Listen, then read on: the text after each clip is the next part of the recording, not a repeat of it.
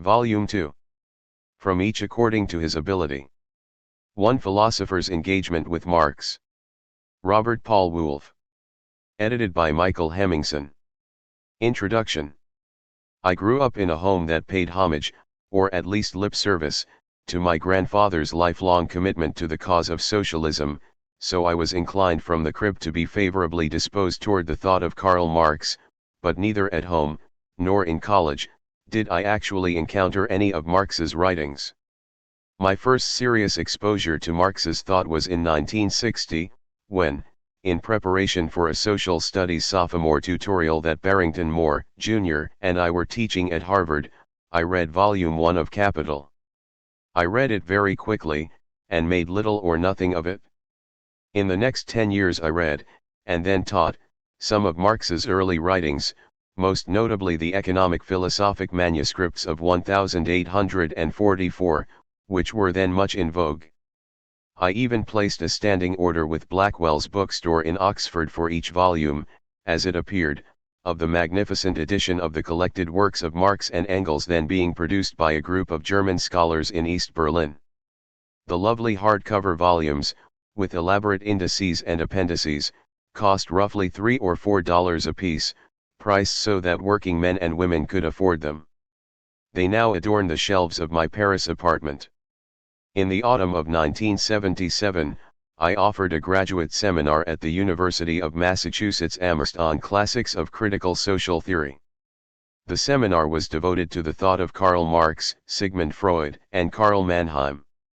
In preparation for the seminar, I reread Volume 1 of Capital, and this time, the experience was a revelation. What struck me most immediately and powerfully in my reading of Capital was its extraordinary language. Marx writes in a style that bears no relation at all to any other works of economics, sociology, political theory, or history that I have ever read. Since the matter of Marx's literary style came to play a central role in my interpretation of his thought, it might be well to give examples, so that those of you who are not readily conversant with Capital will have some sense of what I am referring to. Here are 2 passages chosen from the first few chapters.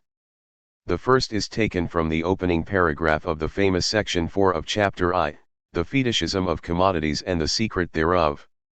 A commodity appears, at first sight, a very trivial thing, and easily understood.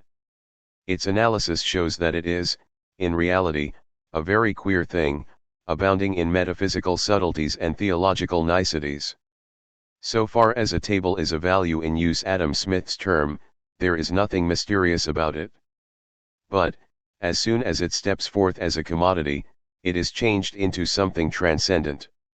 It not only stands with its feet on the ground, but, in relation to all other commodities, it stands on its head, and evolves out of its wooden brain grotesque ideas, far more wonderful than table turning ever was. The second is from Chapter 3, Money, or the Circulation of Commodities. Because money is the metamorphosed shape of all other commodities, the result of their general alienation, for this reason it is alienable itself without restriction or condition. It reads all commodities backwards, and thus, so to say, depicts itself in the bodies of all other commodities, which offer to it the material for the realization of its own use value. At the same time the prices, wooing glances cast at money by commodities, define the limits of its convertibility, by pointing to its quantity.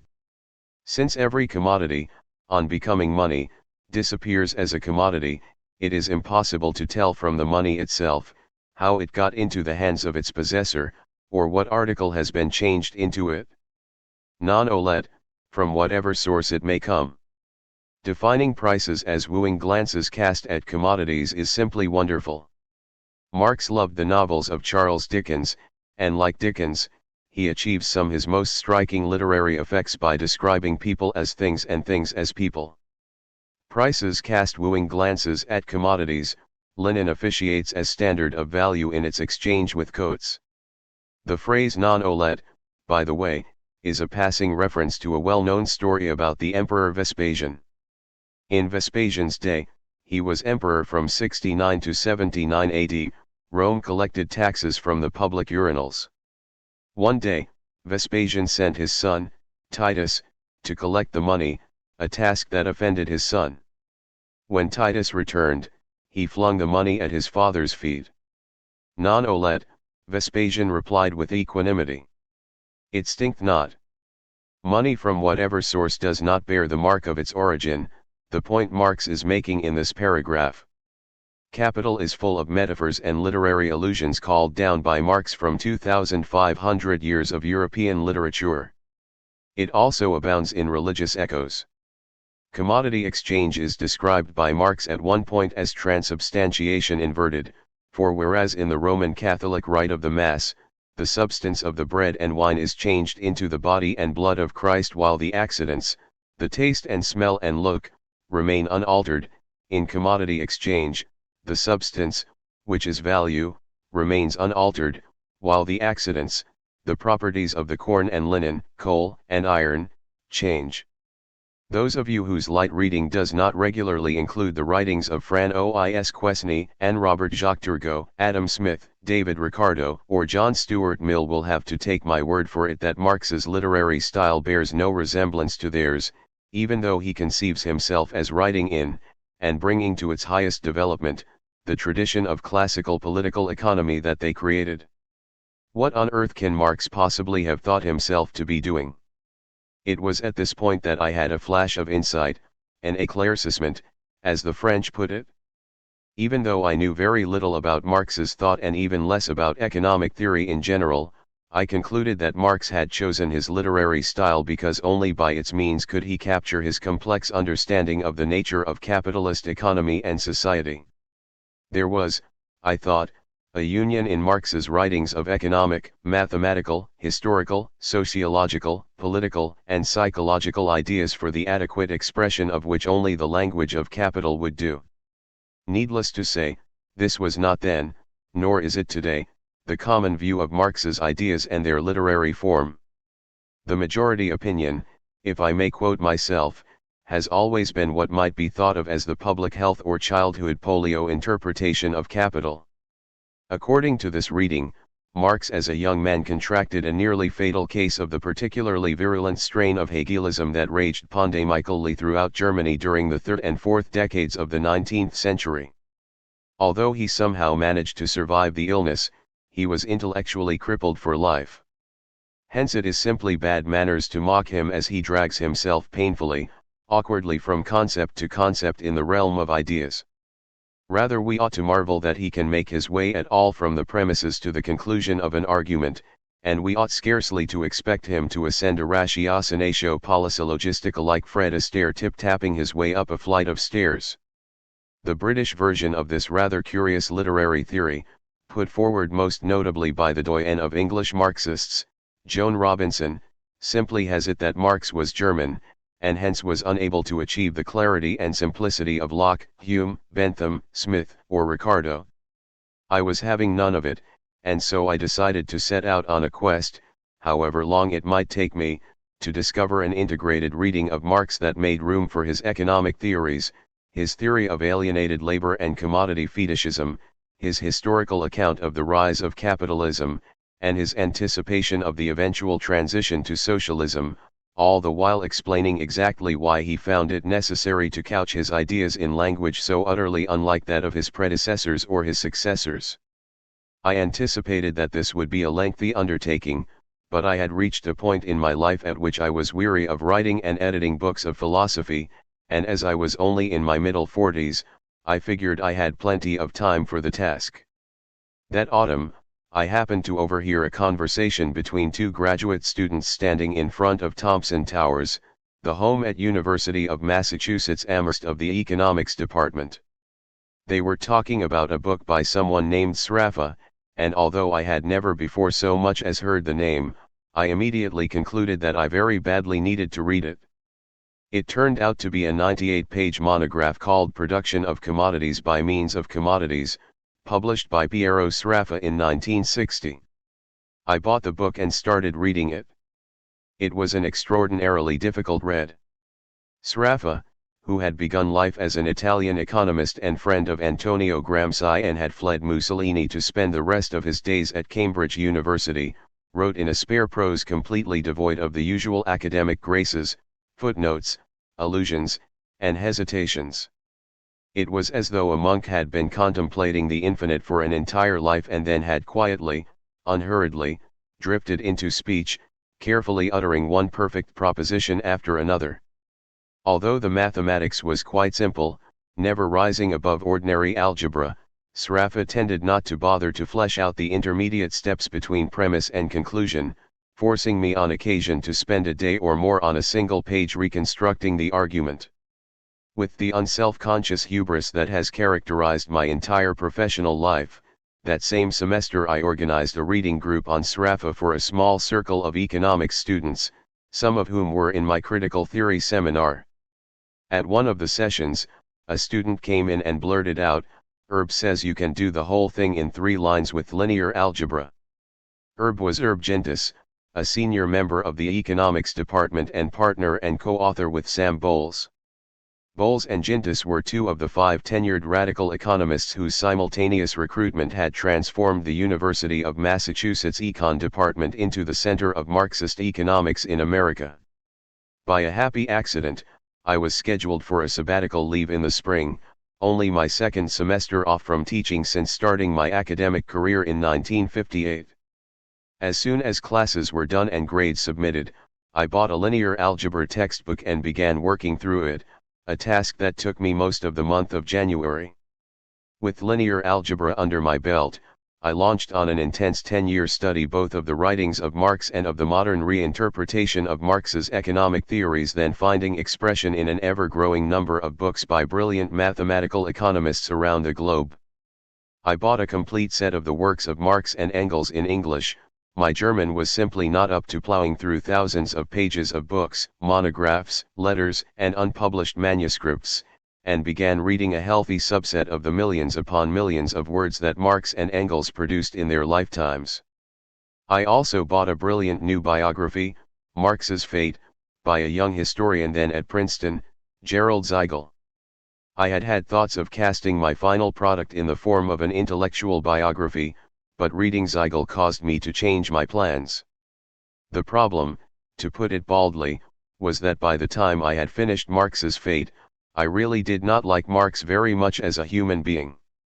Zeigel made it clear that Marx, in addition to being the great theorist of exploitation, was a man who exploited those around him, emotionally as well as economically. I lost not one whit of my respect for Marx's intellectual qualities, but I recoiled from spending as much time with him as would be required by anything resembling a biography. As time went on, I found myself forced to branch out well beyond formal economic theory, philosophy, history, and literary criticism. I even spent time studying the history of the development of index numbers and made a fruitful foray into the theory of financial accounting. The result of all this work was a grand vision of Marx's theory of capitalist economy and society, which I tentatively projected as a trilogy of books. The first volume, Understanding Marx, appeared in 1985. It presented a simplified version of the reconstruction of Marx's economic theories carried through by Morris Hima, Vicinity, Garagnani, Brody, Abraham Froese, and Barabi, and others, together with my own critique of Marx's labor theory of value and some suggestions for its formal revision. The second volume, Moneybags Must Be So Lucky, was published 3 years later, in 1988, although portions of it had been written a good deal earlier. It laid out, in rather heightened language, my answer to the question with which I had started: why did Marx write that way? Both of these volumes are now available as ebooks on Amazon.com. I invite interested readers to consult them. Understanding Marx, by the way, requires no knowledge of linear algebra, although an appendix contains formal proofs of the various propositions articulated in the text. While I was studying the writings of Marx and Engels, I also wrote and published a number of journal articles, which are presented together in this volume. The third volume of the projected trilogy was supposed to achieve the grand synthesis that would unite the economic theory with the literary theory, but the complete lack of attention paid to Moneybags so discouraged me that I turned to other things, and never wrote it. In a small way, This present volume of my published and unpublished papers on Marx and classical political economy is an attempt to indicate how it might all have come together, had I ever completed the trilogy. My understanding of the world was, as you may imagine, transformed by my decade-long engagement with the thought of Marx and Engels. To bring this volume to a close, I offer two essays that reflect that influence: the first, a critique of an important book by John Elster; the second, a critique of the thought of the great émigré philosopher Hannah Arendt. I conclude with a rather gloomy essay entitled The Future of Socialism that exhibits, among other things, what I learned from my foray into financial accounting theory. Stage 1, the literary/philosophical reading of Das Kapital. Introduction. I have had no formal education in literary theory at all, so it may come as a surprise that I chose to make a literary/philosophical reading of Das Kapital a centerpiece of my interpretation of the thought of Karl Marx. However, readers of my autobiography, A Life in the Academy, will know that I was married for almost a quarter of a century to a gifted literary scholar, Cynthia Griffin Woolf. Pretty much everything I know about how to interpret a literary text came to me in the form of pillow talk, rather than in the classroom or the library. It took no grasp at all of the new criticism to recognize that something very odd, literarily speaking, is going on in Volume 1 of Marx's great work. Coming to Capital from the Communist Manifesto, which is one of the most powerful philosophical texts ever written, I was quite unwilling to suppose that Marx's extraordinary language in the opening 10 chapters was, as Paul Samuelson seemed to suggest, the unfortunate product of an autodidact who had been denied the benefits of a formal education in economics. Indeed, I knew for a certainty that Marx could have written economics in the English manner, had he wanted to, because while he was in the last stages of preparing Volume 1 for the publisher, he actually did just that. In response to a speech by a working man at a London meeting of the First International, Marx wrote an exposition of his theories in English, no less, that was, in style and tone, if not in doctrine, indistinguishable from Ricardo's On the Principles of Political Economy and Taxation or John Stuart Mill's highly successful Principles of Political Economy. You can find it in the form of a pamphlet under the title Value, Price, and Profit. The centerpiece of my reading of Capital is the thesis that Marx chose his literary style in an attempt to capture his extremely complex vision of the inner nature of capitalism. Marx came to believe that capitalism presents itself in a mystified manner, concealing the reality of exploitation that lies beneath the beguiling surface appearance of equal exchange in a free market. Because he recognized how thoroughly this mystification grips us all, even as we struggle to free ourselves from it, he sought a manner of exposition that would at one and the same time acknowledge the power of the ideological mystifications and explode them, revealing the truth below.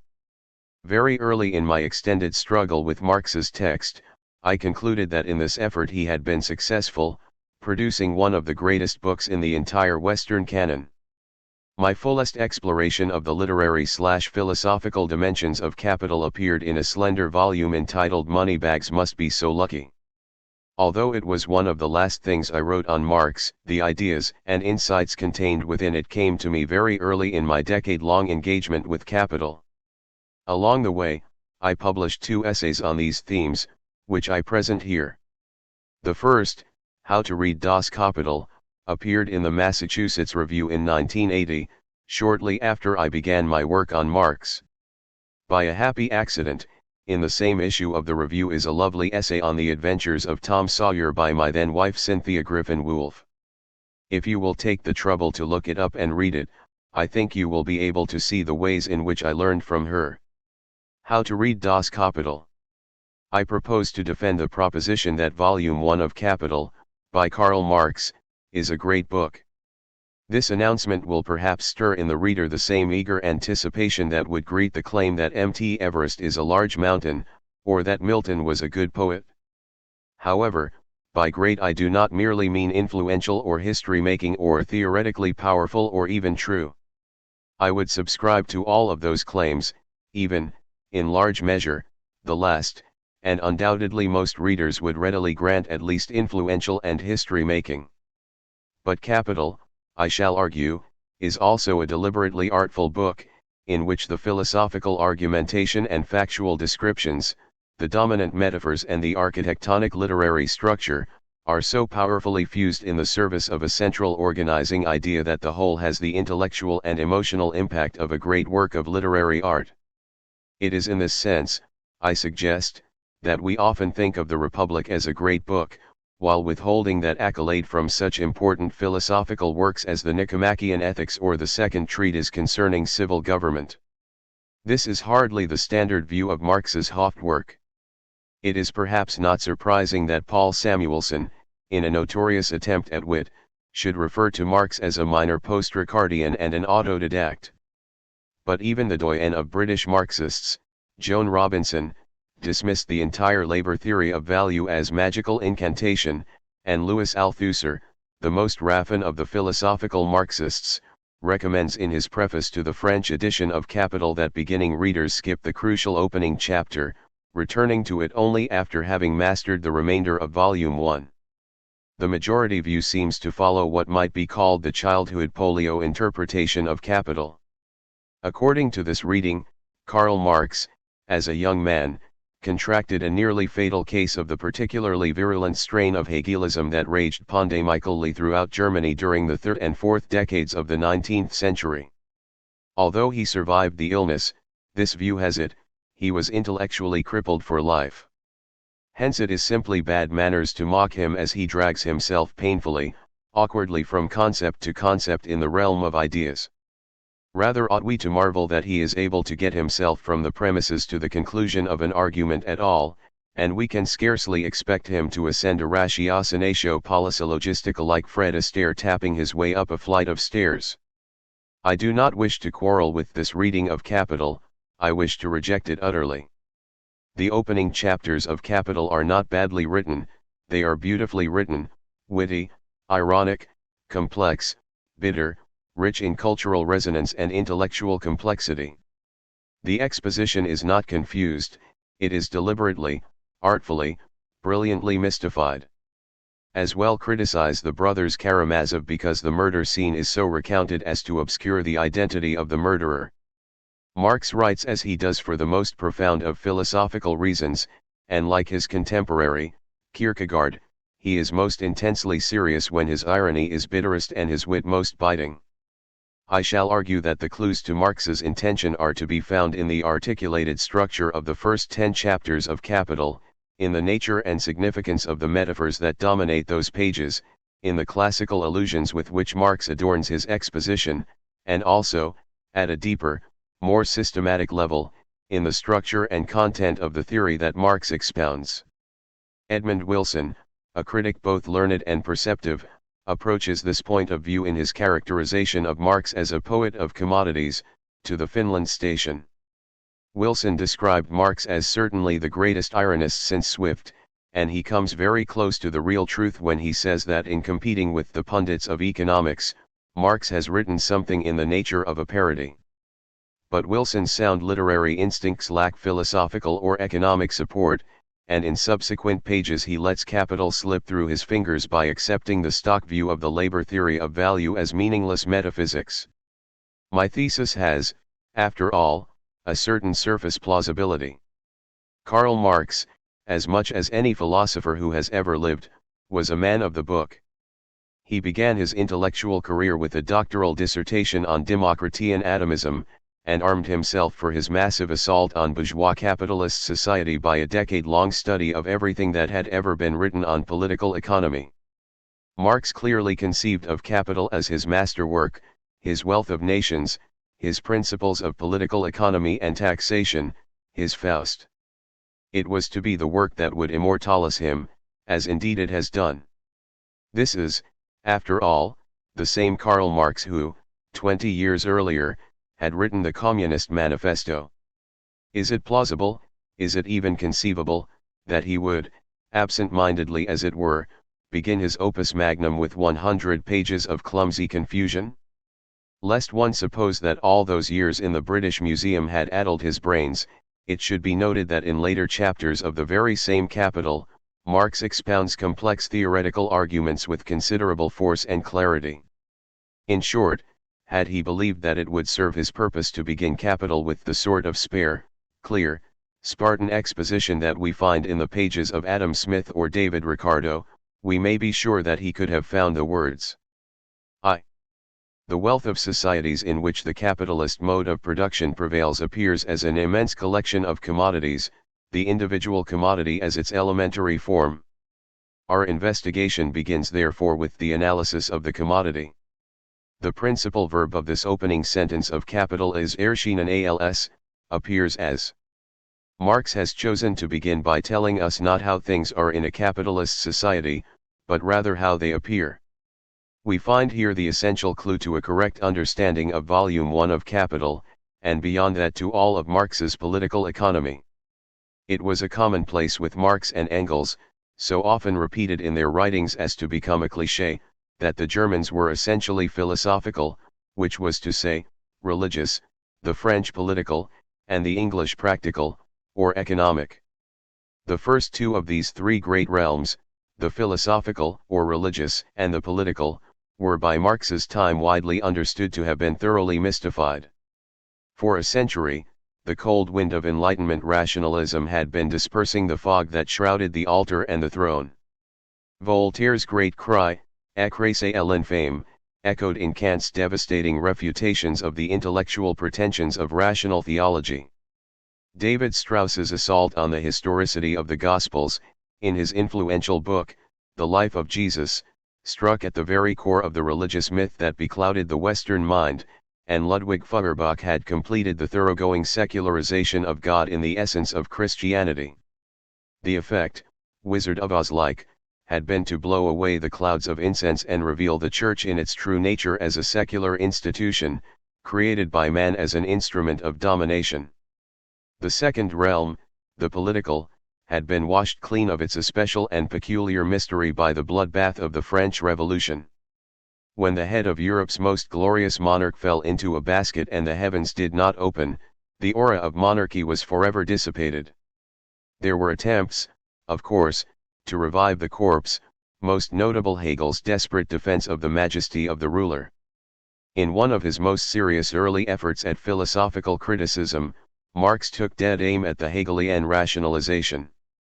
A contribution to the critique of Hegel's philosophy of right, despite its almost impenetrable obscurity, is a shrewd and focused attack on the first premise of the mystified state, namely the claim that the existence of the state is logically and ontologically prior to the existence of its subjects, and hence that the state takes moral and political precedence over them as well. Needless to say, new mystifications of the state were ready to replace the old. As the divine right of kings retreated to the nursery, taking up residence in fairy tales of peasant maids and frog princes, the doctrine of popular sovereignty stepped forward as the new sophistry by which power misrepresented itself as authority. With the hindsight of yet another century, we are forced to recognize the tenacity of the myths of the state. Rousseau's grotesque proposal of the civil religion to replace the superstitions of his day exhibits a disturbingly accurate awareness of our general incapacity for rational self-knowledge. As the church is empty, the public squares fill up with deluded citizens ready to cheer the latest claimant to state authority. In his youth, Marx was much concerned with the mystifications of church and state. When he turned to the third great realm, however, the economic, he encountered a special problem, reminiscent of one with which Socrates wrestled. For the economy did not seem to call for demystification. Mysteries there might be in the throne room or the sacristy, but what mysteries could lurk in the marketplace? There, all was plain as day. Men came to trade, to bargain, to advance their individual interest as shrewdly as they might. They wore everyday clothes, not ritual garments tricked out with precious gems in iconic patterns. They spoke the demotic tongue, priding themselves on being simple, straightforward, no-nonsense men. The political economists who recorded and anatomized their doings reflected this simplicity, this absence of pendulous transcendent significance, of shadow and echo. Adam Smith and David Ricardo, James Mill and Jeremy Bentham, John Stuart Mill, all wrote a transparent, serviceable prose, clear, efficient, devoid of the metaphor and metaphysics that clouded the great rationalizations of church and state. Land, labor, and capital. Equals exchanged for equals in a sunlit market where every interaction was a contract, every contract a quid pro quo, and the law enforced all contracts with blind impartiality. The English had no head for theological subtleties, and their Reformation, unlike Germany's, had been provoked more by the concerns of the flesh than by those of the spirit. Their brutal truncation of monarch had been softened by the compromises of the glorious Revolution. Where better than in England to observe the plain dealings of the market, free of the lingering wisps of religion and monarchy? Or so it seemed. So it seemed. For Marx was persuaded that the marketplace was more deeply mystified than ever the altar or the throne had been. The market was a strange and ghostly place, inhabited by things that behaved like people, and people who were treated, and came to treat themselves, as things. It is clear from even the most cursory reading that Marx's predecessors had failed to discern any mystery in the exchange of commodities on the market. Puzzles, to be sure. Theoretical problems, such as the nature of rent, or the effects of international trade. But not mysteries. The market, they held, was a realm of scientific investigation from which the last ghostly shreds of mystification have been blown away by the clean air of secular reason. But Marx thought that the scientific explanations of the classical economists, apparently so straightforward and empirical, were in fact wildly metaphysical. In particular, the labor theory of value, as Ricardo expounded it, was as opaque a bit of theology as the dogma of transubstantiation. Why then take up the language and concepts of so unsatisfactory a theory? Why not simply brush it aside and put in its place a new and better account of capitalism? Or at the very least, why not quickly and effectively expose the mystifications to an audience already attuned to the secular? Alas, demystification presupposes the acknowledgement of mystery, and the classical political economists were not aware of any mystery in the marketplace. The communicant, in the presence of the host, experiences a tremulous awe that cries out to the secular mind to be explained, or explained away. But the political economist, confronted by a commodity, feels no tingle of divinity, no sense of things unsaid and unseen. Marx's first problem is thus rather like that faced by Socrates: he must convince his audience that they are in need of enlightenment before he can even begin to provide it. Marx intends, in a theoretical tour de force, to extract his own doctrine from the bowels of classical political economy by proving that the Ricardian theory of value is incapable of explaining the central phenomenon of capitalism, namely profit. He must, therefore, begin by accepting the mystified premises of value theory in order simultaneously to expose and to transcend them. More subtly, Marx wishes to assert, as an indispensable tenet of his analysis of capitalism, that the particular obfuscations exhibited in classical political economy are the necessary and characteristic mode in which capitalist social relationships misrepresent themselves. Every mode of production, Marx holds, rationalizes its social relationships of production, in a distinctive manner. Capitalism justifies itself by so concealing its fundamental exploitative nature as to appear to have nothing to hide. In order fully to understand capitalism, therefore, we must understand not only what it truly is, but also how it naturally appears to be, and also what the relationship is between its reality and its appearance. So it is that Marx begins Capital by remarking that the wealth of societies in which the capitalist mode of production prevails appears as an immense collection of commodities, the individual commodity as its elementary form. And so too is it that Marx proposes to begin his investigation with the analysis of the commodity. 2. A commodity is, in the first place, an object outside us, a thing that by its properties satisfies human wants of some sort or another. Marx quickly brushes aside this aspect of commodities, their capacity, as natural objects, to satisfy human wants, whether directly as means of subsistence, he says, or indirectly as means of production. At this point, his concern is entirely with a different characteristic of commodities, namely, their capacity to exchange for one another indeterminate quantitative proportions. Marx dispenses with the useful nature of commodities so abruptly because later on, at a crucial turning point in his argument, he wishes to reintroduce it dramatically to resolve the central paradox of classical political economy. Very quickly now, Marx rehearses a simple-minded and utterly meretricious argument, leading almost immediately to the central thesis of the labor theory of value. A quantity of a given commodity exchanges for a different quantity of a different commodity, and an equation is thus established, for example 1/4 corn equals 500 weight iron.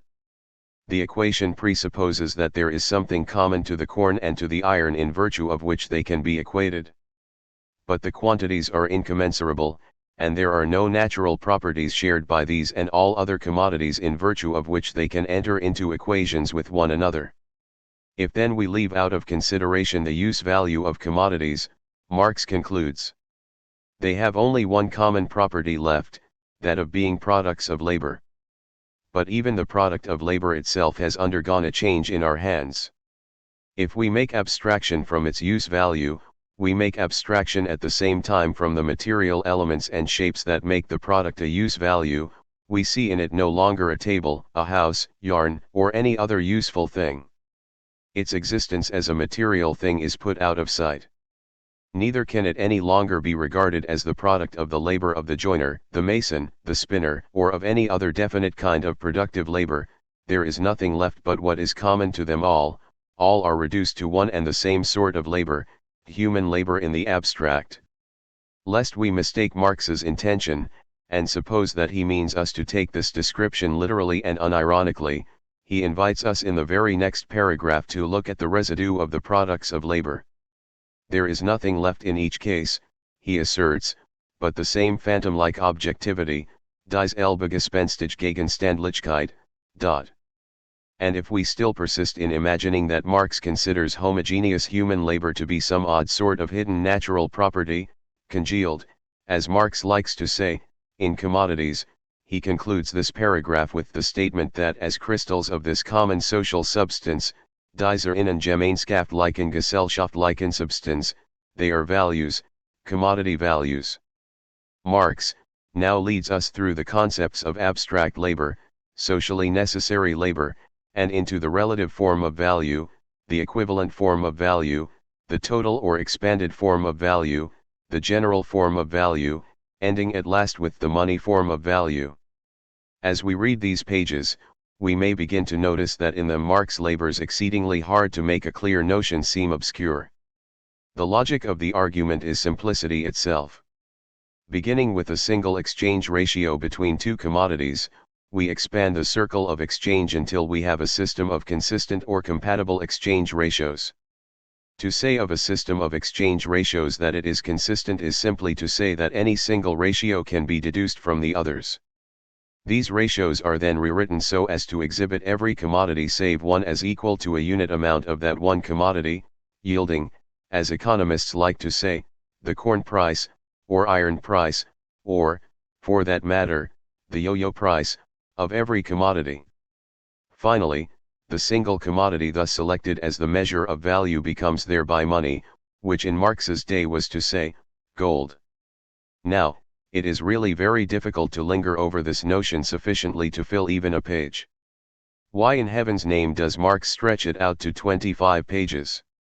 And why does he insist on obfuscating the analysis with notions like relative form and equivalent form?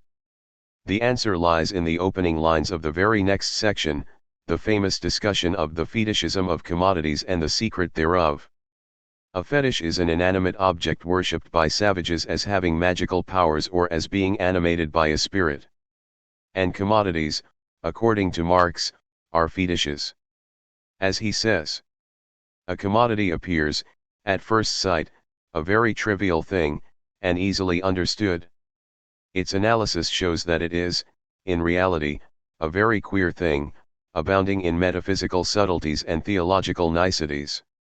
This is exactly how Marx has characterized commodities in the preceding discussion. The coat and linen bow and scrape to one another, changing and exchanging as though dancing a ghostly minuet. Religious metaphors abound, almost as though Marx fears that we might miss his point. He sets himself to trace the genesis of the money form of exchange value. The linen, he says, acquires a value form different from its physical form. The fact that it is value, is made manifest by its equality with the coat, just as the sheep's nature of a Christian is shown by his resemblance to the Lamb of God.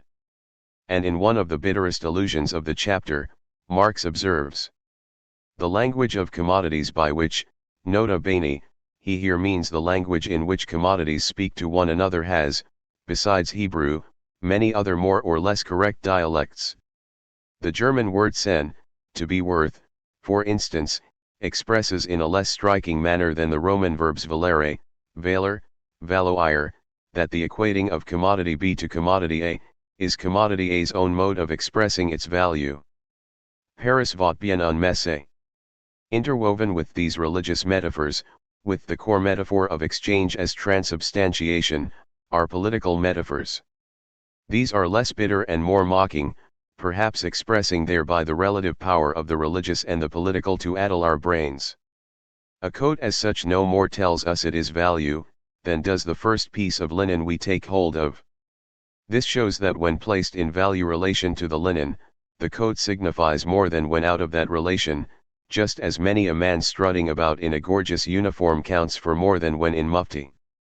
The conclusion of Marx's analysis is that exchange value, as such, is neither a natural property of objects, nor a non-natural, transcendent, magical, mystical, metaphysical property of those same objects, but rather a system of social relationships among men. Exchange value is not caused by a system of social relationships, or traceable to a system of social relationships, or explainable in terms of a system of social relationships. Exchange value is a system of social relationships.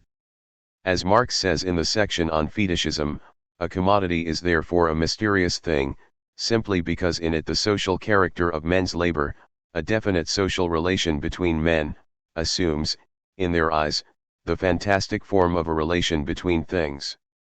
The fetishistic character of commodities is shown by the emergence first of money and then of capital as objective categories in a capitalist economy.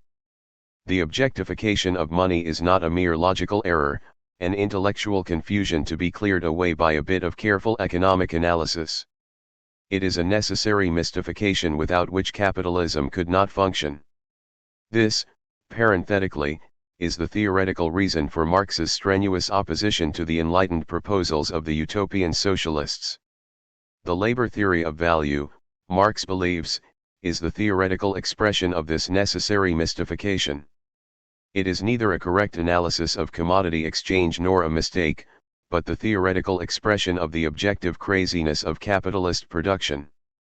Since modern readers of Marx persist in imagining that he accepts the labor theory of value in the form expounded by Ricardo, despite his heroic literary efforts to couch that theory in the language of ridicule and burlesque, it is worth quoting one last passage from the section on fetishism, in which Marx tells us precisely what he thinks of the notion that commodities are quanta of embodied abstract homogeneous labor. When I state that coats or boots stand in a relation to linen, he says, because it is the universal incarnation of abstract human labor, the craziness, verrücktheit, of the statement is self-evident. Nevertheless, when the producers of coats and boots compare those articles with linen, or, what is the same thing, with gold and silver, as the universal equivalent, they express the relation between their own private labor and the collective labor of society in the same crazy form, genau in dieser verrückten Form. For Marx, the central point here is the social character of exchange value, social as opposed both to natural and to individual. A part at least of his point can be made by means of a simple example, such as a wedding ring. What is it, in virtue of which a cylindrical piece of gold is a wedding ring? Clearly not in virtue of any of its natural properties, not even its shape. To say of an object that it is a wedding ring is to say that it has been assigned a role in a system of social relationships, legal, moral, religious, cultural, and historical. The same object, divorced from that system of relationships, is merely a gold band, and any other object can, in principle, be assigned the same role. A wedding ring is thus not, as such, a natural object. But it is also not, as such, an individual object either. In order for it to be a wedding ring, there is required the social institution of marriage, and not merely a particular relationship between two persons. A man and a woman, cast up on a desert island, sharing no cultural background, and desiring to solemnize their emotional commitment to one another, might choose to invest some physical object with special significance, as a symbol of their relationship. But that object, even if by chance it were a gold band, would not thereby become a wedding ring. For precisely these reasons, Marx rejects the creation myths of the economist's book of Genesis, Robinson Crusoe. 3. It is plain that commodities cannot go to market and make exchanges on their own account. We must, therefore, have recourse to their guardians, who are also their owners. With this lovely conceit, Marx introduces us to the realm of exchange, the market, where he will search in vain for the secret of that inner essence and raison d'être of capitalism, profit. Mark the topsy-turvy craziness of the order of his exposition, designed perfectly to capture the confusions of classical political economy. First a chapter on commodities, and then a chapter on exchange, as though the coat and the linen could be commodities in the absence of exchange, and only happened to venture into the market because of a chance desire for the benefits of trade. Casting his literary net wide enough to catch an entire civilization, Marx invokes Faust, Revelations, Dante, Saint Jerome, and the Emperor Vespasian. For the first time, we hear the metronomic ground bass of commodity exchange that beats solidly, majestically, beneath the theoretical obligates taking flight above, commodity, money, commodity, C, M, C. The irony has sharpened now. The weaver who, in Chapter 1, exchanged yards of linen for a coat now sells it for pounds sterling, and purchases with it, in Marx's words, another commodity, a Bible, which is destined to enter his house as an object of utility and edification to its inmates. With a literary flourish of Rabelaisian excess, Marx calls down every authority, ancient and modern, who has ever spoken on the subject of money. For 50 pages, he ruminates on money, fondling its forms and varieties, letting his sources run through his fingers like streams of gold. Money as the measure of value, money as the standard of price, money as a medium of circulation, money as a store of value. Money as coin, money as paper, money as a hoard of gold. Conjuring the devil, whose wickedness finds its most dramatic expression in his ability endlessly to change his sensible form, Marx describes the sale and purchase of commodities as metamorphoses. Out of this swirl of transformations emerges the circulation of commodities. We see here, he says, how the exchange of commodities breaks through all local and personal bounds inseparable from direct barter, and develops the circulation of the products of social labor. It is only because the farmer has sold his wheat that the weaver is enabled to sell his linen, only because the weaver has sold his linen that our Hotspur is enabled to sell his Bible, and only because the latter has sold the water of everlasting life that the distiller is enabled to sell his eau de vie, and so on. Marx is ready to pose his paradox: if equals exchange for equals in the marketplace, as Ricardo and the classical political economists supposed, then whence comes profit? In the formula C, M, C, the value of the second commodity equals that of the first. The capitalist, beginning with money, throws it into a whirl of commodities, hoping thereby to increase his holding. The formula of his enterprise is thus M, C, M. But since this pair of metamorphoses, M, C and C, M, is but the reflex of those earlier exchanges, C, M and M, C, it is clear that he cannot hope to expand his hoard of gold merely through exchange. On average, and assuming that he is both prudent and efficient, he will exit from the market with a quantum of money, M, no larger and no smaller than that with which he entered. Ricardo, in the opening sentence of his Principles, had set himself to explain the proportions in which the produce of the earth was divided among the three great classes of the community. His analysis revealed clearly that profit and rent were a deduction from wages, that the shares awarded to the owners of property, in short, came out of the pockets of the workers. Thence the class struggle. Equally clearly, with wages held at subsistence, the interests of capitalists and landowners were directly antagonistic. Thence the struggle over the Corn Laws. But Ricardo had no explanation for the fact that there was profit at all. Or, more precisely, he had no explanation for the fact that within capitalism, the annual social surplus emerges from market exchanges as a profit on capital, rather than in any other form. Marx, in effect, poses to Ricardo the question asked earlier by Leibniz and echoed in the present century by Heidegger: Warum gibt es überhaupt etwas, und nicht nichts?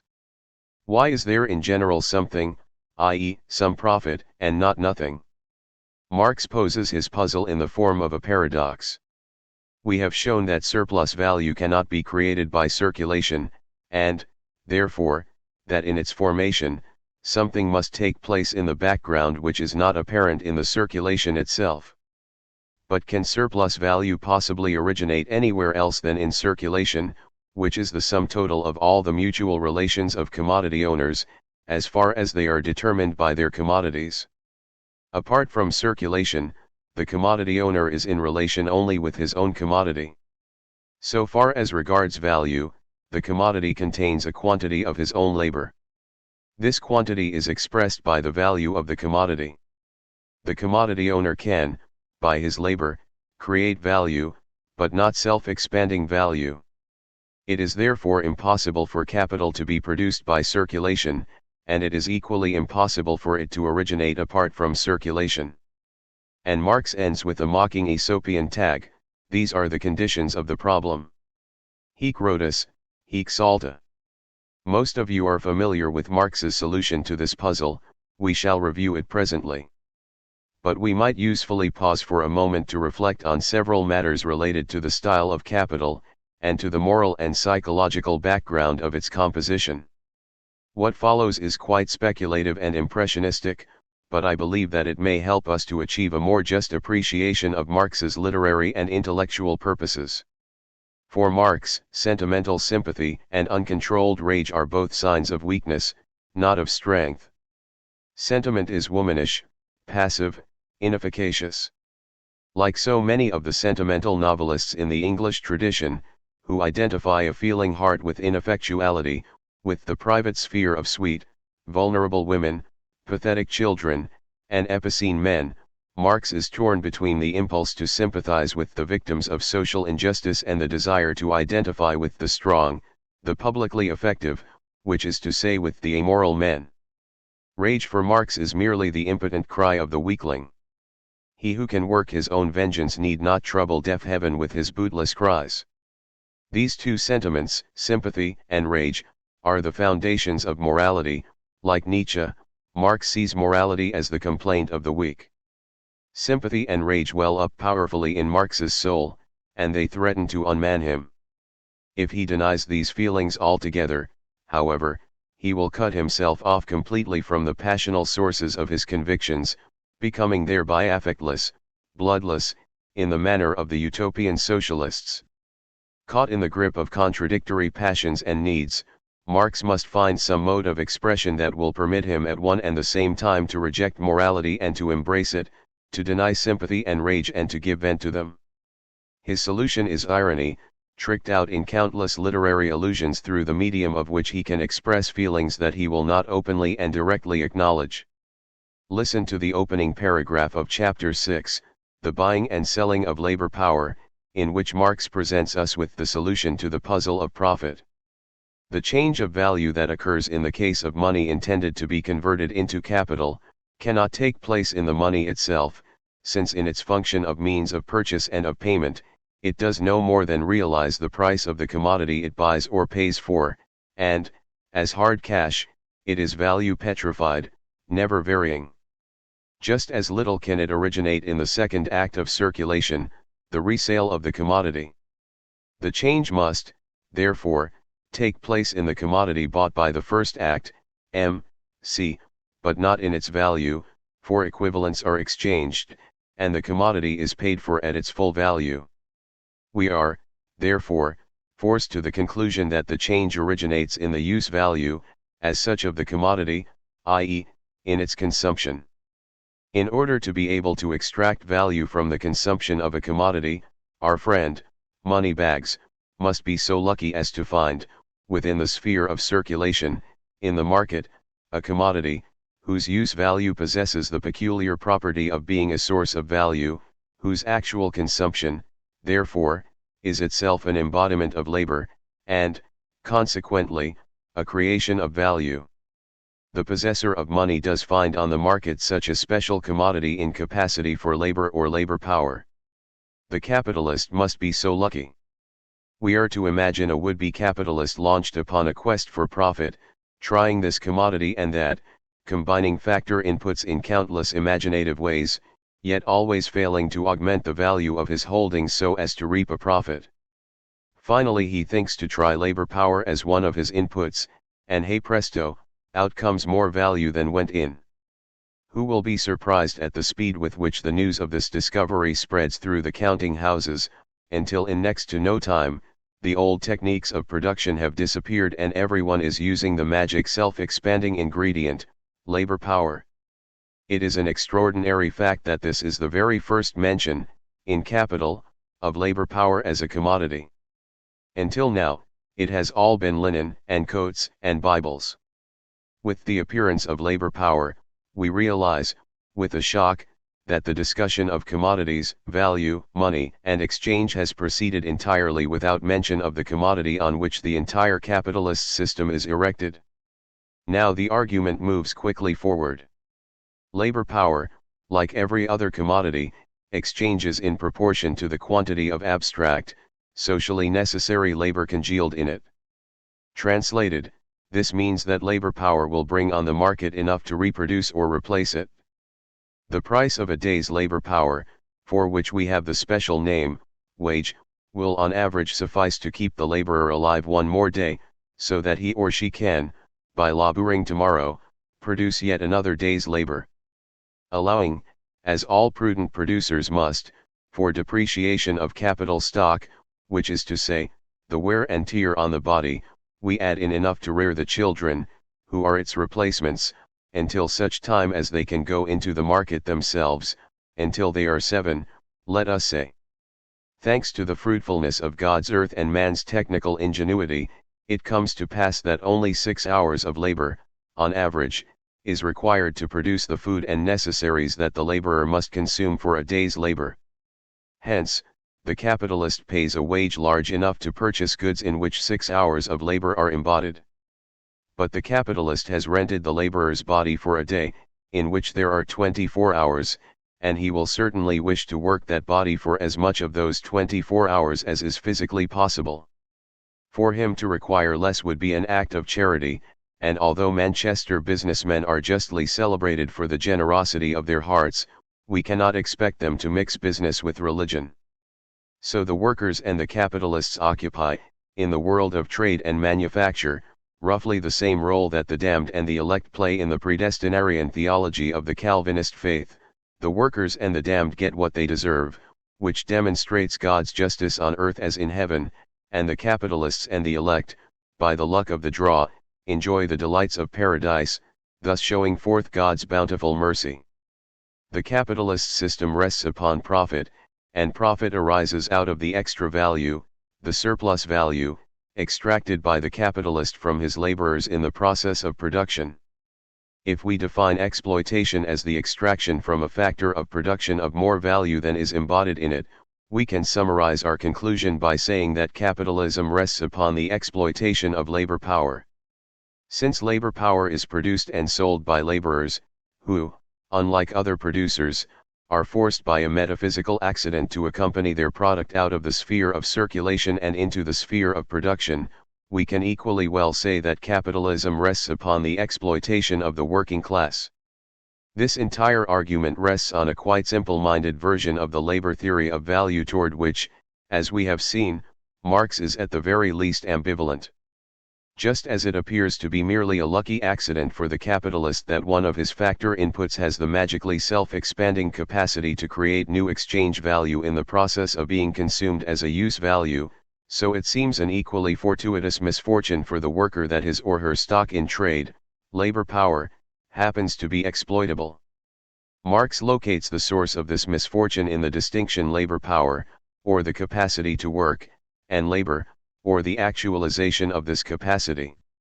The quantity of abstract homogeneous socially necessary labor added, as surplus value, to the labor value of the product in capitalist production can be shown exactly to equal the difference between the quantity of labor embodied in the labor power purchased by the capitalist and the quantity of labor extracted from that labor power by the capitalist when he consumes what he has purchased in productive consumption. This equality, Marx thought, demonstrated the truth of the labor theory of value, while at the same time revealing the locus and logic of exploitation. Marx's argument, as it happens, is fallacious, although his fundamental insight is exactly correct. While a demonstration would require too technical a detour for an essay of this character, suffice it to say that the following two propositions can be proved without great difficulty. First, no matter which commodity is chosen, to use Marx's language, as substance of value, the surplus value produced in an industry, as calculated in terms of that commodity, exactly equals the difference between the amount of that commodity directly or indirectly required to produce the input of that commodity into the productive activities of the industry, and the quantity of that commodity used as input. In other words, the social surplus, calculated in corn value or iron value, exactly equals the surplus corn value or surplus iron value extracted from the corn or iron inputs. Since there is no meaningful distinction to be drawn between corn and corn power or iron and iron power, it follows that the striking equality discovered by Marx does not depend upon the labor/labor power distinction, and does not constitute a confirmation of the labor theory of value. Second, if, in accordance with Marx's most fundamental insight, we construe labor itself as a produced commodity exchanged on the market, then the loss suffered by the workers, as a result of their inability to earn a return on their capital, which is to say, on their bodies and the food and clothing required to fuel and protect them, exactly equals the difference between the market price they must pay for that food and clothing and its labor value. The workers deliver up in the factory precisely what they have contracted for in the marketplace, and they are paid precisely what the capitalist has contracted to pay. When the workers go back into the market to purchase the food and clothing that will enable them to work another day, they must buy at prices which have been driven up above the labor values. In this system of equals striking bargains with equals, they alone must sell their output at its labor value. It follows from these two propositions that exploitation is accomplished in the interplay between the spheres of circulation and production. Thus far, Marx's discussion has been all of the first sphere, in which it is the exchange value of commodities on which our attention is focused. Now, by way of the solution of the paradox of profit, we are led out of the sphere of exchange and into the sphere of production, in which the useful character of land, raw materials, machinery, and most particularly human labor come to the fore, and the circulation of commodities momentarily ceases. The passage in which this transition takes place is the theoretical, rhetorical, dramatic, and philosophical pivot on which the first 10 chapters of Capital turn. Lengthy as it is, it deserves to be quoted in full. We now know, says Marx, at the end of the chapter on the buying and selling of labor power, how the value paid by the purchaser to the possessor of this peculiar commodity, labor power, is determined. The use value which the former gets in exchange, manifests itself only in the actual usufruct, in the consumption of the labor power. The money owner buys everything necessary for this purpose, such as raw material, in the market, and pays for it at its full value. The consumption of labor power is at one and the same time the production of commodities and of surplus value. The consumption of labor power is completed, as in the case of every other commodity, outside the limits of the market or of the sphere of circulation. Accompanied by the money owner and by the possessor of labor power, we therefore take leave for the time of this noisy sphere, where everything takes place on the surface and in view of all men, and follow them both into the hidden abode of production, on whose threshold there stares us in the face no admittance except on business. Here we shall see, not only how capital produces, but how capital is produced. We shall at last force the secret of profit-making. The sphere we are deserting, within whose boundaries the sale and purchase of labor power goes on, is in fact a very Eden of the innate rights of man. There alone rule freedom, equality, property, and Bentham.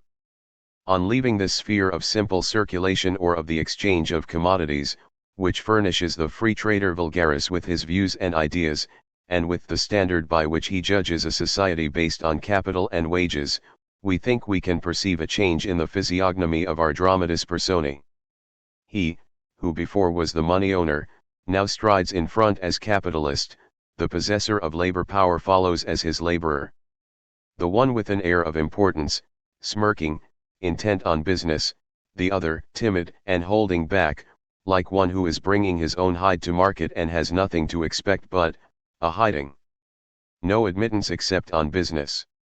As well might the sign over the factory door carry the inscription which Dante places over the gates of hell, Lasciate ogni speranza, voi ch entrate. Relinquish all hope, ye who enter.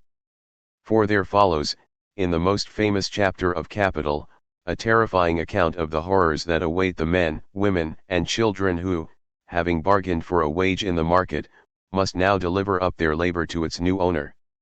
No summary can do justice to the chapter on the working day. It fills fully a quarter of the opening 10 chapters of Capital, and in its length, richness of detail, and horrifying vividness of description, provides a dramatic counterbalance to the long stretch of theoretical chapters that precedes it. The veil has been lifted, the mists dispelled, and we are permitted to see, to hear, to feel, with sensuous immediacy the torments of the factory workers. Drawing on dozens of parliamentary reports, most notably those of the factory inspectors headed by Leonard Horner, Marx allows the workers to speak for themselves. Only in Engels' great work, The Condition of the Working Class in England, from which much of the material is taken, do we find a comparable account of the lot of working-class Englishmen in the mid-19th century. Measured against the standard of Marx's narrative, Dickens' familiar descriptions of workhouses, boarding schools, and London slums dwindle to sentimental aestheticisms. It would, I think, be highly misleading to treat the chapter on the working day, and the even longer chapter on machinery and modern industry, as empirical evidences of Marx's theoretical formulations, at least, in any relatively simple and straightforward sense of the term evidence. To be sure, the discussion of the working day fleshes out and exemplifies the notion of the production of absolute surplus value, just as the later treatment of machinery exemplifies the notion of the production of relative surplus value. But in the context of Capital, a much shorter, simpler, less searing discussion would have served the same theoretical ends. Rather, Marx expands his account of factory work to such lengths for profoundly rhetorical purposes. There is, first of all, a consideration of sheer dramatic balance. Having plagued us and mystified us for almost 200 pages with the metaphysical oddities of value, Marx must plunge us into the sensory reality of production for a long enough time to wash away our confusion. But the chapter on the working day has a cathartic effect on us as well. The rage and sympathy that have thus far been held so tightly in check are now permitted some release. Concentrating heavily on accounts of women and children, Marx piles story upon story of the sufferings, the courage, the stoic persistence of the oppressed and exploited workers. The sphere of circulation, Marx began by observing, appears to us as an immense heap of commodities. It is almost as though he wishes us now to see the sphere of production as a heap of twisted and broken bodies. As the chapter on the working day comes to an end, Marx conjures a terrible image, calling on the greatest of the Latin epics for his metaphor. It will be acknowledged that our laborer comes out of the process of production other than he entered. In the market, he stood as owner of the commodity labor power face to face with other owners of commodities, dealer against dealer. The contract by which he sold to the capitalist his labor power proved, so to say, in black and white that he disposed of himself freely. The bargain concluded, it is discovered that he was no free agent, that the time for which he is free to sell his labor power is the time for which he is forced to sell it, that in fact the vampire will not lose its hold on him so long as there is a muscle, a nerve, a drop of blood to be exploited. For protection against the serpent of their agonies, the laborers must put their heads together, and, as a class, compel the passing of a law, an all-powerful social barrier that shall prevent the very workers from selling, by voluntary contract with capital, themselves and their families into slavery and death. In place of the pompous catalogue of the inalienable rights of man comes the modest Magna Carta of a legally limited working day, which shall make clear when the time which the worker sells is ended, and when his own begins. Marx concludes with the words, quantum mutatis ab illo. Aeneas, fleeing from defeat at Troy, has cast up with his band of followers on the shores of Carthage, where he is entertained by Queen Dido. At a banquet, he tells the story of the last battle of the war, of the treacherous invasion of the city, and of his own defeat. As he lay sleeping, he recounts, the great warrior Hector appeared to him in a dream. In slumbers, lo! Before my eyes there seemed to stand Hector, most sorrowful and shedding floods of tears, torn by the car, as once of old, and black with gory dust, his swollen feet pierced by thongs. Ah me! What aspect was his? How changed from that Hector who returns after donning the spoils of Achilles or hurling on Danaan ships the Phrygian fires. 1. How changed from that Hector, quantum mutatis ab illo Hectori. 4. As we look back along the path we have followed, we can see at last the broad outlines of this first major segment of Capital. It is a commonplace that Marx was a materialist, that he conceived himself to have inverted Hegel. The greatest metaphor of idealist philosophy is to be found not in the writings of Hegel but the Republic of Plato, in one of the best-known passages of ancient philosophy, the allegory of the cave. Plato, you will recall, compares the human condition to that of men chained to the floor of a deep cave, on whose wall appear the shadows of objects carried before flickering fires. In this subterranean realm of appearances, men ignorantly strive to guess the order in which the images will pass before their eyes, neither knowing nor caring that what they see are but copies or reflections, dimly lit by the merest sparks of the divine fire. One brave soul frees himself from his bonds, and struggles to the surface, where, bursting forth into the sunlight, he apprehends reality and comes thereby to recognize the phenomenal character of the realm he has left. That image, of the darkened cave below and the bright open spaces above, has come down to us across 2,000 years as the controlling metaphor of appearance and reality. In Capital, Marx dramatically reverses the metaphor, and by so doing declares his liberation from the mystifications of idealism. For Marx, the sunlit marketplace, the very Eden of the rights of man, the natural home of freedom, equality, property, and Bentham, is the realm of appearances. Reality lies behind the factory door, within the dimly lighted workrooms, where men, women, and children are chained for endless hours to brutal machines. In the flickering light of that cave can be seen the truth of capitalism. The essence of capitalism is profit, and profit is created not in the marketplace, but in the factory. As the laborer stumbles out of the door of the factory, he leaves behind him for a few hours the reality of capitalism, and fleetingly takes on the appearance of a citizen of the Commonwealth of Liberty. Thus Marx redeems the promise of the opening sentences of Capital, in which he signals his intention to dispel the illusions of the market. It is in the production of commodities, not in their exchange, that the secret of capitalism lies.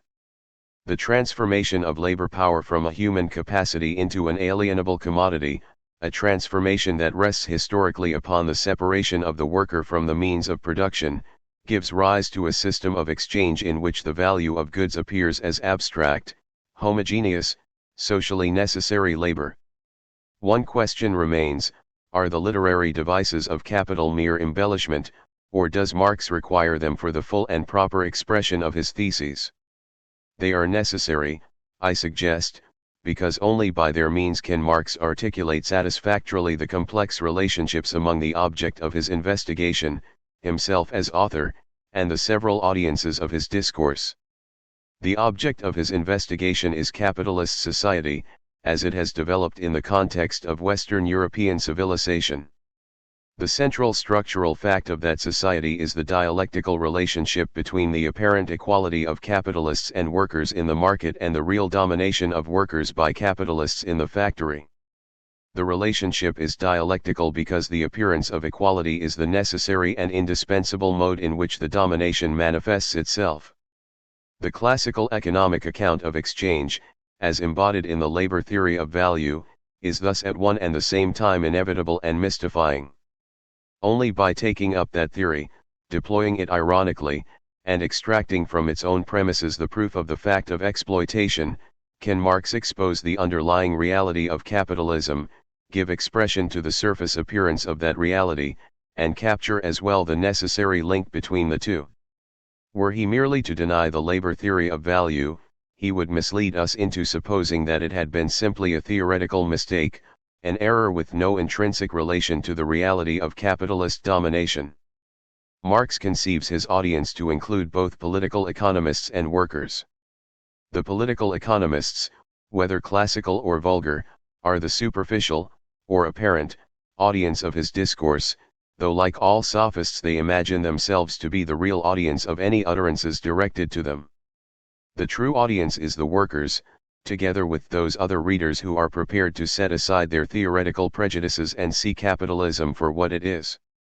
The mystifications and quibbles of the opening chapters of Capital are, among other things, a complicated joke between Marx and his real audience, at the expense of the professors of political economy whose pomposity and self-delusion Marx delights in exposing.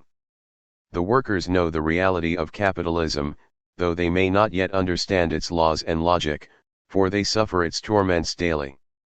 They know all too well that the real world lies behind the factory door, and not in the open air of the marketplace.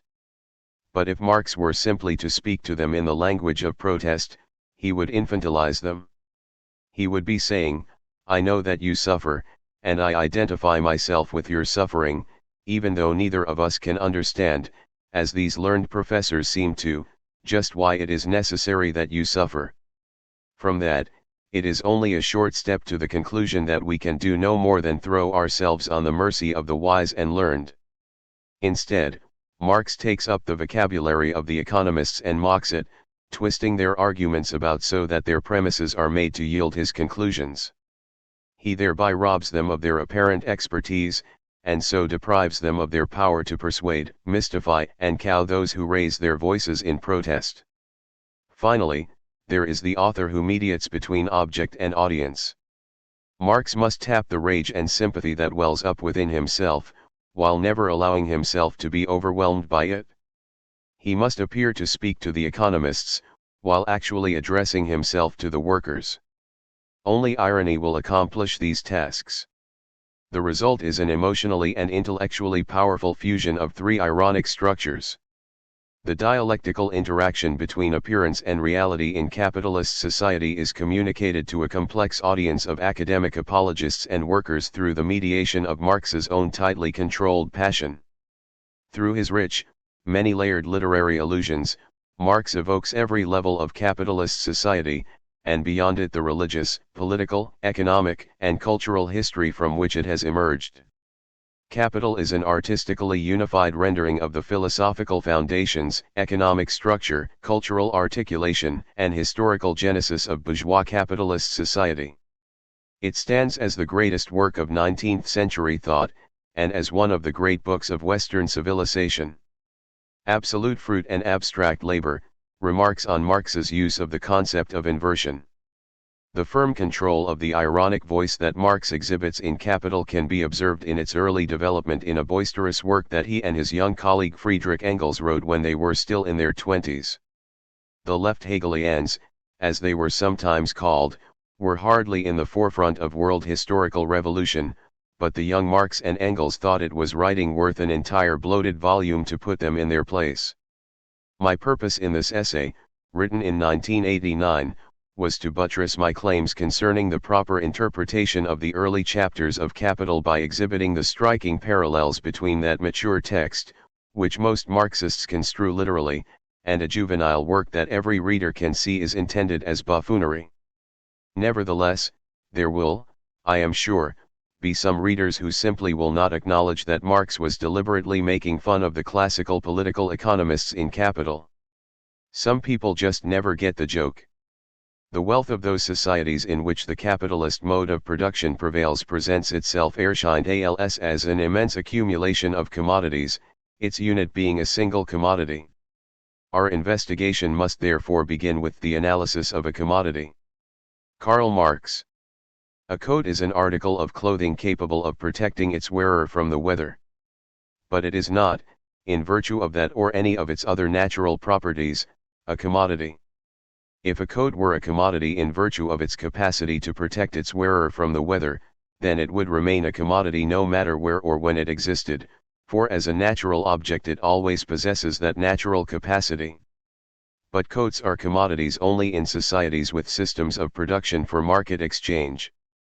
A coat removed from its setting in a system of market exchange retains its physical properties but loses its commodity character. And, be it noted, among the natural physical properties of a coat is the property of having been produced by certain specific concrete human labors, including the labor of tending and shearing the sheep, carding, spinning, and weaving the wool into cloth, sewing the cloth into a coat, and so forth. These, like texture, shape, and size, are natural physical properties, and relations, and it is not in virtue of any of these, or of all of them taken together, that an object is a commodity. A commodity, strictly speaking, is not an object of sense perception at all. 10 yards of linen, qua cloth, can be seen, felt, cut, sewn, folded, packaged, and transported from a factory to a retail outlet, but 10 yards of linen, qua commodity, cannot be seen, felt, or physically manipulated. For a commodity is a queer thing, a thing full of metaphysical subtleties and theological niceties. Only the doubting Thomases of this world sniff the sacramental wine as the chalice is passed to them, expecting somehow that through the miracle of transubstantiation the sweet odor of wine will give way to the stench of blood. But if commodities are not physical objects, what then are they? Or to put the same question somewhat differently, in virtue of what are the linen, the coat, the corn, and the iron commodities? If then we leave out of consideration the use value of commodities, they have only one common property left, that of being products of labor. But even the product of labor itself has undergone a change in our hands. If we make abstraction from its use value, we make abstraction at the same time from the material elements and shapes that make the product a use value. We see in it no longer a table, a house, yarn, or any other useful thing. Its existence as a material thing is put out of sight.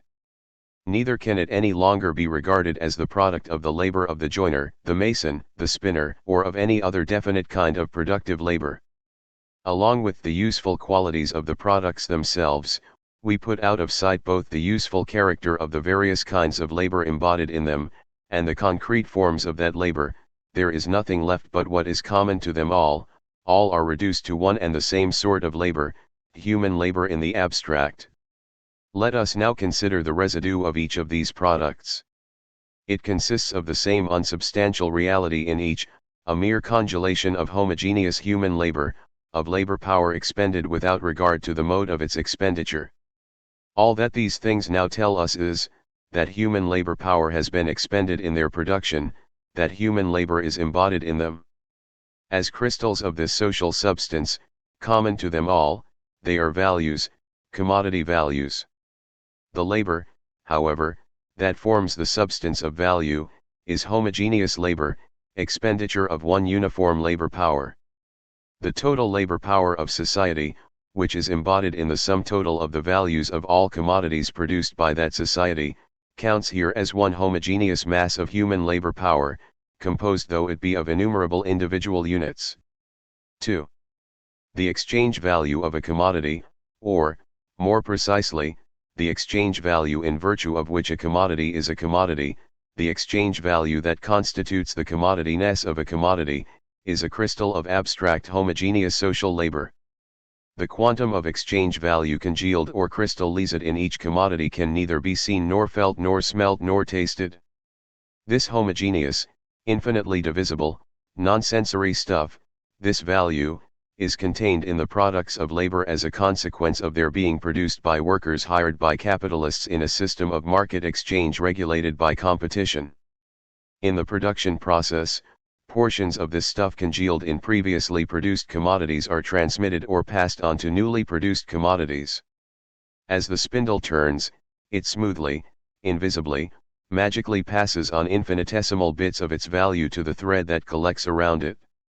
When the spindle breaks and must be discarded, it is emptied of its crystals of value, exhausted, spent, unless of course, it has yet some resale value as a used spindle, in which case it will be found to have held back a little cash of its secret value to bring, as a dowry, to its new owner.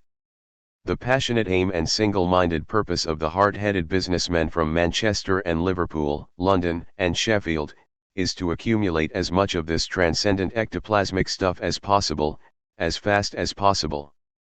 They want it not for its attractive and gratifying sensory qualities, for it has no sensory qualities at all, but for its magical ability to increase in quantity. They want it, that is to say, so that they may get more of it, which they want in order to get still more. When they grow old and rich, these metaphysical entrepreneurs may decline into sensation, and cash in their crystals of value for inferior things of the flesh, for houses and clothes and rare paintings. But so long as they are young and vigorous, they shun all such temptations and pursue the holy grail of self-expanding value. What can Marx possibly have in mind by advancing so manifestly absurd an account of the commodity? That he considers this theory of crystals of abstract homogeneous socially necessary labor to be absurd is manifest by the language in which he chooses to expound it. The chapter on commodities, in which this extraordinary doctrine is introduced, is strewn with religious metaphors. Marx sets himself to trace the genesis of the money form of exchange value. As coats and linen change and exchange, as if in a ghostly minuet the linen, he says, acquires a value form different from its physical form, an echo of the miracle of transubstantiation.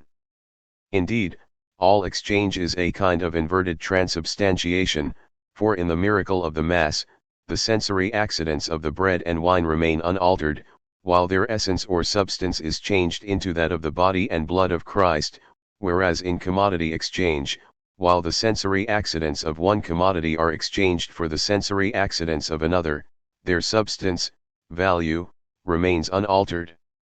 The fact that the linen is value, Marx says, is made manifest by its equality with the coat, just as the sheep's nature of a Christian is shown in his resemblance to the Lamb of God. 3. Lest there be a reader so insensitive to even the broadest mockery as to imagine that this account of the inner essence of commodities is meant literally as a straightforward description of what makes anything a commodity, Marx breaks the ironic tone of his discourse momentarily to tell us that such talk is deranged, crack-brained, crazy, verrückt. When I state that coats or boots stand in relation to linen, because it is the universal incarnation of abstract human labor, the craziness die verrücktheit of the statement is self-evident.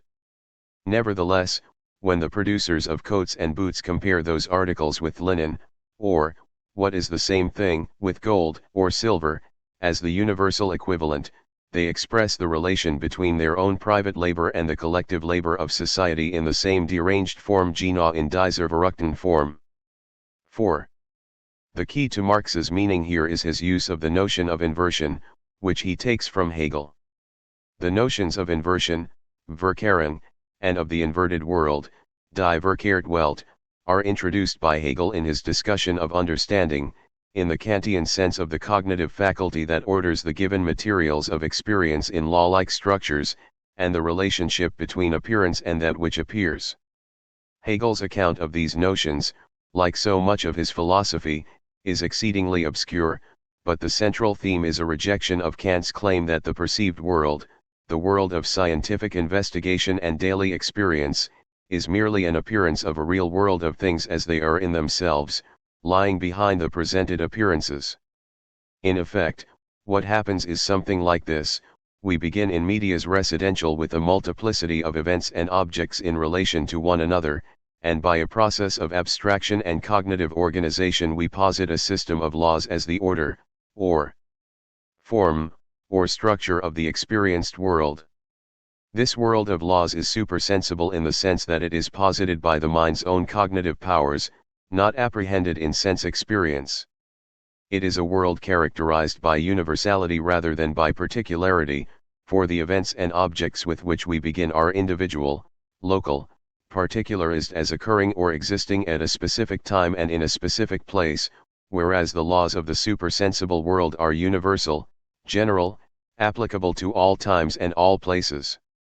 Furthermore, the supersensible world is characterized by necessity rather than by contingency, for the laws of nature are conceived as laws of necessary connection, causal laws, whereas the concatenation of events in the world of sense experience is experienced merely as given, as happening without necessity. Now, however, by an inversion, verkehren, this supersensible world of laws is construed as the real world of which the realm of particular events and objects is only an instantiation, an unfolding, an embodiment. What was ectype is now construed as archetype. As Hegel says, by means of this principle, the first supersensible world, the changeless kingdom of laws, the immediate ectype and copy of the world of perception, has turned round into its opposite. The law was in general, like its differences, self-identical. Now, however, it is established that each side is, on the contrary, the opposite of itself. The self-identical repels itself from itself, and the self-discordant sets up to be self-same. In truth, with a characteristic of this kind, distinction is only inner distinction, or immanent distinction, since the like is unlike itself, and the unlike like itself. This second supersensible world is in this way the inverted world, and, moreover, since one aspect is already present in the first supersensible world, the inverted form of the first. 5. It is extremely instructive to follow Marx in his deployment of the notion of inversion from its earliest appearances to the quite subtle form that it takes in the opening chapters of Capital. Let us begin with the contribution to the critique of Hegel's philosophy of right, where Marx repeatedly turns the notion of inversion against Hegel, with devastating results. Marx sounds the theme of his critique early in the essay. After quoting a passage from Hegel's Philosophic Directs, he observes, "It is important that Hegel everywhere makes the idea the subject and turns the proper, the actual subject, such as political conviction, into a predicate. It is always on the side of the predicate, however, that development takes place." 6. He elaborates this theme 2 paragraphs later, referring to the inversion, Umkehrung, of subject and predicate. The key to the critique is Marx's argument that Hegel persistently treats what is abstract, dependent, derivative as though it were concrete, independent, creative. The existence of predicates is the subject, so that the subject is the existence of subjectivity, etc. Subsequently the actual subject appears as a result, whereas one must start from the actual subject and look at its objectification. 7. As applied to the analysis of the state, this critique becomes a rejection of the idealist notion that the state takes precedence, ontologically and also politically, over its subjects. So in this case sovereignty, the essential feature of the state, is treated to begin with as an independent entity, is objectified. Then, of course, this objective entity has to become a subject again. This subject then appears, however, as a self-incarnation of sovereignty, whereas sovereignty is nothing but the objectified mind of the subjects of the state. 8. As Marx says somewhat later in a slightly different context, the correct method is stood on its head. The simplest thing becomes the most complicated, and the most complicated the simplest. What ought to be the starting point becomes a mystical outcome, and what ought to be the rational outcome becomes a mystical starting point. 9. Finally, near the end of the essay, in a passage that displays him at his wittiest and most penetrating, Marx plays with inversion to mock Hegel's discussion of the rights of the firstborn. Concerning the entailment of estates in primogeniture, two elements need stressing: 1. That which is enduring is the ancestral estate, the landed property. It is the lasting element in the relationship, the substance. The master of the entailed estate, the owner, is really a mere accident. The different generations represent anthropomorphized landed property. Landed property, as it were, continually inherits the firstborn of the house as the attribute fettered to it. Every firstborn in the series of landed proprietors is the inheritance, the property of the inalienable estate, the predestined substance of its will and its activity. The subject is the thing and the predicate the human being. The will becomes the property of the property. 10. This critique of Hegel was written in the spring and summer of 1843. The next year, Marx and Engels cooperated on an enormously bloated, bizarre, uproarious attack on the Bauer brothers, Bruno and Edgar, and their associates, the young Hegelians. In an attack on F.Z. Ziklinski's discussion of Eugene Sue's popular novel, Les Mystères de Paris, Marx develops a brilliant burlesque of the logic of idealist metaphysics. Partly because Marx's method in this passage bears so important a relation to the treatment of abstract labor in Chapter 1 of Capital, but partly also because the passage is such fun, I shall quote from it extensively. The mystery of the critical presentation of the Mystères de Paris is the mystery of speculative, of Hegelian construction. A few words will suffice to characterize speculative construction in general. If from real apples, pears, strawberries, and almonds I form the general idea fruit, if I go further and imagine that my abstract idea fruit, derived from real fruit, is an entity existing outside me, is indeed the true essence, of the pear/the apple, etc., then, in the language of speculative philosophy, I am declaring that fruit is the substance of the pear, the apple, the almond, etc. I am saying, therefore, that to be a pear is not essential to the pear, that to be an apple is not essential to the apple, that what is essential to these things is not their real existence, perceptible to the senses, but the essence that I have abstracted from them and then foisted on them, the essence of my idea, fruit. I therefore declare apples, pears, almonds, etc., to be mere forms of existence, modi, of fruit. Having reduced the different real fruits to the one fruit of abstraction, the fruit, speculation must, in order to attain some semblance of real content, try somehow to find its way back from the fruit, from the substance to the diverse, ordinary real fruits, the pear, the apple, the almond, etc. If apples, pears, almonds, and strawberries are really nothing but the substance, the fruit, the question arises, why does the fruit manifest itself to me sometimes as an apple, sometimes as a pear, sometimes as an almond? Why this semblance of diversity which so obviously contradicts my speculative conception of unity, the substance, the fruit? This, answers the speculative philosopher, is because the fruit is not dead, undifferentiated, motionless, but a living, self-differentiating, moving essence. The different profane fruits are different manifestations of the life of the one fruit, they are crystallizations of the fruit itself. We see that if the Christian religion knows only one incarnation of God, speculative philosophy has as many incarnations as there are things, just as it has here in every fruit an incarnation of the substance, of the absolute fruit. 11.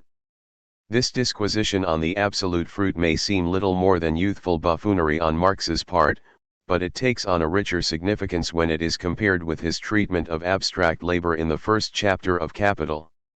Let us recall that Marx accorded to his account of abstract labor pride of place as the most important single idea in his great work. The best things in my book, he says in the August 24, 1867 letter to Engelsum are, 1. On this depends all understanding of the facts, the double nature of labor, according as it is expressed in use value or exchange value, which even in the first chapter is prominently displayed. 12. A close look at the text shows that Marx, with all seriousness, develops the concept of abstract homogeneous socially necessary labor in a manner parallel to the satirical exposition of the concept of the absolute fruit. When we have grasped the inner significance of this odd convergence, we shall be a good deal closer to a satisfactory understanding of Marx's conception of the crazy structure of social reality. The development of the concept of abstract labor begins in the opening section of Chapter 1.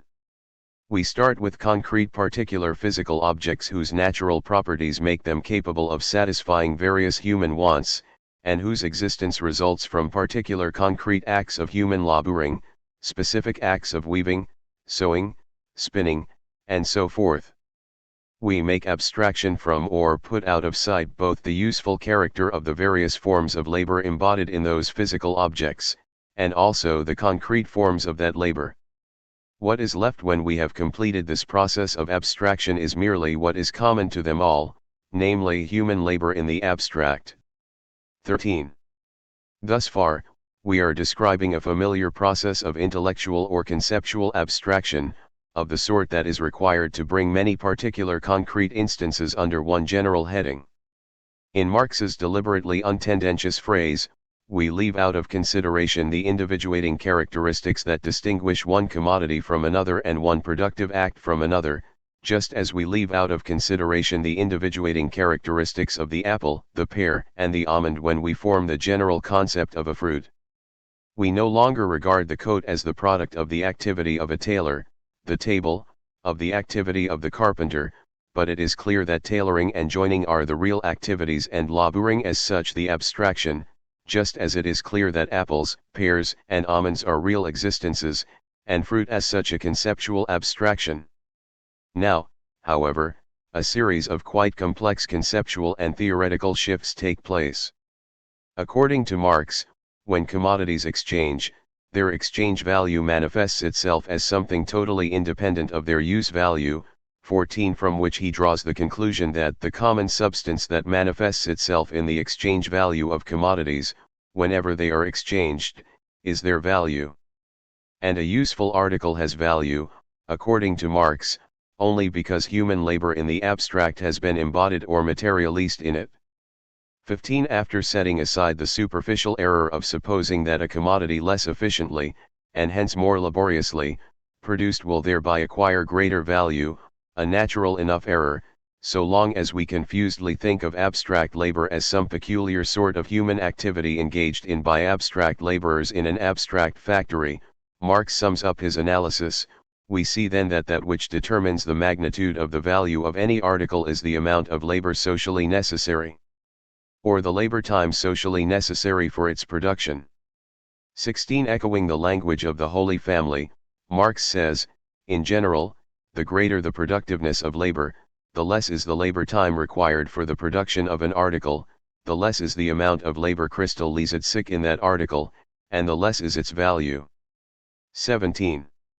The natural interpretation of these remarks about abstract homogeneous socially necessary labor time, the interpretation suggested by modern philosophical analyses of theoretical models and theoretical terms in those models, is to construe them as shorthand ways of asserting a relationship between several different variables in a formal model of a competitive commodity-producing capitalist economy. Thus, the statement that the exchange value of a commodity is determined by the quantity of abstract homogeneous socially necessary labor crystallized within it, a statement that appears wildly metaphysical on its face, is interpreted as asserting a functional relationship in a formal linear reproduction model between the equilibrium price of the commodity and the labor value of the commodity, where labor value is defined to mean quantity of labor directly and indirectly required for production under the assumptions of fixed technical coefficients and perfect competition. But as Marx continues his exposition in the first chapter of Capital, he seems to take an entirely different tack. We have been citing passages from the first section of the chapter. In the second section, a subtle shift takes place. Marx is elaborating on the twofold character of the labor embodied in commodities, and he observes that the coat and linen in the simple example he has been pursuing are, insofar as they are values, things of like substance, objective expressions of essentially identical labor. But tailoring and weaving, taking them as actual concrete human activities, are different kinds of labor. 18. So if exchange is to be based on the equating of quanta of abstract labor whose concrete instantiations are quite diverse, some sort of process of real abstraction must take place. There is a linguistic oddity in Marx's discussion, which if we subject it to a strenuous construal, is revelatory of a very profound and important conceptual shift. Marx says not that the coat and linen have value but that they are values. Now, this is a peculiar diction. We might at first be inclined to treat the coat and the linen are values simply as elliptical, for the coat and the linen are objects which have value. But that would be a mistake. To say that the coat and the linen, qua commodities, are values is to say that the coat and the linen, qua commodities, are not natural objects at all. Indeed, it signals the possibility that commodities, strictly so called, are not substantives, save in a quite superficial grammatical sense, and that, in the language of modern logic, commodity and its cognates are syncatagrammatic terms which can be defined only by explicating the contexts in which they characteristically appear. If this is in fact the case, then the question "what is a commodity?" would be grammatically misleading, and the correct answer, namely, a commodity is a crystallization of abstract homogeneous socially necessary labor, would be thoroughly metaphysically misleading. Marx begins the conceptual reversal of particular and universal by suggesting that tailoring and weaving are each a productive expenditure of human brains, nerves, and muscles, and in this sense are human labor. 19. Thus far he sounds quite matter-of-factly materialistic, although the use of the word productive should serve as a warning, for what counts as productive in a competitive capitalist economy is a function of equilibrium prices and profit rates, not of human nerves and muscles. Now, however, he asserts that the tailoring and weaving are but two different modes of expending human labor power. 20. This, I suggest, is an echo of the satirical remark, written 20 years earlier, that apples, pears, almonds, etc. are mere forms of existence, modi, of fruit. The remark is deliberately absurd when made of apples and almonds. It can hardly be meant to be taken as unambiguously serious when made of tailoring and weaving. By the time Marx is deep into his exposition of value, the inversion is far advanced. After a complex passage in which Marx, mocking the classical economists, speaks of the mystical character of gold and silver, a clear sign that things are not what they seem, he writes: "The body of the commodity that serves as the equivalent, figures as the materialization of human labor in the abstract, and is at the same time the product of some specifically useful concrete labor. This concrete labor becomes, therefore, the medium for expressing abstract human labor. If on the one hand the coat ranks as nothing but the embodiment of abstract human labor, so, on the other hand, the tailoring which is actually embodied in it, counts as nothing but the form under which that abstract labor is realized. In the expression of value of the linen, the utility of the tailoring consists, not in making clothes, but in making an object, which we at once recognize to be value, and therefore to be a congelation of labor, but of labor indistinguishable from that realized in the value of the linen. In order to act as such a mirror of value, the labor of tailoring must reflect nothing but its own abstract quality of being human labor generally. 21. Tailoring and weaving are human activities. Abstract homogeneous socially necessary labor is an abstraction derived from tailoring and weaving by leaving out of consideration the myriad particular ways in which they differ from one another.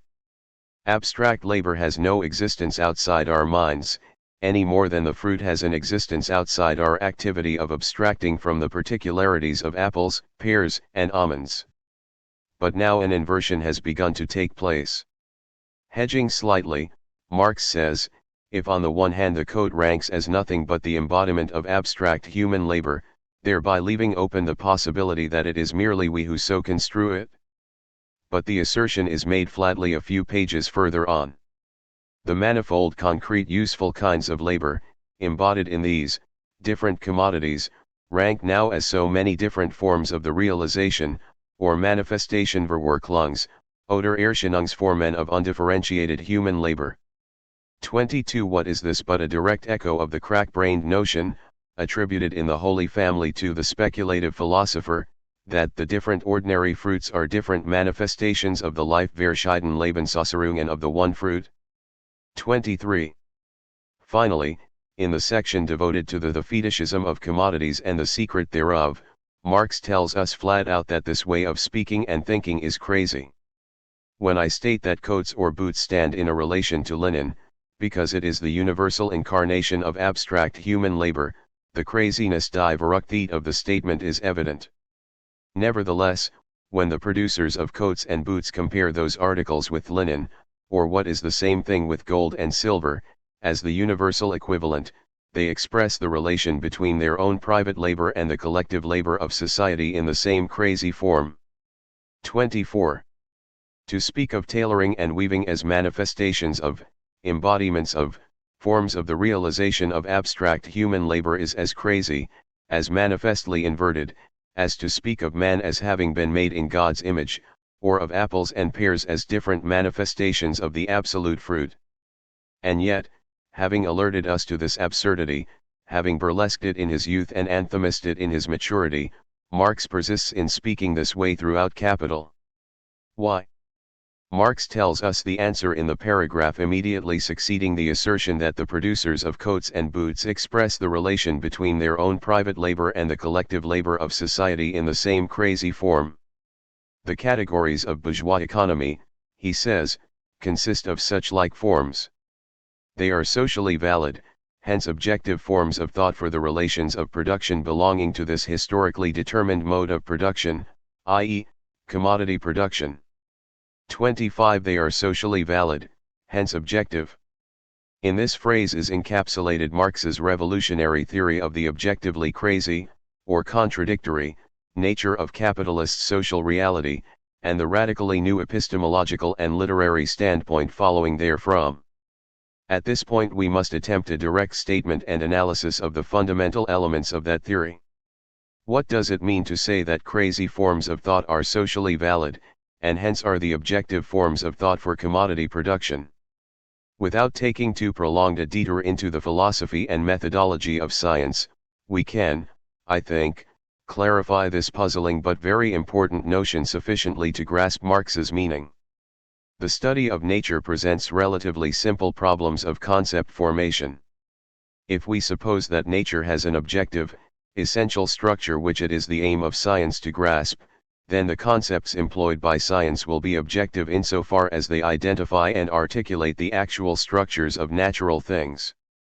A cosmology based on the distinction between terrestrial and celestial matter, or on the notion of natural place, will prove relatively unsuccessful in explaining the existence and nature of comets or the motions of bodies in space.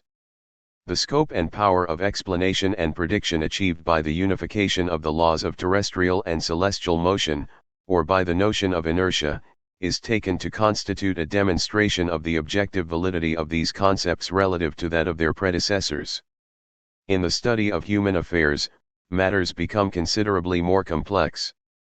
The problem, as has often been pointed out, is that the participants in a social interaction themselves possess concepts of their own activities and relationships, as well as of the natural world in which they live. These concepts, in quite complex ways, guide, distort, shape, and condition their interactions.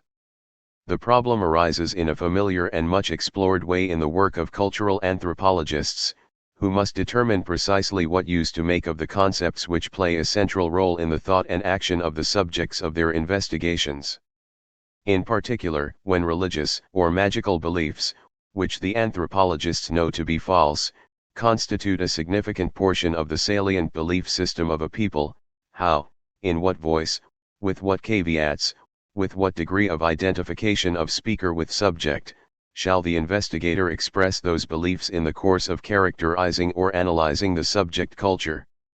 Some social concepts have a self-confirming objectivity, in the familiar sense that they acquire their legitimacy as descriptions of social reality from their adoption, acceptance, and employment by the participants in the social situation to which they purport to apply.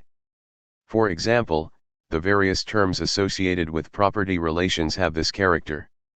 The statement, "She owns the house at number 23 Elm Street," which is in its paradigmatic usage ascriptive rather than descriptive or prescriptive, acquires its objective validity from its place in a system of beliefs, actions, expectations, and decisions which, taken all together, constitute part of the institution of property in the society in question. The truth of the statement as a description rests on the acceptance by the relevant members of the society of the ascription made by the statement in its primary function.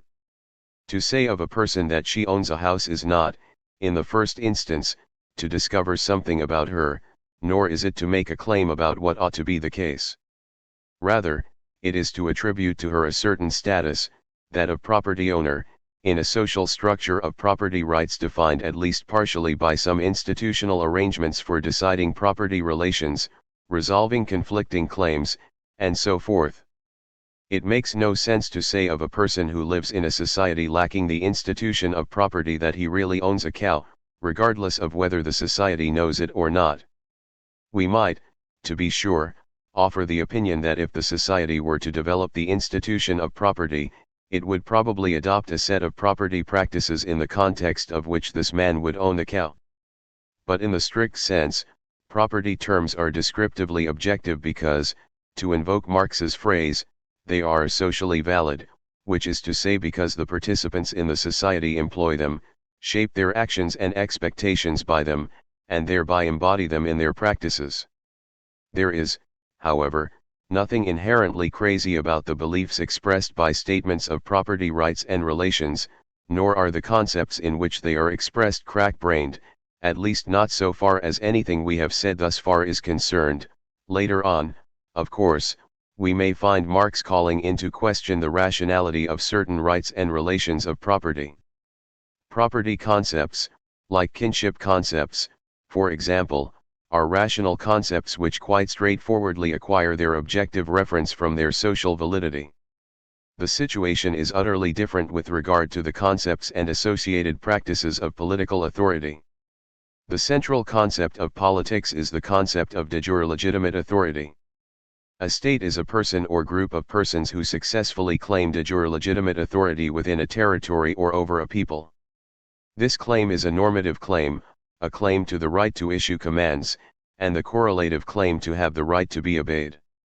A person or group of persons who make such a claim and succeed in getting it accepted by the preponderance of those against whom the claim is made are said to be a state, or more strictly to be a de facto legitimate state. By the nature of the case, no group claims merely to have de facto legitimacy, for such a factual claim would, in effect, undermine its claim to de jure legitimacy. So kings, prophets, presidents, and parliaments, workers' councils, synods, and popes issue claims of de jure authority and by and large succeed in winning acceptance for their claims. Those who acquiesce in claims of legitimate authority, the subjects, acknowledge themselves to have a moral, or religious, obligation to obey the commands of their legitimate rulers. They do not merely recognize themselves to be in a position of subordination to superior power. To be sure, as Max Weber and others have pointed out, the perversity of the human spirit is such that men and women frequently develop a belief in the legitimacy of the authority of those who have power over them merely because of that power. But conceptually, and operationally, there is all the difference in the world between a conquered people who submit to superior force and a subject people who accept the authority of their rulers. Now, the traditions of hereditary monarchy, the personal qualities of charismatic leadership, and the constitutional procedures of representative democracy do not confer de jure legitimate authority on kings, prophets, or elected legislatures. In fact, nothing can confer de jure legitimate authority on any person or group of persons who put themselves forward as the state. Hence, all authority claims are illegitimate, and all beliefs in the authority of states are irrational. Nevertheless, the concept of legitimate authority acquires objectivity by virtue of its social validity, despite the fact that it, as philosophical analysis reveals, an incoherent concept. In other words, a correct description and analysis of the political institutions and behavior of a society cannot be developed without the invocation of the notion of legitimate authority. Marx held, and I would concur, that claims of legitimate authority are supported by a network of conceptual inversions and mystifications whose purpose it is to represent the state as having a being independent of the subjects whose beliefs, expectations, habits, and agreements constitute it, so that eventually, in the higher reaches of the idealist rationalizations for the authority of the state, individual real human beings are crazily portrayed as mere instantiations or fulfillments of the being of the state. The demystification of the state proceeds in the first instance by a series of revolutionary political upheavals which destroy the aura of majesty of monarchy or parliament. It is the decapitation of a king, rather than the dissection of the concept of monarchy, which accomplishes the demystification most thoroughly. Nevertheless, when philosophers make their contribution to the debunking of statehood, a problem arises concerning the language in which that debunking must be carried out. Insofar as both the author and the audience are in the grip of the mystifications of political authority, so that the process of debunking is at one and the same time a self-criticism by the author and an attack on the beliefs of the audience, an ironic voice may be required in order to express the continuing mystifying appeal of the discredited claims of legitimacy. Historically, the appeal of legitimacy has worked so powerfully on even the most skeptical souls that attacks on the authority of one's own state have characteristically been couched either in the language of appeal to a higher, divine authority, hence the attractiveness in the civil disobedience movement of religious appeals to conscience, or in a language of appeal to the more legitimate authority of some alternative claimant to legitimacy, history, the proletariat, the movement, a people, or even, most absurdly, yet another existing nation-state. The objective absurdity of claims of de jure legitimate authority makes the institution of the state potentially unstable, for its existence and successful functioning depend essentially on the perseverance of false beliefs and confused thinking among the participants, both rulers and subjects. The clearer men and women become about the real nature of the state, the clearer they become therefore about the illegitimacy of all authority claims, the less able are the persons who comprise the state to get their commands obeyed, in the strict sense of obeyed, which is complied with because they are legitimate commands. Force must replace de facto legitimacy, with counterproductive results. If we could show, as I rather think we cannot, that ongoing changes internal to de facto legitimate states must have the effect of raising the level of self-conscious understanding of the true nature of political authority, then we could conclude that the state is an actually, as well as potentially, unstable institution, and a dialectical argument like that offered by Marx with regard to the self-destructive tendencies of capitalism, could be advanced in support of the thesis that the modern state is moving inexorably toward anarchism. Some of the beliefs concerning the legitimate authority of the state are simply false, as, for example, are all beliefs that a state possesses de jure legitimate authority. Such beliefs are meaningful, however, and the concepts in which they are framed are not absurd, for they are moral beliefs concerning our obligations, and the concept of moral obligation is philosophically coherent. Some of the concepts invoked by the discourse on political legitimacy are absurd, however, including most centrally the notion of the state as an entity existing independently of, and ontologically prior to, its subjects. This conception, as we have seen, is the focus of Marx's acute critique of Hegel's philosophy of the state. The concept of the state is indeed a crack-brained or absurd concept which acquires objective meaning from its social validity as the mystified illusion on which the de facto authority of the state rests. An analogous line of argument can be developed with regard to the religious beliefs and institutions of a society. The concepts and doctrines of the various religious faiths are, at least as elaborated by the higher religions, simply absurd. No coherent meaning can be given to the notion of an infinite, timeless being which creates the universe ex nihilo and then periodically interacts with it to accomplish revelations, incarnations, and salvations. But religious beliefs, like political beliefs, cannot be dismissed as mere errors, confusions, or expressions of ignorance. The illusions of religion clearly express deep-rooted fantasies, needs, projections, and inversions whose grip on us persists even in the face of the most devastating critiques. Kant spoke of reason's need to unify the materials of knowledge in ways which led inevitably and ineluctably to dialectical illusion. Nevertheless, as a consequence of the secularization of bourgeois society, it has become possible, at long last, to treat religion unambivalently as mere superstition, and to speak of it therefore in the neutral voice of scientific detachment. The triumph of the secular, despite the endless evangelic revivals by which the primitive returns to mock us, marks perhaps the greatest single intellectual victory of the Enlightenment. To be sure, the mystified notion of just like nature reappears as the modern heresy of environmentalism, but a celebration of the snail darter and the blue whale is a far cry from the magisterial pronouncements ex cathedra of God's vicar. The same cannot be said, alas, for the mysteries of the state, which persist in less obvious but equally absurd form as the universal belief in the moral legitimacy of the democratic state. Sovereignty counts among its champions legions of philosophers and political theorists, while divinity these days can muster few defenders whose commitment extends beyond irrational faith. When we come to the concepts of the market, the categories of bourgeois political economy, we find Marx claiming for them the same anomalous status, the same philosophical absurdity but social validity, and hence objectivity, which characterizes the concepts associated with the state and the church. In the case of the central concepts of bourgeois political economy, however, commodity, value, money, and capital, we can extract from Marx's discussion a much fuller and more precise account of the ways in which the operations of the market confer social validity on them. As we shall see, the canons of bourgeois efficiency and profitability demand that capitalists and workers alike embrace the illusions of the market and regulate their thinking by the crack-brained premises of value theory. Consider, for example, the concept of the commodity with which Marx begins Capital.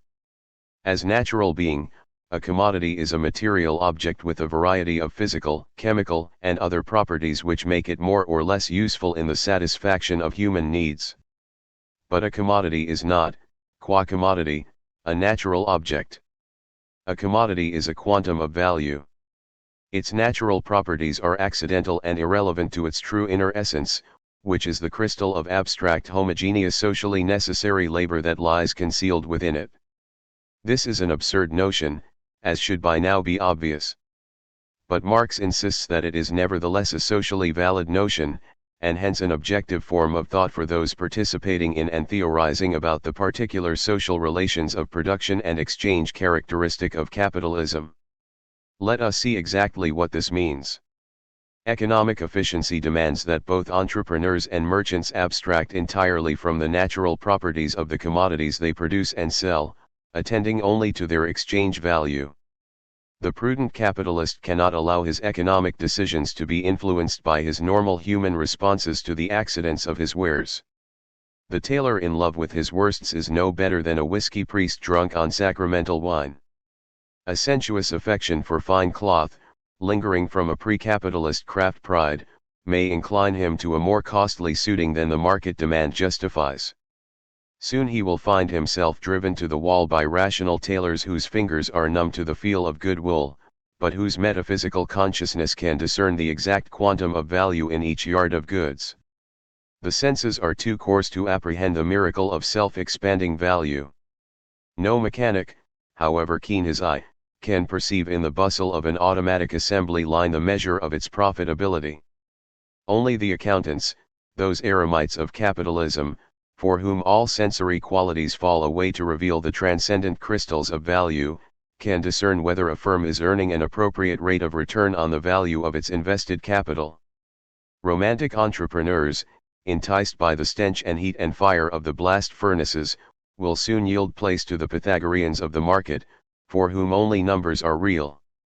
Competition standardizes commodities, substitutes abstract calculation for concrete technical judgment, stifles passions and affections which are inappropriately aroused by the natural properties of goods, and breeds up by ruthless selection a new capitalist man for whom only exchange value is real.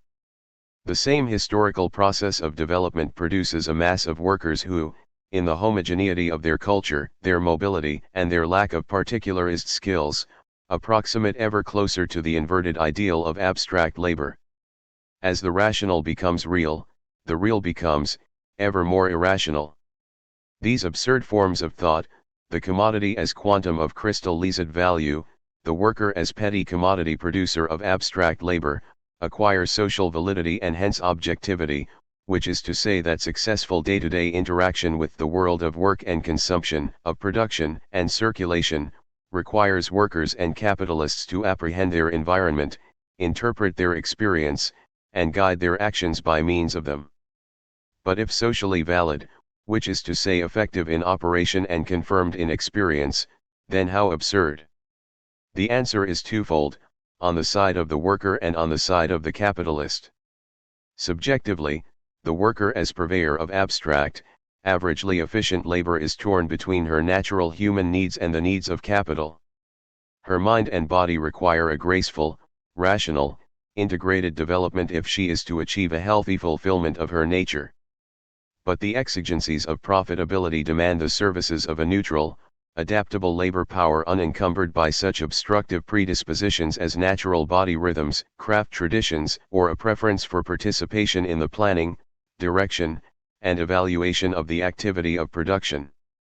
The concept of abstract labor is socially valid because the more fully the worker construes his actual work situation in its terms, the more successful he is, as measured by the criteria implicit in the concept itself, criteria endlessly reconfirmed by employers, fellow workers, ministers, teachers, and even by the members of his own family. The more completely he remakes himself in the image of abstract labor, the more likely he is to get and hold a job, win the praise of those around him, and weather the periodic economic storms.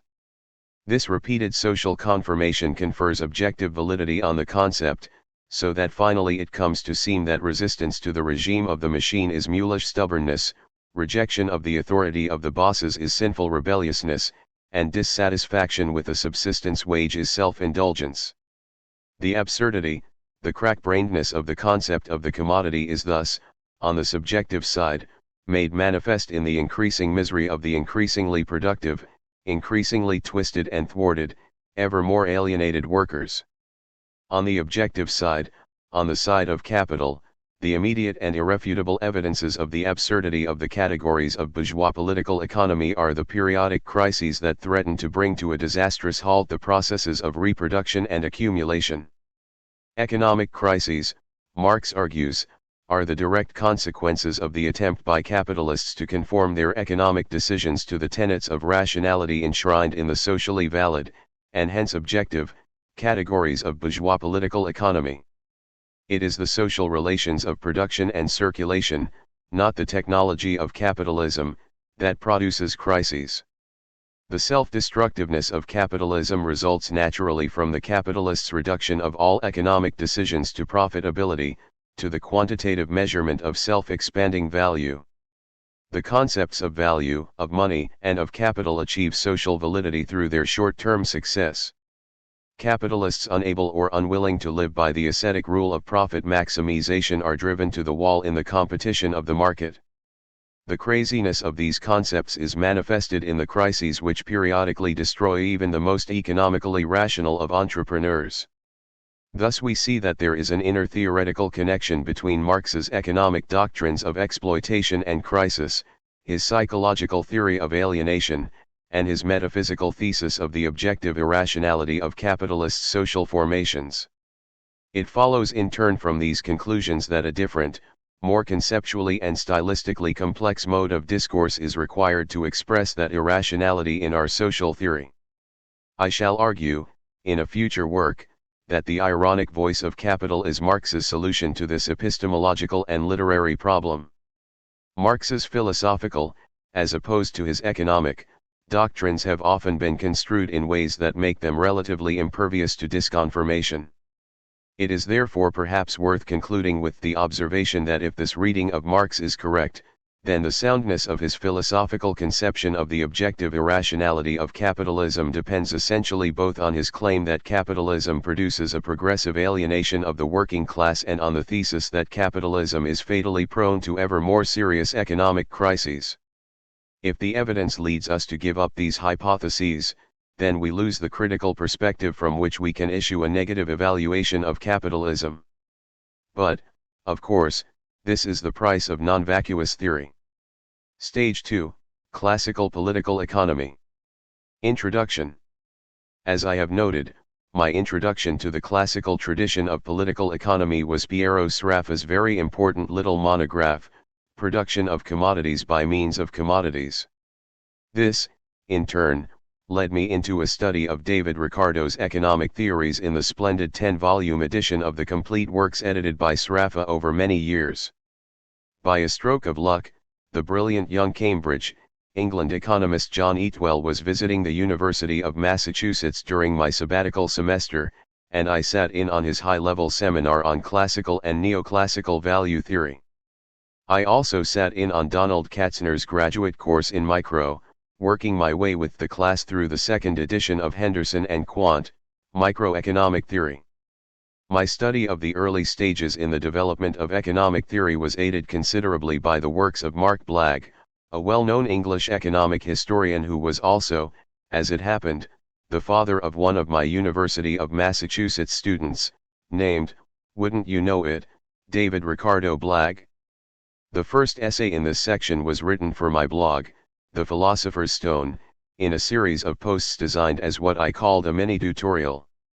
Over the course of 3 years, I wrote a number of tutorials, mini-tutorials, micro-tutorials, and appreciations, the last being brief discussions and celebrations of books I have found especially rewarding over the course of my life. The mini-tutorial on Ricardo's principles fits most naturally into this volume. The other blog essays, of which there are a goodly number, will form volume 4 in the series of my collected papers. The second essay, Piero Sraffa and the Rehabilitation of Classical Political Economy, was written at the invitation of Arian Mack, the editor at the New School for Social Research of the in-house journal, Social Research. The third essay appeared in the same year, as I was hard at work on what eventually became Understanding Marx, the second volume of the projected trilogy. Ricardo's Principles. David Ricardo was born in 1772, 4 years before the publication of Adam Smith's Wealth of Nations, and died in 1823, 6 years after the publication of his great work, On the Principles of Political Economy and Taxation.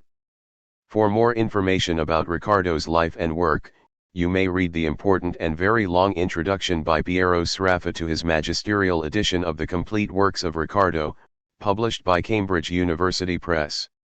You might also take a look at the 1958 book on Ricardian economics by Mark Blagg, a noted economic historian. 26. Ricardo was close friends with Jeremy Bentham, Thomas Malthus, and James Mill, and according to Sraffa, it was in fact the latter who persuaded Ricardo to expand an earlier essay into the book-length Principles. 27.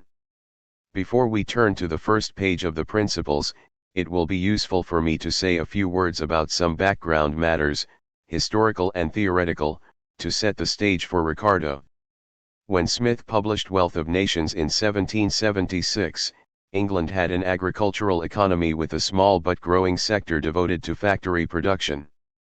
The reigning economic theory was mercantilism, which taught that a nation's wealth consisted essentially in its store of gold and silver. The more gold and silver a nation possessed, the wealthier it was thought to be. From this it followed that each nation must strive as hard as it could to sell more abroad than it bought, maintaining what was called a favorable balance of trade, for each sale brought gold and silver to its shores as the buyer and seller settled up, whereas each purchase resulted in gold and silver leaching away to foreign owners.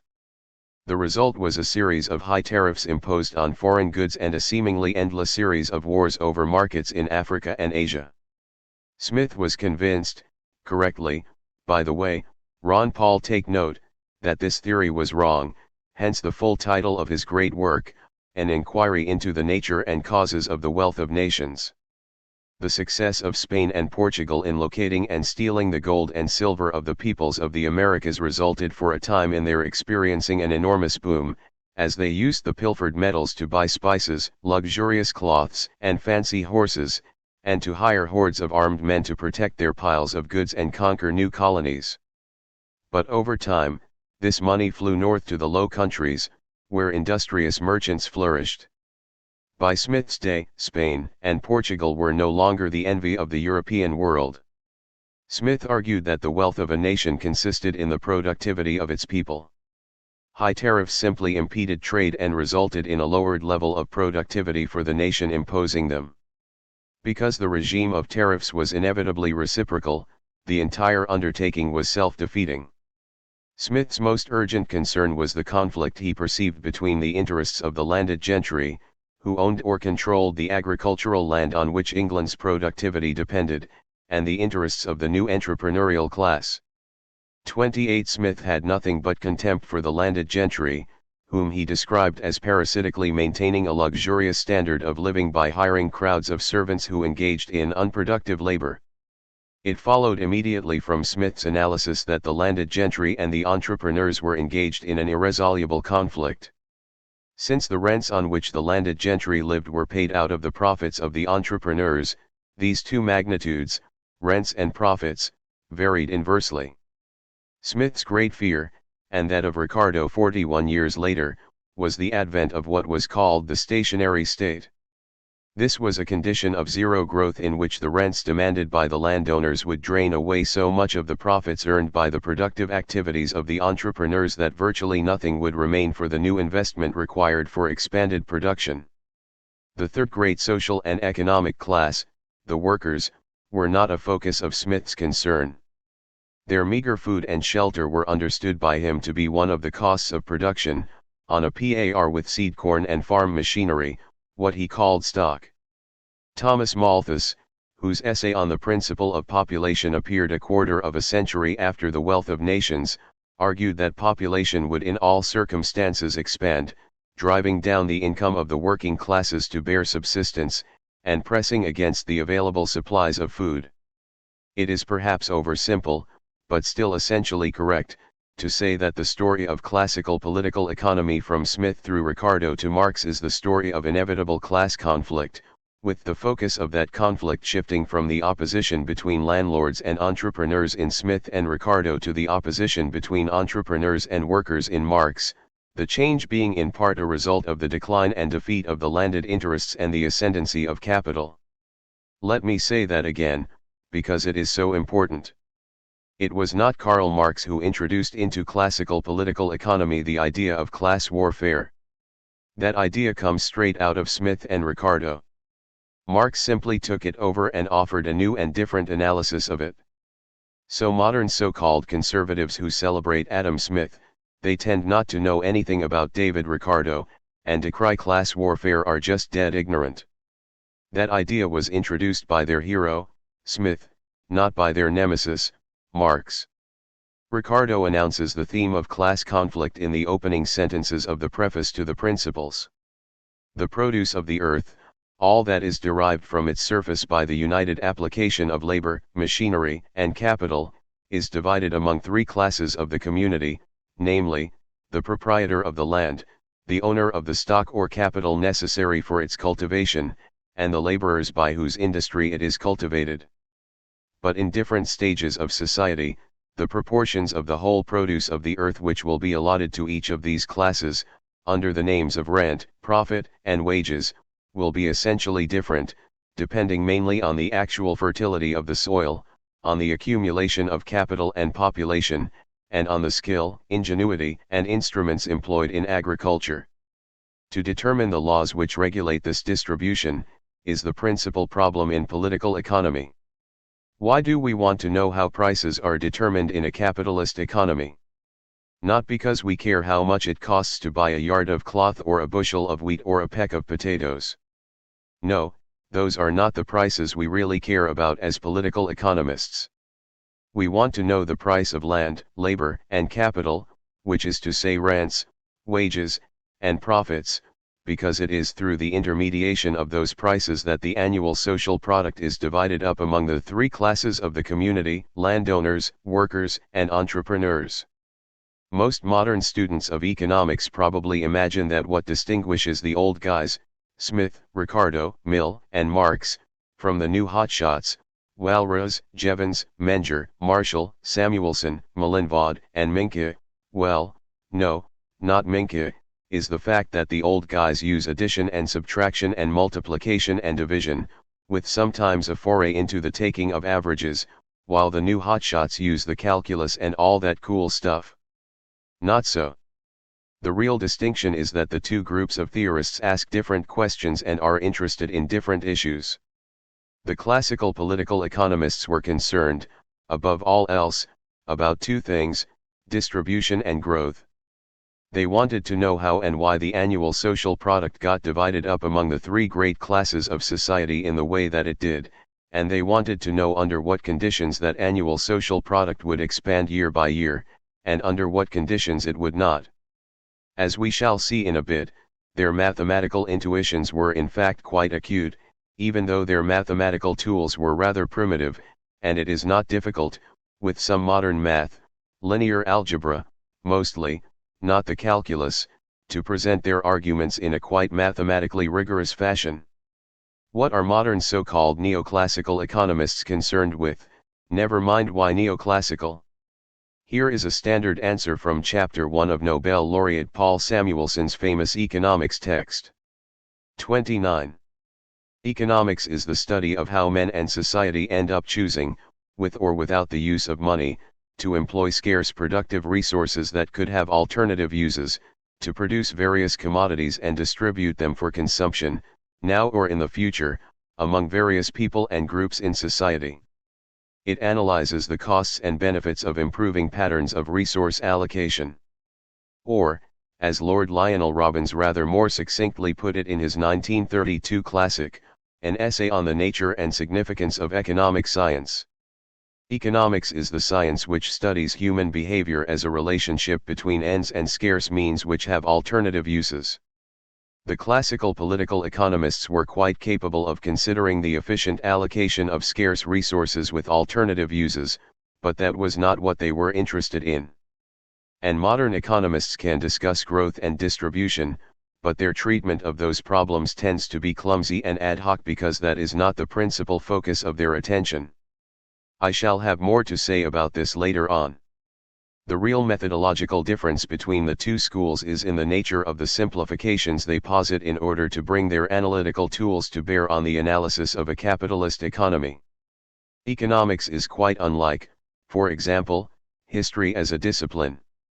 Historians revel in particularity, which is why Aristotle considered history inferior to poetry, but that is another matter.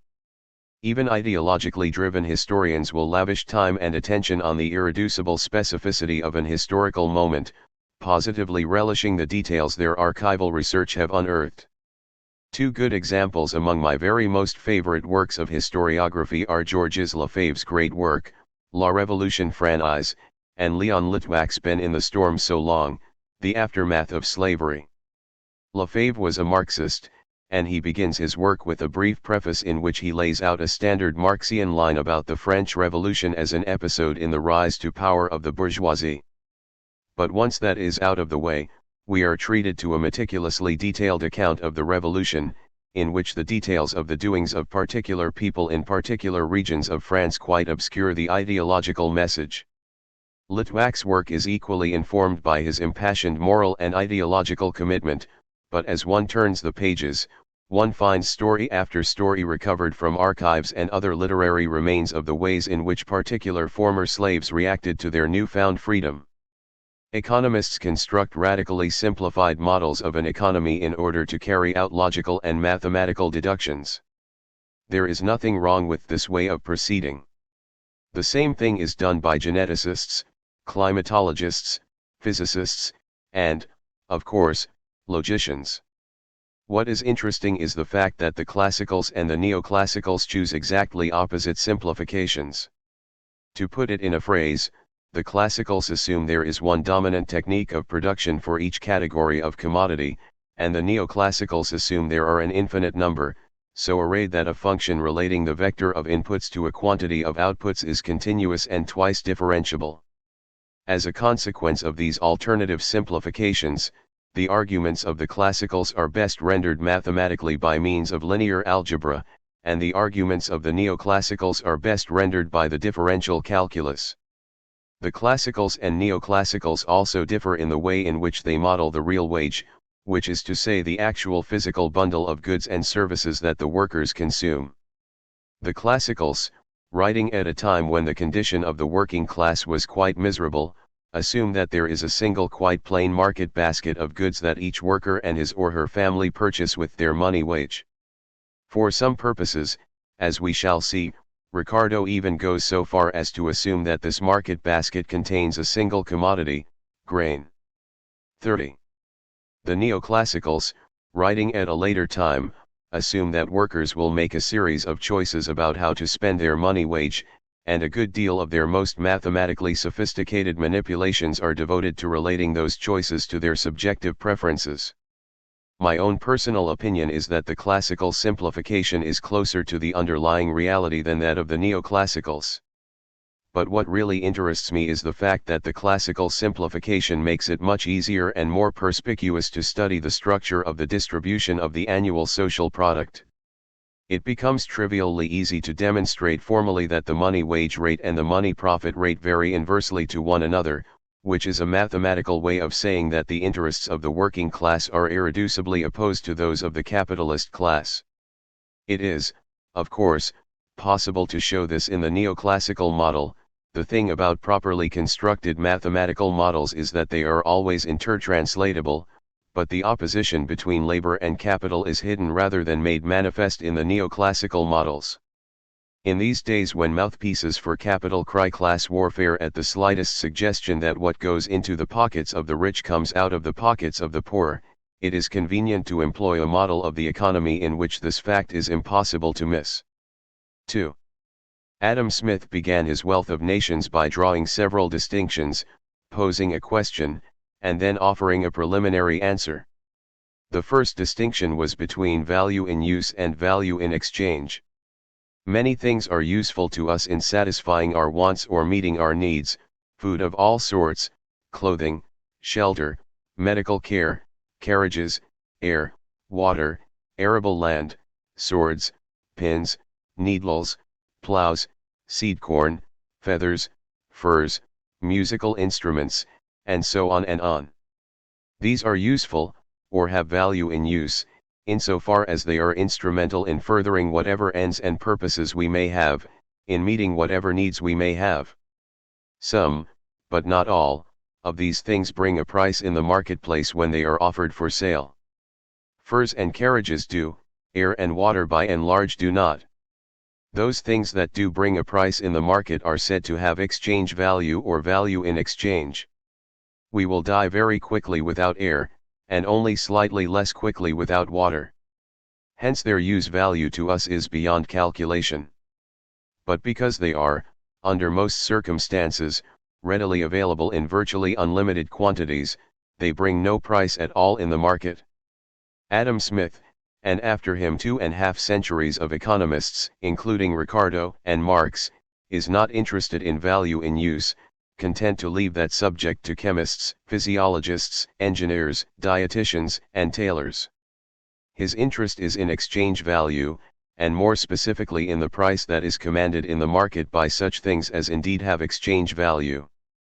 Smith initiates his argument by drawing a second distinction on which all of classical political economy is erected.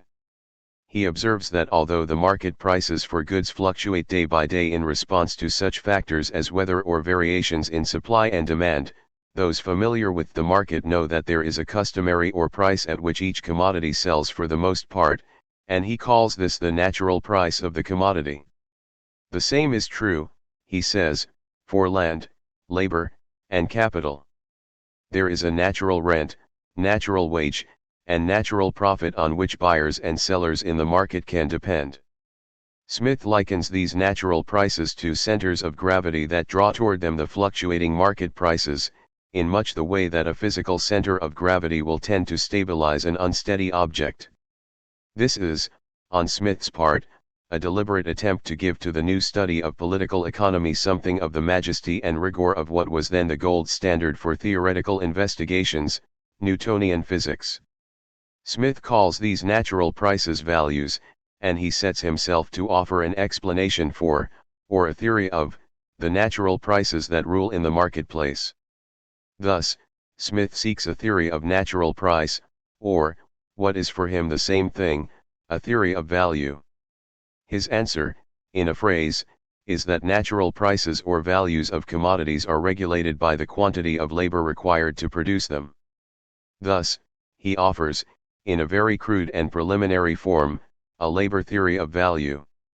Before getting into the fascinating and perplexing details of the labor theory of value, let us just pause for a moment to reflect on the real significance of what Smith proposes.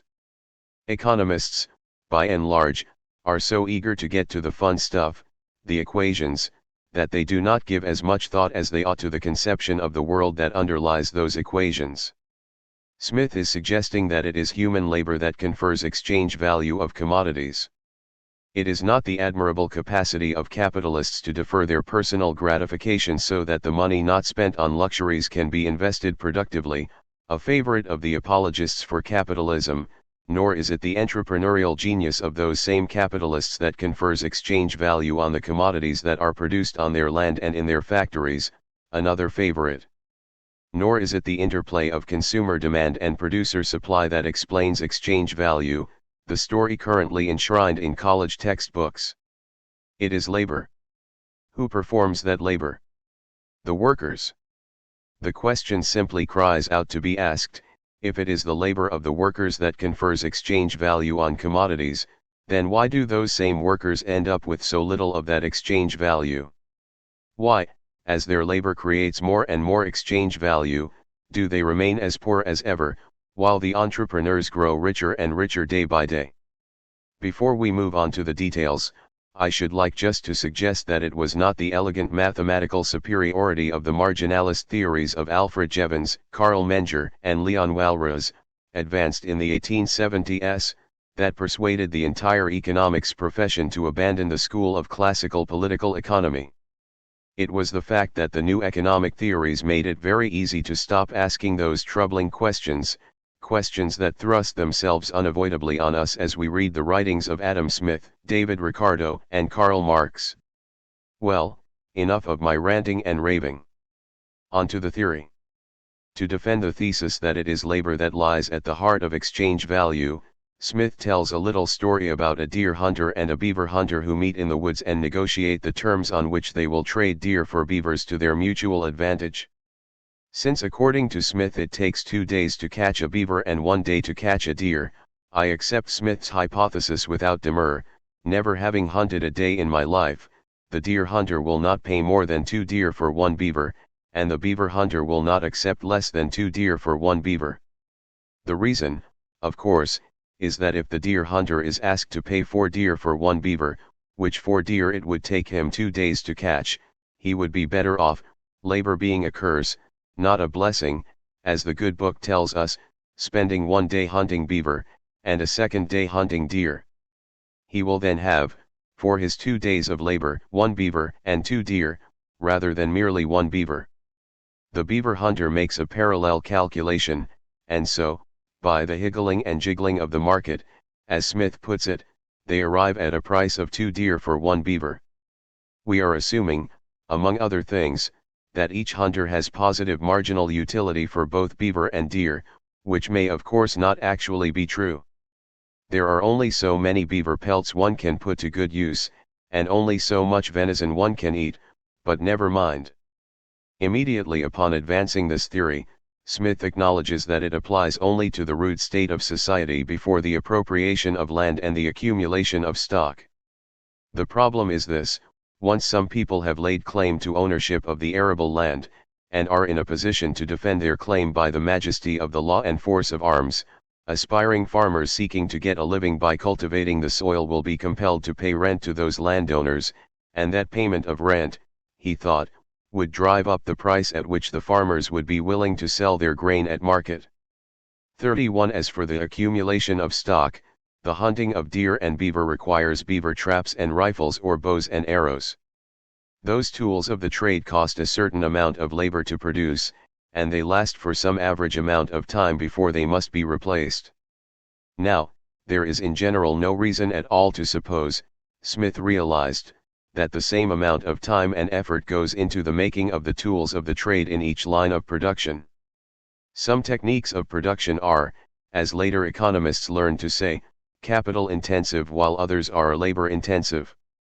Even under the most technologically primitive conditions, men and women are not stupid, and they will demand that the labor expended on the making of those means of production, that stock, be compensated by an appropriate adjustment in the natural price, or value, of the commodities produced with their aid.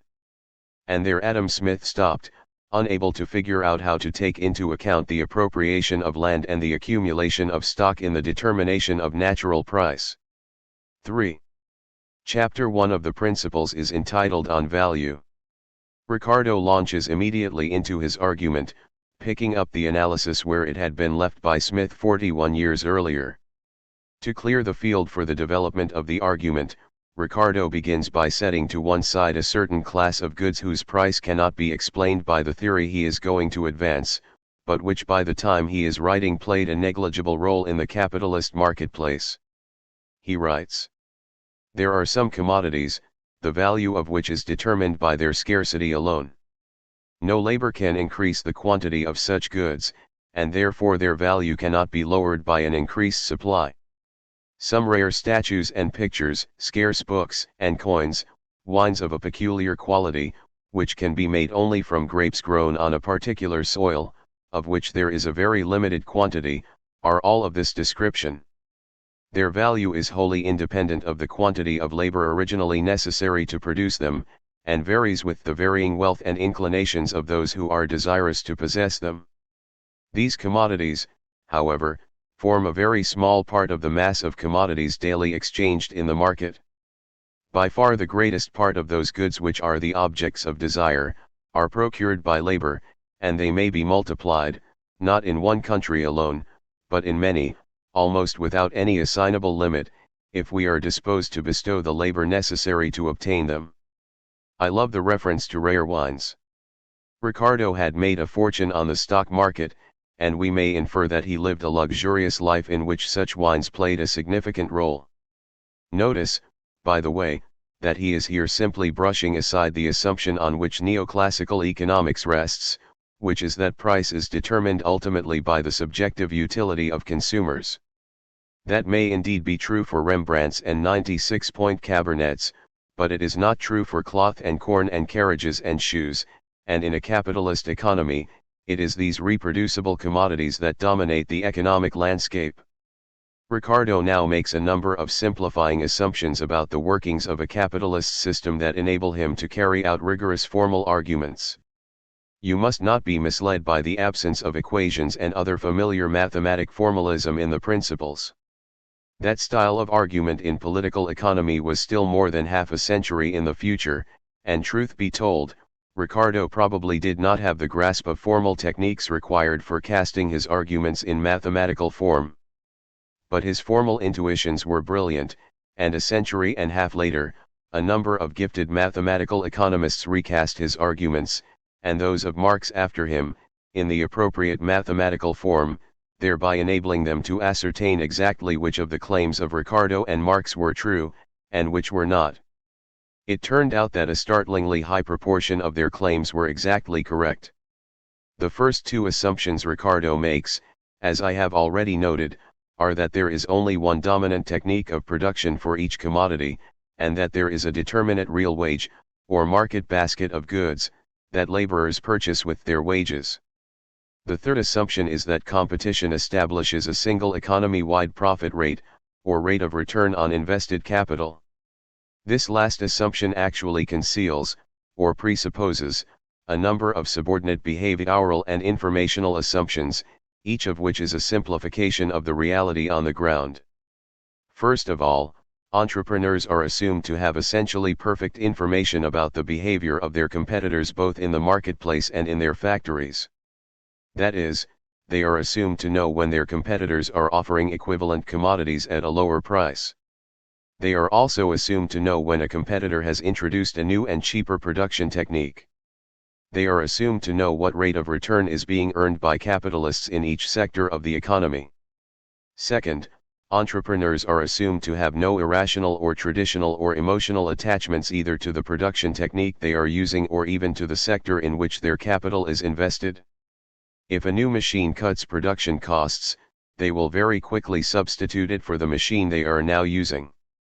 If junk dealers are earning 10% on their capital and luxury clothiers are earning 8%, they will leave the haute couture world and put their capital into junk, regardless of the complaints of their spoiled children.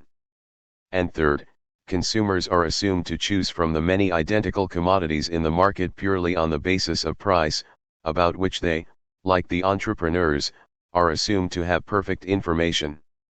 Although Ricardo assumes one dominant technique of production for each commodity, he allows for innovation. A capitalist who pioneers a new, more efficient, technique will be able to cut his price and corner the market, increasing his profits. Since this will be known by his competitors, they will promptly shift to the more profitable technique, which will, after a bit, become the new dominant technique in that line of business.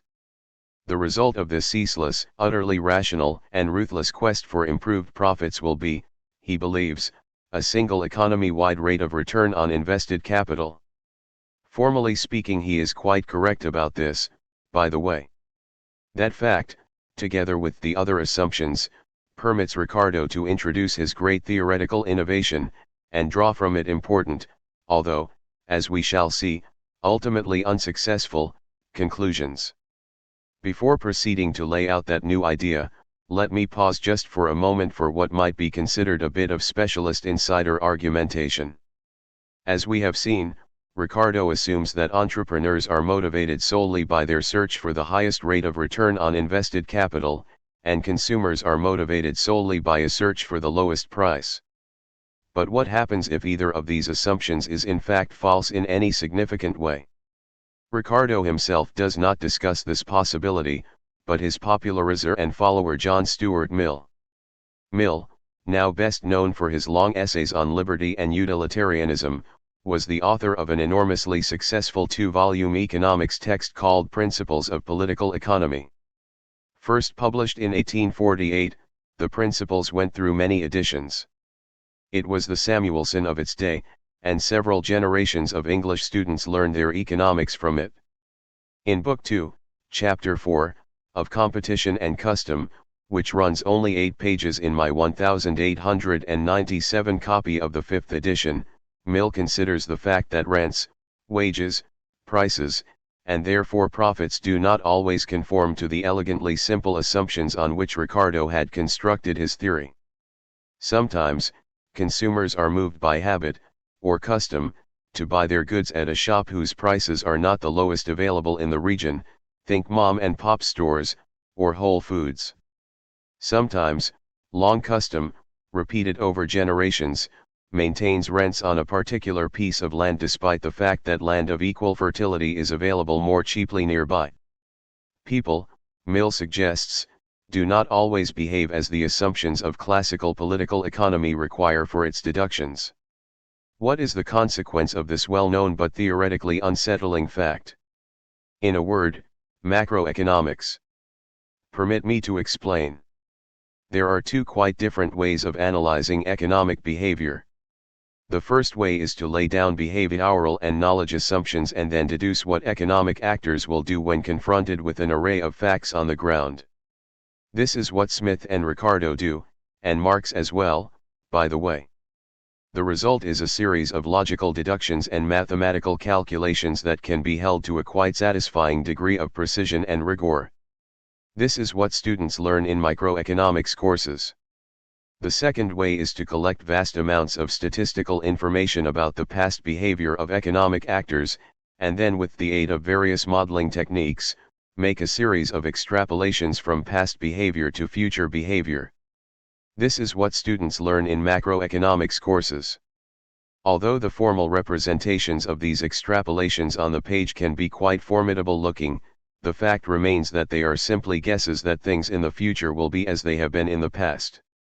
To a serious theoretical economist, micro is the gold standard and macro a quite inferior brand, even though the macro experts are the ones who get called to serve on the President's Council of Economic Advisors and are paid the big bucks as Wall Street consultants. I have always thought of macroeconomists as modern versions of the people chained to the floor of Plato's cave, developing a knack for predicting the shadows on the wall but having no inkling of the nature of true reality. You will recall that Adam Smith's attempt at a labor theory of natural price immediately foundered on the shoals of accumulations of stock. In modern terms, his simple theory was unable to handle differences in capital intensity among the several sectors of the economy. Ricardo makes a significant theoretical advance in the treatment of this problem with a brilliant conceptual tour de force, embodied labor. Before I explain this lovely idea, let me alert you to the fact that Ricardo's exposition of the concept of embodied labor gets all tangled up with a quite separate issue, the search for what the classical political economists called an invariant standard of value.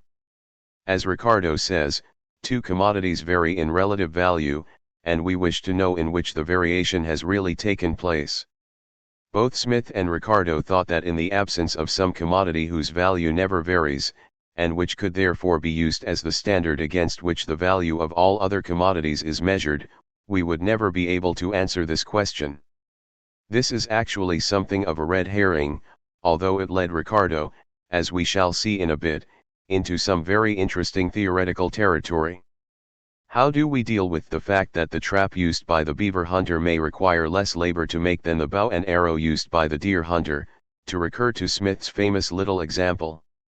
Ricardo replies, when the maker of bows and arrows expends her labor on the making of a bow and arrows, that labor is, as it were, embodied in the bow and arrows. It is carried along, so to speak, when the hunter buys the bow and arrows from the bow and arrow maker, or trades her some deer for the bow and arrow, which from the point of view of the classical political economists is the same thing.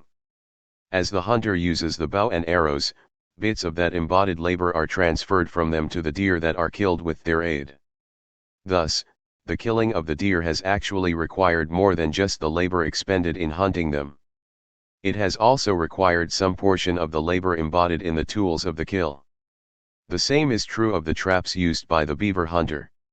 When the two hunters meet to bargain, since they are rational, even if they are only wearing beaver skins and eating venison, they take into account the full quanta of labor embodied in the products they are offering for trade. Now, this notion of bits of embodied labor being passed along is of course a fait de parler, a convenient conceptual fiction. With modern mathematical techniques, it is easy enough to express the entire theoretical story without reference to fantastical imperceptible bits of labor. All one need do is set up and solve a system of simultaneous linear equations, or, what is the same thing, invert a square matrix of unit input coefficients. Ricardo, despite not having those mathematical tools at his disposal, had the genius to intuit the formally correct solution to the problem. There is, as he quite well realized, much more to the story than this, for the bow maker, when making the bow, uses knives and saws and hatchets and sandpaper and glue and many other tools and materials, each of which is the product of someone's labor in a previous period of time. And of course each of those inputs into production, as we call them, must be thought of as embodying some quantum of labor which is passed along in the production process until the tools wear out or the materials are used up, at which point we say that all of the embodied labor has been transferred and is no longer present them. 32. It should be obvious that we can repeat this story at each previous stage in the production process, for the tools used by the bow maker were themselves produced with the aid of tools and materials produced in an even earlier period. It takes very little imagination to recognize that the accumulated bits of labor embodied in some present-day commodity form an infinite series. It should also be clear, although perhaps not exactly obvious, that as the series goes on, extending farther and farther back in time, the bits of embodied labor being carried along become smaller and smaller. Does the sum of this infinite series of bits of embodied labor converge on some finite quantity? Indeed it does, although I do not think Ricardo ever framed the question to himself in quite this fashion. 33. So, Ricardo's solution of Smith's conundrum was to revise the theory Smith put forward.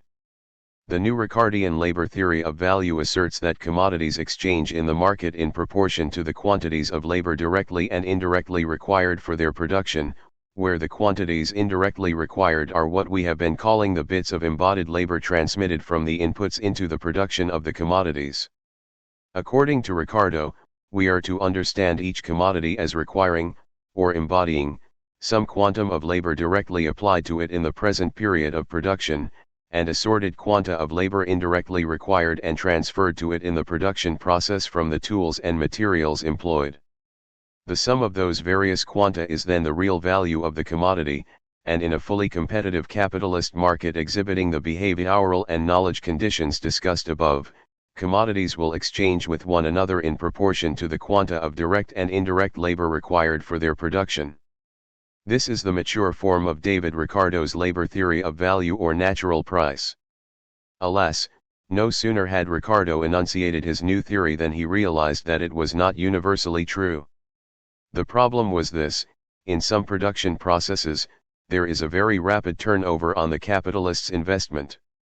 If his factory is producing woolen thread, let us suppose, I say his because at the time that Ricardo was writing, virtually all English capitalists were men, there is almost no gap at all between the time when the raw wool is brought to the factory and spun into skeins of thread and the time when the finished thread can be put on the market so that the capitalist can recoup his investment, suitably augmented by profit, of course, and start over again.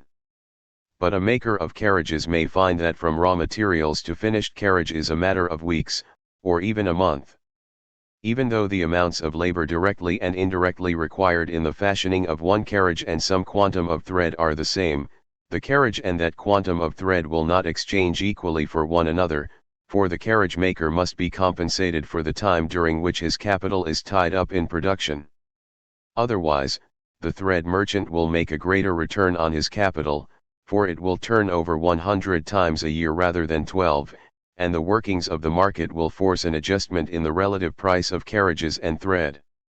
Once those market adjustments have played out, we will find that commodities containing equal amounts of labor directly and indirectly required for their production will not in general exchange as equals in the market.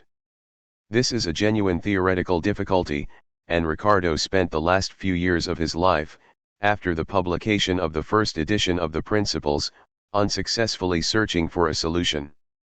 The next major theoretical advance in classical political economy did not take place for another half-century. It was only with the publication of Volume 1 of Karl Marx's Hauptwerk, Das Kapital, in 1867 that a theoretically interesting effort was made to solve the problem left unresolved by Ricardo's Principles.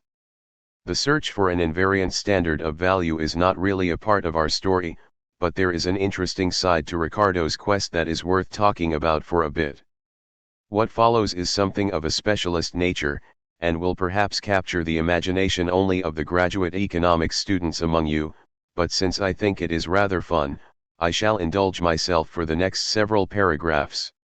Ricardo had the lovely idea of trying to imagine a sector of the economy in which there is only one commodity. He fixed on the grain, or as the English would say the corn, sector. In that sector, corn is the output. Furthermore, it is, in a manner of speaking, the only input, because the workers eat corn, i.e. wheat, as the staple of their diet and use seed corn as their only capital input. We conveniently ignore the use of shovels, hoes, harrows, and so forth. Now since this is a one-commodity sector, the profit rate is determined without the intermediation of a price system. It is simply the ratio between the corn output and the corn input in the form of real wages and capital. Since competition establishes an economy-wide rate of profit, this profit rate in the corn sector, which is just the physical ratio of corn output to corn input, must be the profit rate for the entire economy. And since nothing can affect the price of corn save the conditions for producing corn, level of technology and the like, using corn as money will give us an invariant standard of value against which we can track and measure changes in the prices of all other commodities in the market. Why on earth is this interesting? Well, 143 years after the publication of the first edition of the Principles, Piero Sraffa, the editor of the complete works of Ricardo, published a brilliant little book called Production of Commodities by Means of Commodities, in which he developed a fascinating formal analysis of a Ricardian economic system, using precisely this notion of a single commodity economy. Sraffa first identified those commodities in an economy which serve, directly or indirectly, as inputs into the production of all other commodities. He called them basic commodities. All the others he called luxury commodities. The wage goods consumed by the workers obviously qualify as basic commodities, because every line of production uses labor, and the laborers consume the wage goods. Iron is certainly a basic commodity, because every sector in the economy either uses iron, or uses something that is made with iron, or uses something that is made with something that is made with iron, and so forth. 34. Sraffa on a maximum growth path, in which all profits are plowed back into expanded production and none is wasted on luxury production, a sort of Adam Smith dream economy with no landed aristocratic parasites. He formed the idea of a notional standard commodity consisting of bits of each basic commodity in just the proportions required for balanced growth, and proved that for any economy capable of generating an annual physical surplus, there must be such a standard commodity. And then he invoked Ricardo's odd notion of a single commodity economy, arguing that a complex economy on a balanced maximum growth path, what is sometimes called a von Neumann balanced growth path in honor of a nice theorem proved by the genius John von Neumann, is essentially a single commodity economy in which a quantity of the standard commodity is consumed as input in each cycle of production, and a larger quantity of the same standard commodity is produced as output, the profit rate being simply the ratio between the two, as in Ricardo's corn sector. 4. You will recall that at the very beginning of Chapter 1, Ricardo announces his intention not to concern himself with rare statues and pictures, scarce books and coins, and wines of a peculiar quality, which can be made only from grapes grown on a particular soil, of which there is a very limited quantity. His interest is in reproducible commodities. But there is one scarce item available in the market that cannot so easily be brushed aside, namely land. There is, at least in the England of the early 19th century, a fixed and finite amount of arable land, on the cultivation of which the entire economy, and the population, depends. The price commanded by the input into production is called rent, and unlike the price of wool or farm tools or indeed even labor itself, a rise in rent does not evoke an increase in its production. Rent, as Adam Smith made bitterly clear, is a kind of ransom that the landed gentry exact from the rest of England. The majesty of the law stands behind their refusal to allow entrepreneurs access to the land save at the payment of a rent, even though the entire nation depends upon that access for its survival. Any capitalist engaged in the production of corn and other agricultural goods will tell you that rent is one of his costs of doing business. When he is sitting in his study late at night, tallying up his outlays and comparing it with his receipts to determine whether he is turning a profit, he will list the rent he pays to the landlord in the same column of expenses in which he has entered the money he lays out for plows and seed corn and fertilizer and the wages he has paid to his farm workers. They are all costs of production, and so surely they all play a role in determining the price of the corn he sells in the marketplace. This is what came to be called the adding up theory of price, which Ricardo rightly recognized as no theory at all, despite its superficial plausibility. Now the land on which the rent is charged was not originally brought into existence by labor, save for the labor of the Almighty in the act of creation, of course, so it cannot be conceptualized in some manner as embodied labor, being passed along imperceptibly to the crops grown on it.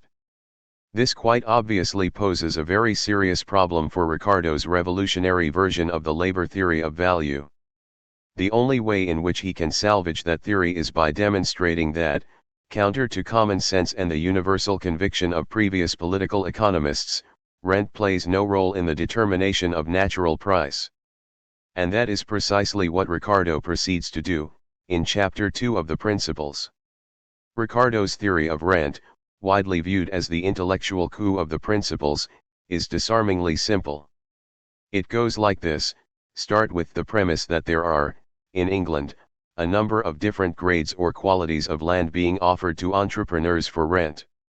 The land is graded on its fertility, the degree of its ability to produce corn, i.e., wheat, barley, oats, etc., with varying applications of labor and capital. For the sake of simplicity, we assume also that the corn grown on one parcel of land is indistinguishable from the corn grown on any other parcel, regardless of how much or little labor and capital it takes to grow it. 35. We also assume that landowners are interested in being paid rent for the use of their land, and will accept the largest payment they can get, even if it should turn out that all they can get is some vanishingly small payment. This is the kind of continuity assumption mathematically inclined economists always make in order to be able to use their nifty mathematics. Even though Ricardo does not use nifty mathematics overtly, he makes the same sort of assumption. Now, the quantity of corn grown is a response to the market demand for corn, not the price, just the quantity. Smart entrepreneurs will not grow more corn than they can reasonably expect to be able to sell. So long as that quantity can be more than met by growing corn solely on land of the best quality, the market for land for rent will be a buyer's market. More land being offered than is wanted by the buyers, the landlords will compete to see who succeeds in getting at least something for his or her land. Some of the renters are titled ladies, of course. The price for renting land will fall precipitously, until canny entrepreneurs are paying virtually nothing in rent, for if one of them is charged as little as a shilling an acre a year, he will go to one of the lazy, self-indulgent landed gentry who has failed to find any takers for his land and offer sixpence. This puffed-up aristocrat, totally innocent of anything remotely resembling the Protestant ethic, will snatch up the sixpence, because even sixpence is better than nothing.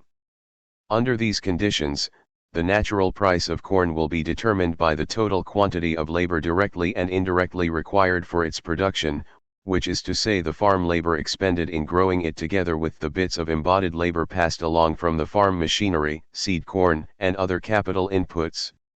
Now, as Thomas Malthus has explained to us, the working class population, who are the principal consumers of corn, there being so many them and they having no money for anything better, will expand steadily until it starts to press against the available supply of corn.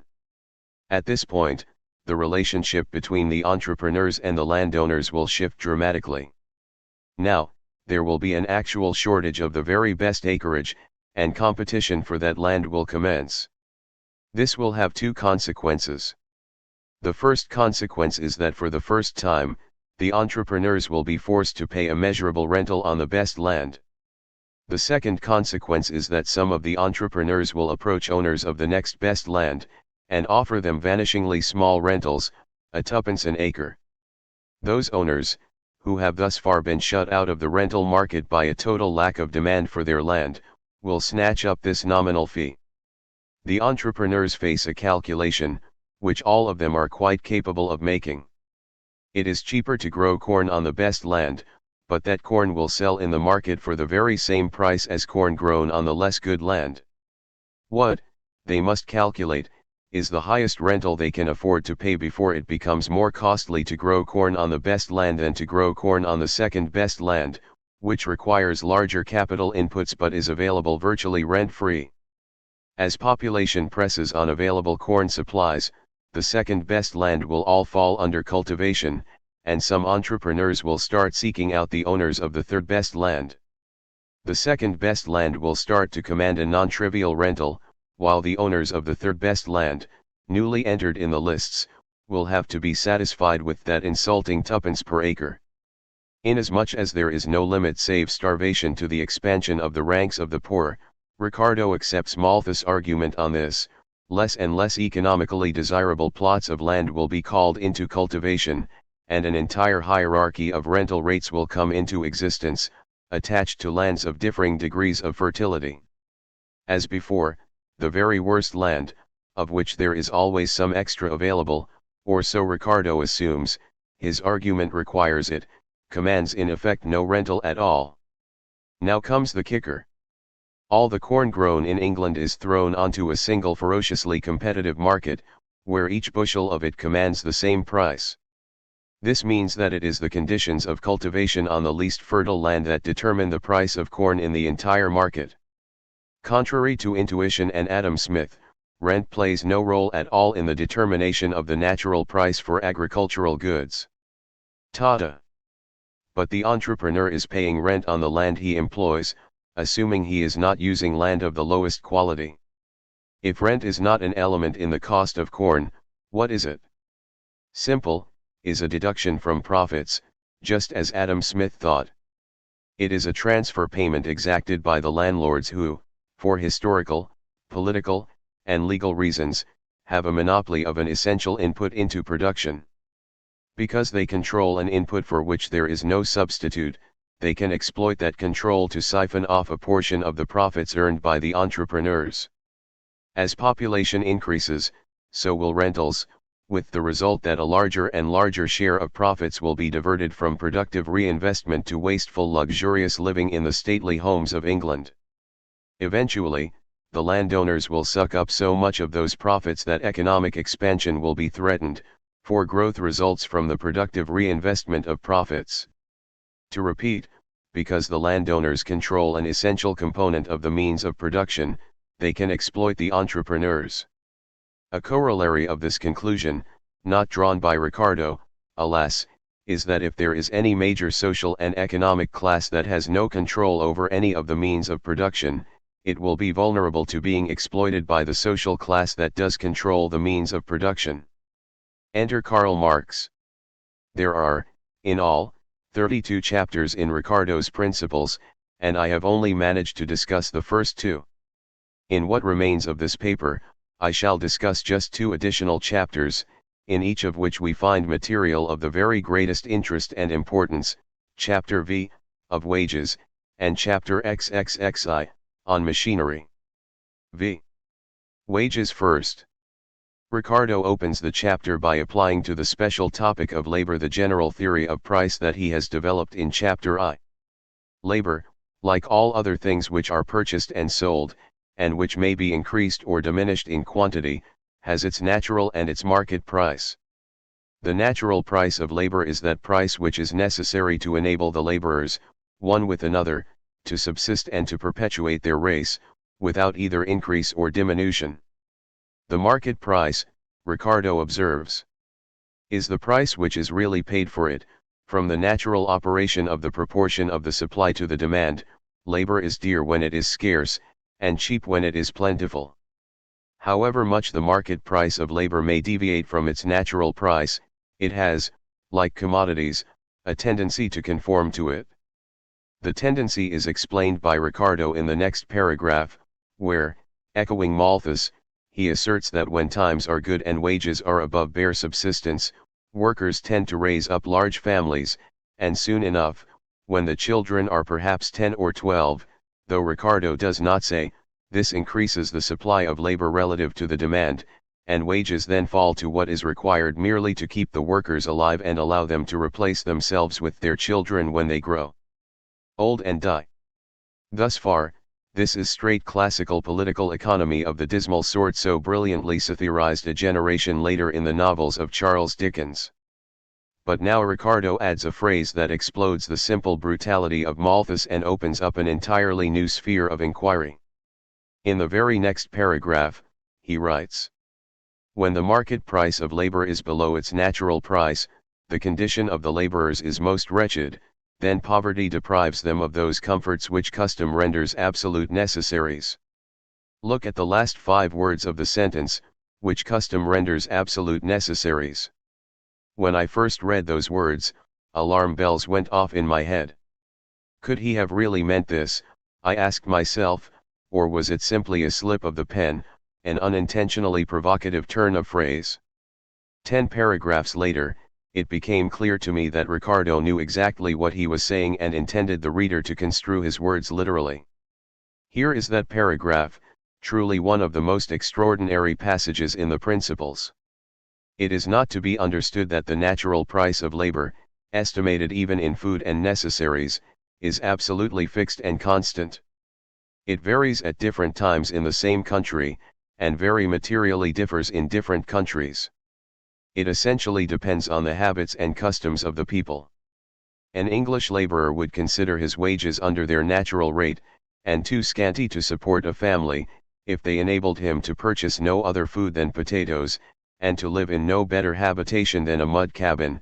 Yet these moderate demands of nature are often deemed sufficient in countries where man's life is cheap, and his wants easily satisfied. Many of the conveniences now enjoyed in an English cottage, would have been thought luxuries at an earlier period of our history. It is not the employer who considers some level of wages under their natural rate, but the workers, who have become accustomed to, and hence expect, a certain level of subsistence. That level is determined not by physiology but by custom, which is to say by the beliefs and expectations of the workers. Contrary to the unexamined mindset of both classical political economy and neoclassical economics, labor is not merely a factor input into production like iron, wool, leather, or wood. To his eternal credit, Ricardo sees this and states it unequivocally, even though the implications of this acknowledgement undermine the entire classical, and neoclassical, intellectual enterprise. We have here nothing less than the eruption into the calm world of the classical political economists of class struggle. We are all familiar with the story, even though not all of us have learned the significance of that story from Marx. Workers are paid a wage barely sufficient to allow them to live, at whatever level of subsistence has become customary in their time, and to raise a family of children to replace them. When times are hard and employers seek to drive the wage down, the workers respond with all the force they can muster, because they are being asked to work for wages on which they cannot live. When business picks up and the demand for labor momentarily exceeds the supply, driving wages up, workers are able to incorporate into their daily lives some small measure of what they consider luxuries, some meat once a week with their potatoes and vegetables, some tea or even coffee. Now a struggle develops between the workers and the bosses over what counts as subsistence, with the workers insisting that meat once a week is a necessary part of their lives, and hence counts as a component of a subsistence real wage, and bosses fighting against what they call this immoral and irreligious lusting after luxuries. This is an ongoing struggle, fought on the shop floor and in the streets, with walkouts, lockouts, scab labor, and union organizing. At every step of the way, a 10-hour workday, a 5-day workweek, meat in the diet, indoor toilets, medical care, vacations, pensions, everyone is at one point in time derided by the bosses as unnecessary luxury and demanded by the workers as a part of their necessary subsistence. The ebb and flow of this struggle is determined by the relative power of the two adversaries and by the degree of organization and solidarity that the workers can achieve and sustain.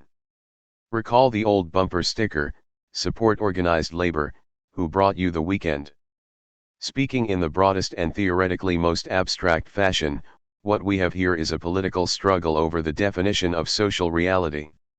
Admiring as I obviously am of Ricardo's clarity of thought, admiration shared by Marx, by the way, I do not wish to give you the impression that he was a closet socialist or a radical reformer.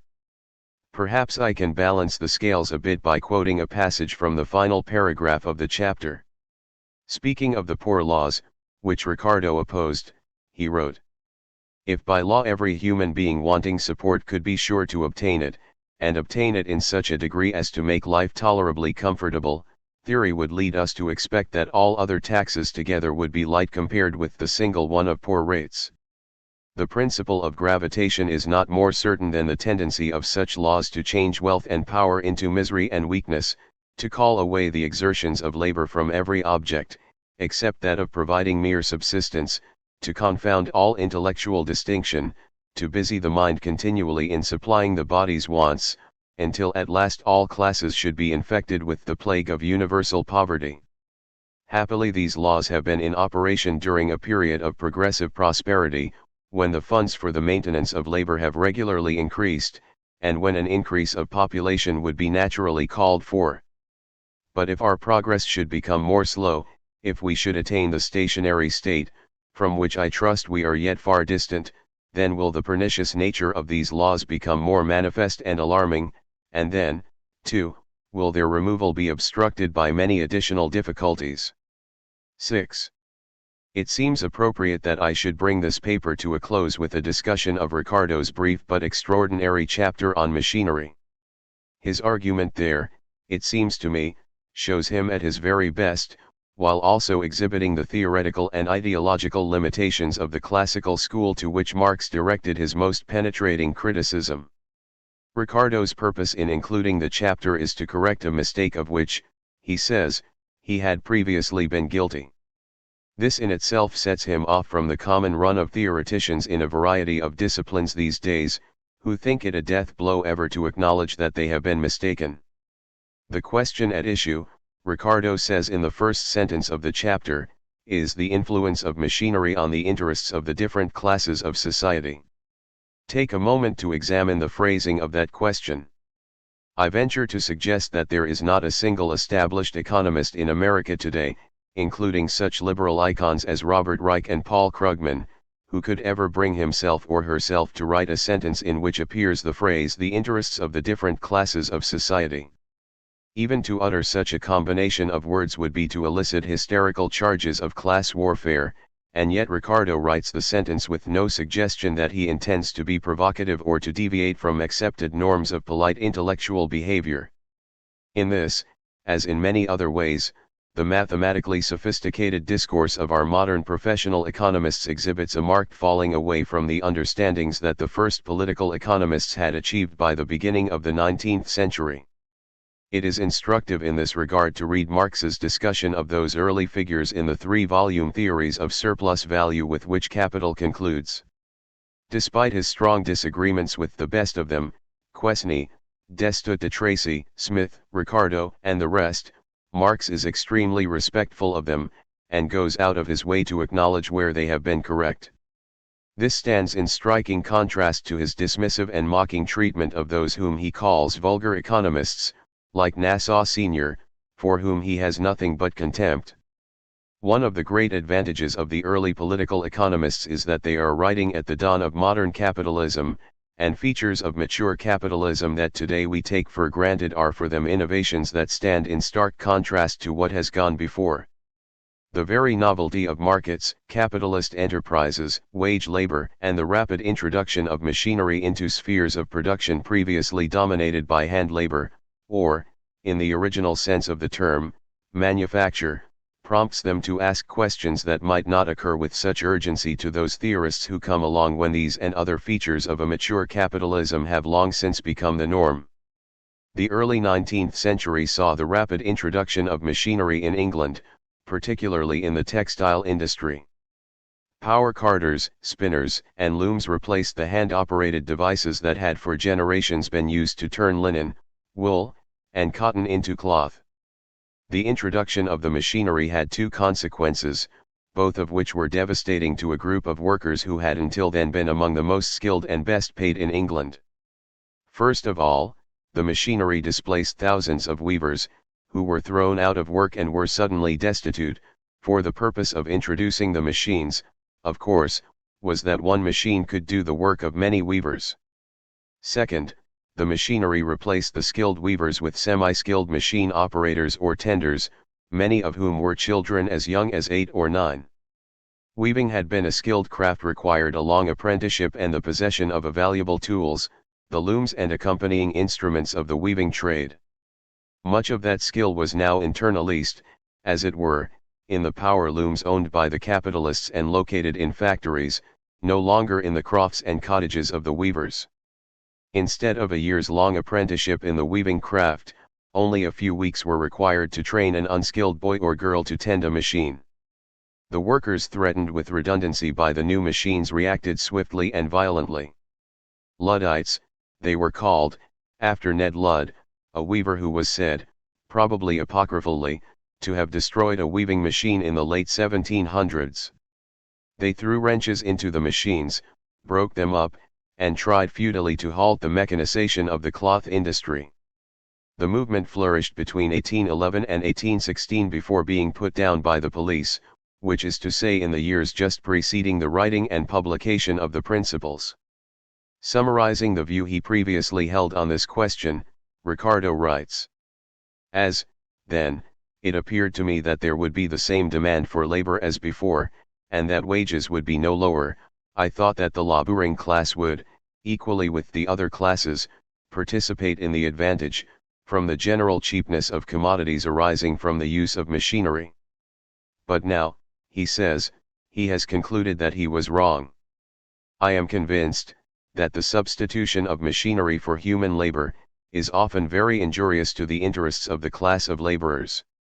My mistake arose from the supposition, that whenever the net income of a society increased, its gross income would also increase. I now, however, see reason to be satisfied that the one fund, from which landlords and capitalists derive their revenue, may increase, while the other, that upon which the laboring class mainly depend, may diminish, and therefore it follows, if I am right, that the same cause which may increase the net revenue of the country, may at the same time render the population redundant, and deteriorate the condition of the laborer. Ricardo defends this new position by working out an elaborate numerical example, which I shall not try to summarize. He draws from his example 4 conclusions. The first is that the discovery, and useful application of machinery, always leads to an increase in the net produce of the country, although it may not, and will not, after an inconsiderable interval, increase the value of that net produce as measured in units of embodied labor. This is actually a very interesting inference, because it is directly contrary to the claim by Marx that an increase in the ratio of constant capital, machinery and such, to variable capital, labor, has a tendency to drive the profit rate down, the famous thesis of the falling rate of profit. For a very long time, a belief in the tendency of the rate of profit to fall was a touchstone of Marxist orthodoxy, separating the true believers from the apologists for capitalism. 36 However, in 1961, a Japanese economist, Nobuo Okishio, proved that under plausible theoretical conditions, a profitable labor-saving innovation by one capitalist would, when it had been adopted by all the other capitalists in that line of production, inevitably lead to a rise in the profit rate. It is the Ricardo's third conclusion that is especially noteworthy. Writing, keep in mind, at the very time of the height of the Luddite uprising, he says, the opinion entertained by the laboring class, that the employment of machinery is frequently detrimental to their interests, is not founded on prejudice and error, but is conformable to the correct principles of political economy. There is a good deal more in the 11 pages of the little chapter on machinery, but I think this is enough to display the quality and integrity of Ricardo's mind. The theoretical precision of his analysis in the Principles marks a dramatic improvement over that of Smith, as Smith's analysis marked an advance over that of his predecessors. Before taking leave of Ricardo, let me spend a moment suggesting some further reading for those seriously interested in gaining a deeper understanding of the classical school of Smith, Ricardo, and Marx. The first thing to do, of course, is to read the entire Principles, and, if you have the energy for it, Smith's Wealth of Nations as well. Naturally, I urge you to read Das Kapital. I prefer the older translation by Aveling and Moore, carried out under the watchful eye of Engels, to the newer Fowkes translation, which is actually more accurate, but loses the extraordinary literary brilliance of the original. Once you have those under your belt, it is time to move on to the modern mathematical treatment of the thought of Ricardo and Marx. I realize, a voice crying in the wilderness here, but I genuinely believe that the worldwide theoretical engagement by mathematical economists with Marx in the 1960s, 70s, and 80s was exciting and very important. I still believe that it had the potential to create a viable competitor to the standard neoclassical orthodoxy taught in the best universities in the United States and abroad. Some of the key names in this movement are, first and foremost, Piero Sraffa, then Michio Morishima, Luigi Paciniti, Andras Brody, Gilbert Abraham Froise, and Edmund Barabu, and, for a different but brilliant approach, John Romer. You will need a command of linear algebra to master all but the Sraffa, but then, linear algebra is basically second-year undergraduate math, so it ought not to be too demanding. I hope this paper has had the effect of encouraging you to read Ricardo in the original. He is one of the great thinkers of the discipline of economics, a worthy successor to Smith and predecessor of Marx. Piero Sraffa and the rehabilitation of classical political economy. Why Sraffa? Or, indeed, if we are being entirely honest, who Sraffa? Why an article on Piero Sraffa in a special issue of Social Research devoted to that small group of contemporaries who seem to have had a profound impact on our intellectual lives? Marcuse, Chomsky, Foucault, Habermas, Piaget, Popper, Wittgenstein, even Quine, one can see. These names are household words, at least in those households that subscribe to the New York Review and otherwise make at least holiday outings to the marketplace of ideas. But Piero Sraffa?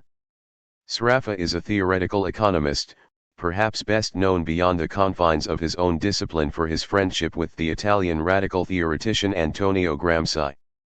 Worth a footnote, perhaps, in a history of 20th-century Marxism, but scarcely enough to command an entire essay in a volume like the present one.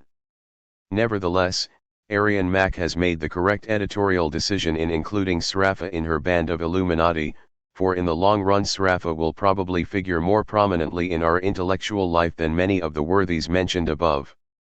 The reasons can be briefly stated, although the spelling out of them must be lengthy and at times complicated. Quite simply, Sraffa's theoretical investigations have recaptured for us the great intellectual heritage of classical political economy. The penetrating critique of capitalism, begun by Adam Smith and David Ricardo and brought to fulfillment by Karl Marx, has been rescued from the trash heap of antique, outmoded ideas and has re-entered the mainstream of modern mathematical economics. Thanks to Sraffa, and to the great Nobel laureate Vasily Leontief, there is now a serious alternative to the marginalist theories that have dominated the abstract theorizing and practical policy making of the Western capitalist world for the past half-century. Since the 1870s, our understanding of the workings of capitalism has been shaped and limited by the economic theories which constituted the marginalist revolution. All of us, left, right, and center, think about economic matters, when we think about them at all, in terms of subjective utility, marginal products, and the efficient allocation of scarce resources. The elementary doctrines so elegantly expounded in the latest edition of Paul Samuelson's famous textbook, and in the countless imitations it has spawned, do not differ fundamentally from those set forth by Leon Walras almost 120 years ago. By an irony of history, the classical theory of Ricardo was eclipsed by marginalism just as it had reached its transformation and fulfillment in the work of Karl Marx. Driven from center stage were the classical themes of growth versus stagnation and the class conflict over the distribution of the social product. Instead, theoretical attention was focused on the static, conflict-free problems of allocating resources in a maximally efficient manner within a given, unquestioned, and uncriticized distribution of wealth and income. It would be easy enough to explain the eclipse of the classical tradition in purely ideological terms. With the defeat of the landed interest in the earlier part of the 19th century, social as well as theoretical attention was coming to be focused on the central fact of capitalism, the irresolvable conflict of interest between the working class and the capitalist class. Already in the decades after the publication of Ricardo's Principles in 1817, temporisers and popularisers, those whom Marx so effectively labeled vulgar economists, sought to soften the harsh implications of Ricardo's analysis, to show that perhaps the interests of labor were not so diametrically opposed to those of capital. The time was ripe, in the 1870s, for a new theory that represented capitalism as a cooperative undertaking in which objective, impartial, trans-temporal and trans-social principles of instrumental rationality would suffice for the achievement of social order and economic efficiency. Marginalism, we might say, was needed by the now dominant capitalist class as a rationalization for its interests and its behavior. This crude explanation is buttressed somewhat by the remarkable fact that essentially the same theoretical innovation was put forward by three economists in three different countries independently of one another, within the space of a decade. In 1871, William Stanley Jevons in England published the Theory of Political Economy. In the same year, Karl Menger in Austria published his Grundsätze der Volkswirtschaftslehre. And several years later, in France, Marie-Esprit Léon Walras published Elements d'économie politique pure.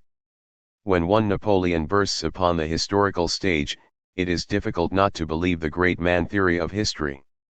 But when three Napoleons appear simultaneously, one begins to suspect the cunning of reason. Nevertheless, in this case ideological analysis is too quick, too easy an explanation for the failure of the classical approach. To give plausibility to the thesis that the economic theories of Ricardo and Marx got shunted aside for ideological reasons, one would have to establish three propositions: first, that those theories were a threat to the ruling class; second, that they were true, or at least as sound as any other theories available at the time; and third, that this theoretical soundness was so obvious that only the distorting prism of class interest could conceal the fact from supposedly objective scholars. Now, it is not difficult to demonstrate that Marx's economic theories were a threat to the capitalist class. They were a deliberate, frontal assault on the very existence of capitalism. Nor is it impossible to demonstrate that Ricardo's theoretical perspective was inimical to the security and hegemony of the capitalist class, although at least a bit of argumentation might be needed to establish that. So the ideological explanation of the victory of marginalism passes the first test. Alas, it utterly fails the second test and therefore, a fortiori, the third as well. For the classical tradition of Ricardo and Marx was beset by purely theoretical problems and failures of such magnitude that the most ardent proponent of the interests of the working class could be forgiven for forsaking it and searching elsewhere for a more adequate analysis of capitalist economy. In the century and more since the publication of the first volume of Capital, there has been no shortage of champions ready to proclaim the relevance, the importance, the truth, indeed the historical necessity of Marx's revolutionary program. There have been legions willing to die for the labor theory of value, but no one who could demonstrate that the classical/Marxian approach to the analysis of capitalism was a plausible theoretical alternative to the ruling marginalist orthodoxy. Piero Sraffa has provided that demonstration. For the first time in more than a century, it is possible to take Marx seriously as an economist, and there can now be serious intellectual debate between competing schools of economic theory. The first round in that debate took place in the 1960s, with the forces of Cambridge, Massachusetts, led by Paul Samuelson, arrayed against the forces of Cambridge, England, generaled by Joan Robinson. Victory went to the Neo-Ricardians of Cambridge, England, as Samuelson has acknowledged with becoming grace in subsequent editions of his textbook. The dispute was highly formal, and even the popular explanations of it tend to involve more mathematics than the general literate audience can stomach. But it would be a bad mistake to suppose, therefore, that such arcane battles are of little or no importance to the public at large. John Maynard Keynes's familiar words are still apposite. The ideas of economists and political philosophers, both when they are right and when they are wrong, are more powerful than is commonly understood. Indeed, the world is ruled by little else. Practical men, who believe themselves to be quite exempt from any intellectual influences, are usually the slaves of some defunct economist. Madmen in authority who hear voices in the air, are distilling their frenzy from some academic scribbler of a few years back. The rehabilitation of David Ricardo is certainly an accomplishment, even if a full appreciation of it must be reserved for the cognoscenti of the history of economic thought. But does Karl Marx really need a champion? After the outpouring of books and articles in recent decades on the young Marx, the new Marx, the old Marx, the Hegelian Marx, the structuralist and post-structuralist Marx, on alienation, species being, dialectics, and class consciousness, one might be excused for thinking privately that Marx and Marxism could use a rest, but the odd fact is that during all this time, the theoretical core of Marx's enormous oeuvre has virtually been untouched. Marx was many things: a left Hegelian philosopher of the human condition, a prolific journalist, a brilliant political analyst, and a pretty fair armchair historian. But if Marx has any claim at all to lasting fame, it is as an economist. He himself thought of his economic theory as the core of his mature work, to which he devoted his most productive middle years. The full-scale development and elaboration of his theories, taken together with the detailed criticisms of virtually all of the political economists who preceded him, occupies somewhere in the neighborhood of 5,000 pages of printed text. And yet, in the capitalist West, where Marx is widely regarded as perhaps the leading intellectual influence of the past century and a half, no major economist or school of economics took his theories seriously until 20 years ago. To make clear the nature and magnitude of our debt to Sraffa, therefore, we must talk a little economic theory. What follows is an attempt to summarize a rather complex historical and theoretical development. Value in classical economics. The central theoretical and practical topics for the classical economists were distribution and growth. How is the annual social product, the totality of corn, iron, shoes, linen, coats, and eggs, divided up among the three great classes of society? What determines whether that annual product will grow larger and, if it does, what its rate of growth will be? The answer to the question of growth seemed reasonably straightforward to Adam Smith and to David Ricardo as well.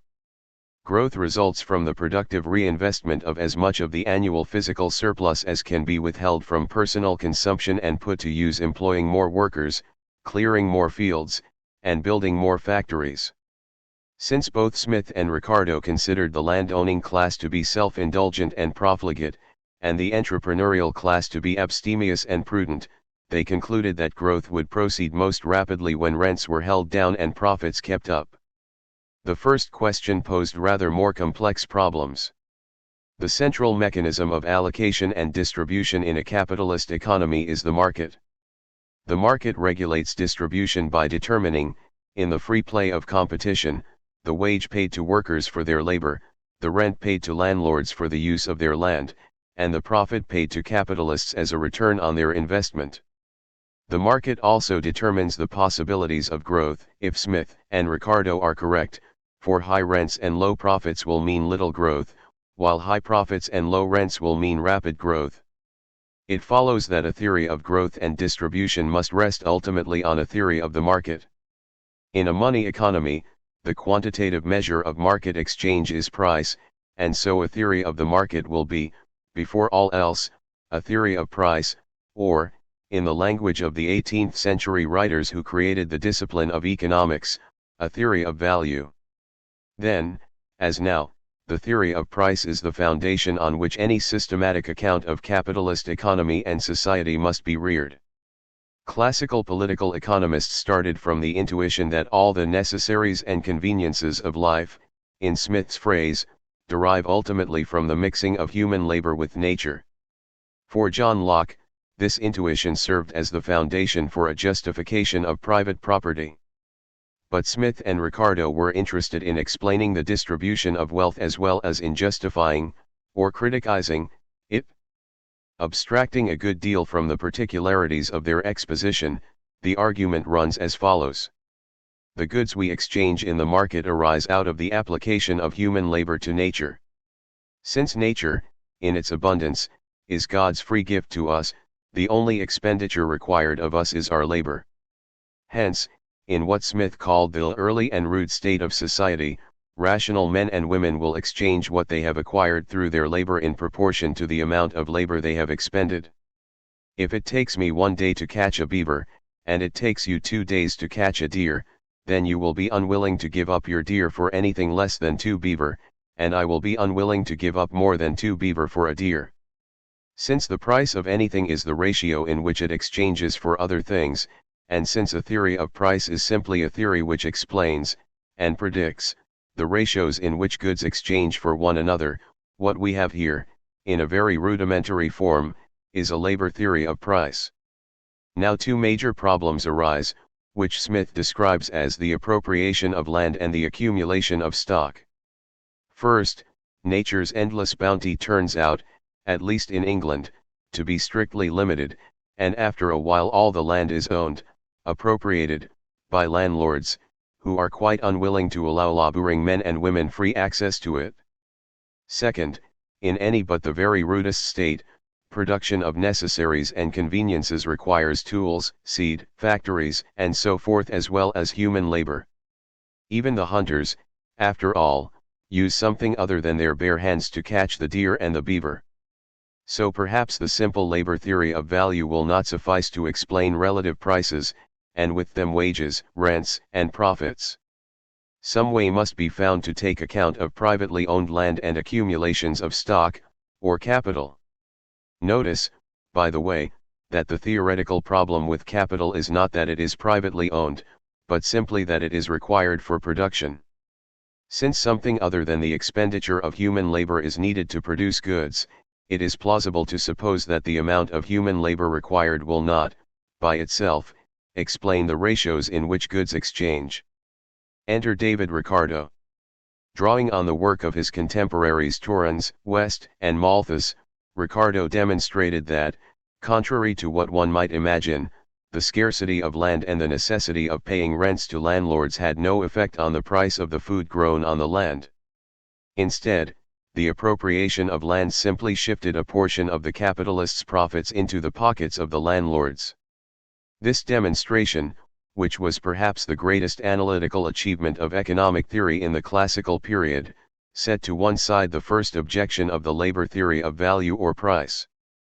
To handle the second problem, the accumulation of stock, or capital, Ricardo conceived the brilliantly simple idea that tools, seed, factories, and so forth be thought of as just so much stored up labor from past times. After all, any bit of capital, no matter how complex its nature and long its lineage, must be traceable ultimately to the product of human labor applied to nature. So Ricardo put forward the theory that, in a capitalist competitive market, goods exchange in proportion to the quantities of human labor that have been required directly, in the present production period, and indirectly, in past production periods, to produce them. The labor theory of value, in Ricardo's formulation of it, focused our attention on the distinction between the technical, or technological, determinants of production, as represented by the quantities of labor directly or indirectly required, and the social determinants of distribution, as represented by the wage, the profit rate, and the rental per acre of land. What Ricardo thought was the case, or, more accurately, what he thought ought to be the case, was that the relative prices of goods would be determined entirely by the objective technology of production. Changes in distribution, in the wage, the profit rate, and the rental of land, would then be determined by an ongoing class struggle among workers, capitalists, and landlords. Improvements in technology, by reducing the amounts of labor directly or indirectly required for production, would open up the possibility of a larger total product to be distributed, but the distributive shares would still be determined quite independently by class struggle. In Ricardo's theory, the independent distributional variable is the wage. First, the wage is fixed, by population pressures or collective bargaining or state law or class struggle. Then the profit rate is determined as, in a manner of speaking, the leavings from wages. Finally, the fixing of the wage and the profit rate determines the rentals to be paid to land of varying qualities. 37. The Ricardian theoretical perspective makes it natural to think of technology as independent of this or that particular pattern of ownership of productive resources and distribution of annual product. It makes it equally natural to think of the working class as the one objectively indispensable participant in the annual reproduction of society. For all Ricardo's championing of the interests of the capitalists against those of the landed aristocracy, his economic theory invites, indeed cries out for, a critique of the role of the capitalist class and of its share of the social product, namely, profits. Despite the elegance and power of Ricardo's analysis, his labor theory of price is not correct, a fact which he himself recognized almost as soon as he had formulated it. Save in a very special set of cases, the theory does not explain the ratios in which goods exchange in a capitalist market, and it cannot show that the exchange ratios, or prices, are determined independently of the distributional variables, the wage, the profit rate, and the land rents. To see just why the theory is wrong, let us work through an imaginary example. Following the traditions of economic science, I have constructed the following example without the slightest concession to realism. Let us suppose that to grow 200 bushels of wheat, I must expend 100 hours of labor in year 1 to make tools and clear the land, and then an additional 100 hours of labor in year 2 to grow the wheat, weed it, and harvest it. Since it takes 200 hours of labor directly, in year 2, and indirectly, in year 1, to produce 200 bushels of wheat, it takes an average of 1 hour of labor directly and indirectly to produce 1 bushel. So the labor value of 1 bushel of wheat is 1 hour. 38. Let us also suppose that to catch 20 deer, I must expend 50 hours of labor in year 1 making my bow and arrow, from scratch, as before, and 150 hours of labor in year 2 hunting and shooting the deer. Since it takes 200 hours of labor directly and indirectly to produce, or catch, 20 deer, it takes 10 hours to catch 1 deer. So the labor value of 1 deer is 10 hours. Now, according to the labor theory of price, when capitalists invest in the growing of wheat and the catching of deer, and then exchange their products in a market which establishes a consistent economy-wide price system and a single rate of return on the value of capital invested, they ought to exchange wheat and deer in a ratio of 10 to 1, or 10 bushels of wheat for 1 deer, for that is the ratio of the labor value of wheat to the labor value of deer. Let us see whether the theory is right. To make our calculations simple, let us assume that there is a single grade or quality of labor which sells for a wage of $1 per hour. We shall also assume that, in the economy as a whole, a profit rate of 10% prevails. A prudent capitalist who decides to invest in wheat production will hire 100 hours of labor, at $1 per hour, in year 1, to make tools and clear the land. Never mind, for the moment, how it comes about that he has money to invest and that there are men and women willing to sell their labor for wages. Capitalists, by the way, are almost always men, and hence will be referred to in the masculine. In year 2, he will hire 100 more hours of labor for an additional $1 per hour. How much must he sell his 200 bushels of wheat for at the end of year 2 in order to get back his $200 outlay and also earn the going rate of profit? Well, on the $100 invested in year 1, he must earn 10% in the first year and 10% in the second year, for a total of $100 times 1.10 times 1.10 or $121. In addition, on the $100 invested in the second year, he must earn 10%, for a total of $110. So, the total price that will cover his outlays and his profits is $121 plus $110, equals $231, which works out to $1.15 1/2 per bushel of wheat. An equally prudent capitalist who invests in deer production will have a somewhat different calculation to make. He must earn 10% in the first year and another compounded 10% in the second year on $50, plus 10% on the $150 invested in the second year. His total price, for his 20 deer, must therefore be $50 times 1.10 times 1.10 plus $150 times 1.10 equals $225.50, which is $11.27 1/2 per deer. So a deer will cost only 9.762 times as much as a bushel of wheat, even though the labor value of a deer is 10 times that of a bushel of wheat. Time, in the form of the compounding of interest, turns out to play a role in the determination of price, in addition to the amount of labor required for, or embodied in, the goods being exchanged. What is more, a little reflection should make it obvious that as the profit rate rises or falls, its effect on the prices of commodities will not be at all regular. Goods whose labor input derives mostly from the present period will be relatively unaffected by variations in the profit rate, whereas goods whose production requires significant labor inputs from earlier periods, goods whose production is, in the phrase of Baumgartner, more roundabout, will be more heavily affected by a changing profit rate. This may seem, at one and the same time, a trivial and extremely arcane problem, important to economists, no doubt, but scarcely worthy of note by the larger thinking public. In fact, however, as Ricardo himself saw, this difficulty strikes at the very heart of the entire classical attempt to understand capitalism.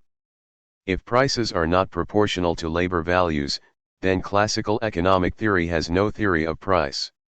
Without a theory of price, it has no analysis of the distribution of the social product via wages, rents, and profits. If changes in the distributional variables, wages and profits, generate complex price shifts, then it becomes impossible to determine, for example, whether a rise in the money wage makes workers better off or worse off. The Marxian project. At this point, the project of classical political economy had come to a dead halt. In the half-century after the publication of Ricardo's Principles in 1817, the discipline of economics moved backward, if at all. The clear-eyed, uncompromising recognition of inevitable class conflict that lent such power to the work of Ricardo gave way to eclecticism, confusion, and the sort of apologetics characterized by Nassau Senior's efforts to demonstrate that any reduction in the working day would cause profits entirely to disappear. Marx comes onto the field now with an extremely complex, characteristically dialectical project. He proposes, at one and the same time, to complete and to transcend the theoretical task of the classical school. Even in its barest outline, the story becomes quite complex, but it is well worth following, for Marx offers us what is still, to this day, the most powerful theoretical alternative to the account of capitalism that has been built on the concepts of subjective utility and marginalist analysis. Marx begins by taking a step backward in order to pose a question so fundamental that Ricardo and his followers had not thought to ask it. There is one special set of circumstances in which Ricardo's theory of natural price works. When the ratio of labor required directly in the present production period to labor stored up and carried over in the form of raw materials and tools from previous production periods is the same in each industry, a condition that could never be expected to happen save by the oddest sort of accident, then as a matter of fact commodities exchange precisely in proportion to their labor values. 39 Now, this fact is of little theoretical interest by itself, for there is no real-world social or economic state of affairs that corresponds even approximately to such an equality of ratio. Nevertheless, Marx chose to write all of Volume 1 of Capital from the point of view of, or on the assumption of, precisely this equality of ratio. His reason is that he has something dramatic to say about the very foundations of capitalism, and he does not want it mucked up with complications about the deviation of commodity prices from their labor values. What is more, he wants to recreate the theoretical impasse that Ricardo has got himself into, in order to show that his, Marx's, theory provides a way out.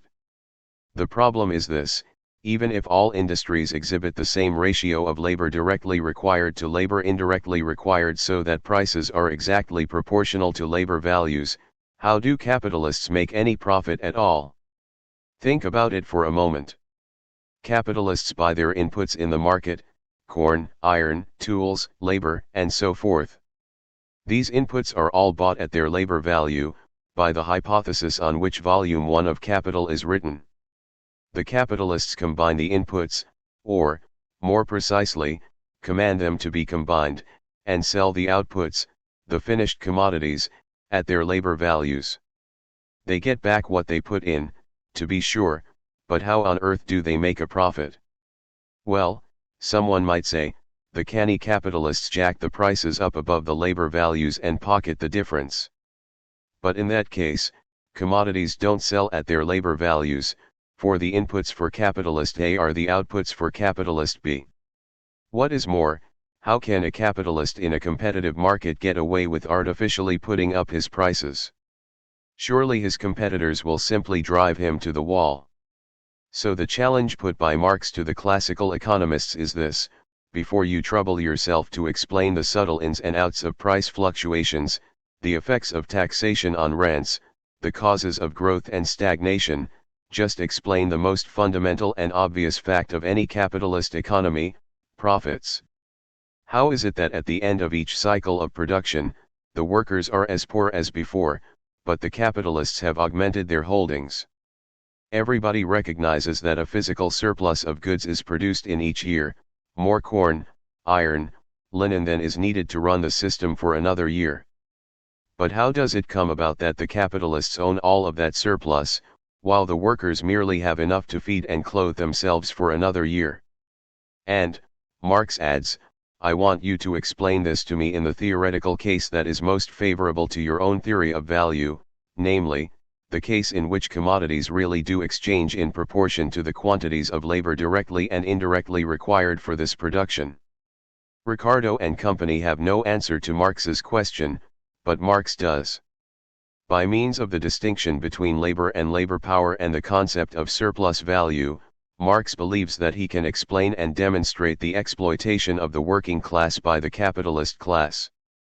This is probably the best known part of Marx's theoretical story, and I shall not linger over it. Briefly, Marx argues that what the workers contract to sell in the marketplace is not labor but rather their labor power, their capacity to labor. Strictly speaking, they rent it out on a daily or weekly basis. Labor power is quite unlike any other commodity in the market, in two fundamental ways. First, it cannot be taken back to the factory without its owner going along. The iron dealer goes his own way after selling his iron to the capitalist. So do the tool dealer and the coal dealer. But after the worker has struck a bargain with the capitalist for the rental of her labor power, she must accompany the capitalist into the factory or onto the farm to deliver it up. Marx portrays this, with deliberate and bitter irony, as a mere metaphysical accident, as though it might just as well have turned out to be the coal dealer, and not the worker, who bore this peculiar relationship to his product. But of course the inner truth is that the inseparability of the worker from her labor power is no accident at all. Rather, it is the mystifying way in which is made manifest the central fact that the workers have been separated from the means of production, and hence are forced to sell their own labor power as though it were a commodity. The second peculiarity of labor power is that, when it is put to work in production, it does not merely transmit to the finished product as much value as was embodied within it. Rather, labor power put to work creates new value. For by the classical economist's own testimony, labor is the stuff, or substance, or essence of value. It is the quantity of labor embodied in, or, as Ricardo says, bestowed upon, a commodity that determines its value. Now the fact is that when a worker's labor power is put to work in the factory, a great deal more value is created thereby than is embodied in that labor power. It might take society as a whole 6 hours of labor of all sorts, on average, to produce the food and clothing needed by one worker for one day. But that worker will undoubtedly work 8 or 10 hours in a day. So in addition to reproducing his own means of existence or its equivalent, he will be creating as well some new value, some surplus value. And like the products of all the other inputs that the capitalist has purchased, this new value belongs not to the original owner of the labor power but to him who has rented it for the day. Is the worker cheated thereby? Absolutely not, according to the logic of bourgeois justice, whose tenets continue to the present day to find their sophisticated defenders. The coal dealer receives money equal in value to the value stored up in his coal. The iron dealer as well. And so does the worker. It is no business of the worker that he is, by a curious accident, the source of surplus value. Or rather, it is simply the cross he must bear. As Marx says, to be a productive laborer, which is to say, a laborer who produces surplus value is, therefore, not a piece of luck, but a misfortune. From each worker, a quantum of labor is extracted over and above what is required merely to reproduce that worker's capacity for labor for another time period. This surplus labor is the source of the surplus value which accrues to the capitalist. The total profit accumulated by the capitalist just equals the total surplus value extracted from the labor inputs into his production process. The total profits of the capitalist class as a whole exactly equal the total surplus value extracted from the working class. Thus profits arise because workers are forced to sell their labor power, as though it were a commodity, for a price equal to the cost of its reproduction, but far short of the total new value that it can create when it is put to work. The total value of the physical surplus churned out by the economy each year is exactly equal to the surplus value extracted from the workers and appropriated by the capitalists. Or so the story goes in the special case to which all of Volume 1 of Capital is devoted. But when the ratio of labor directly required to labor indirectly required is not the same in all lines of production, then in fact commodities do not exchange in proportion to their labor values. This was the problem that undermined Ricardo's economic theory, and thus far Marx has said nothing to advance our theoretical understanding. At this point, Marx attempts a really brilliant tour de force. He proposes to treat the deviation of prices from labor values in the general case not as a weakness of the labor theory of value but as its greatest strength.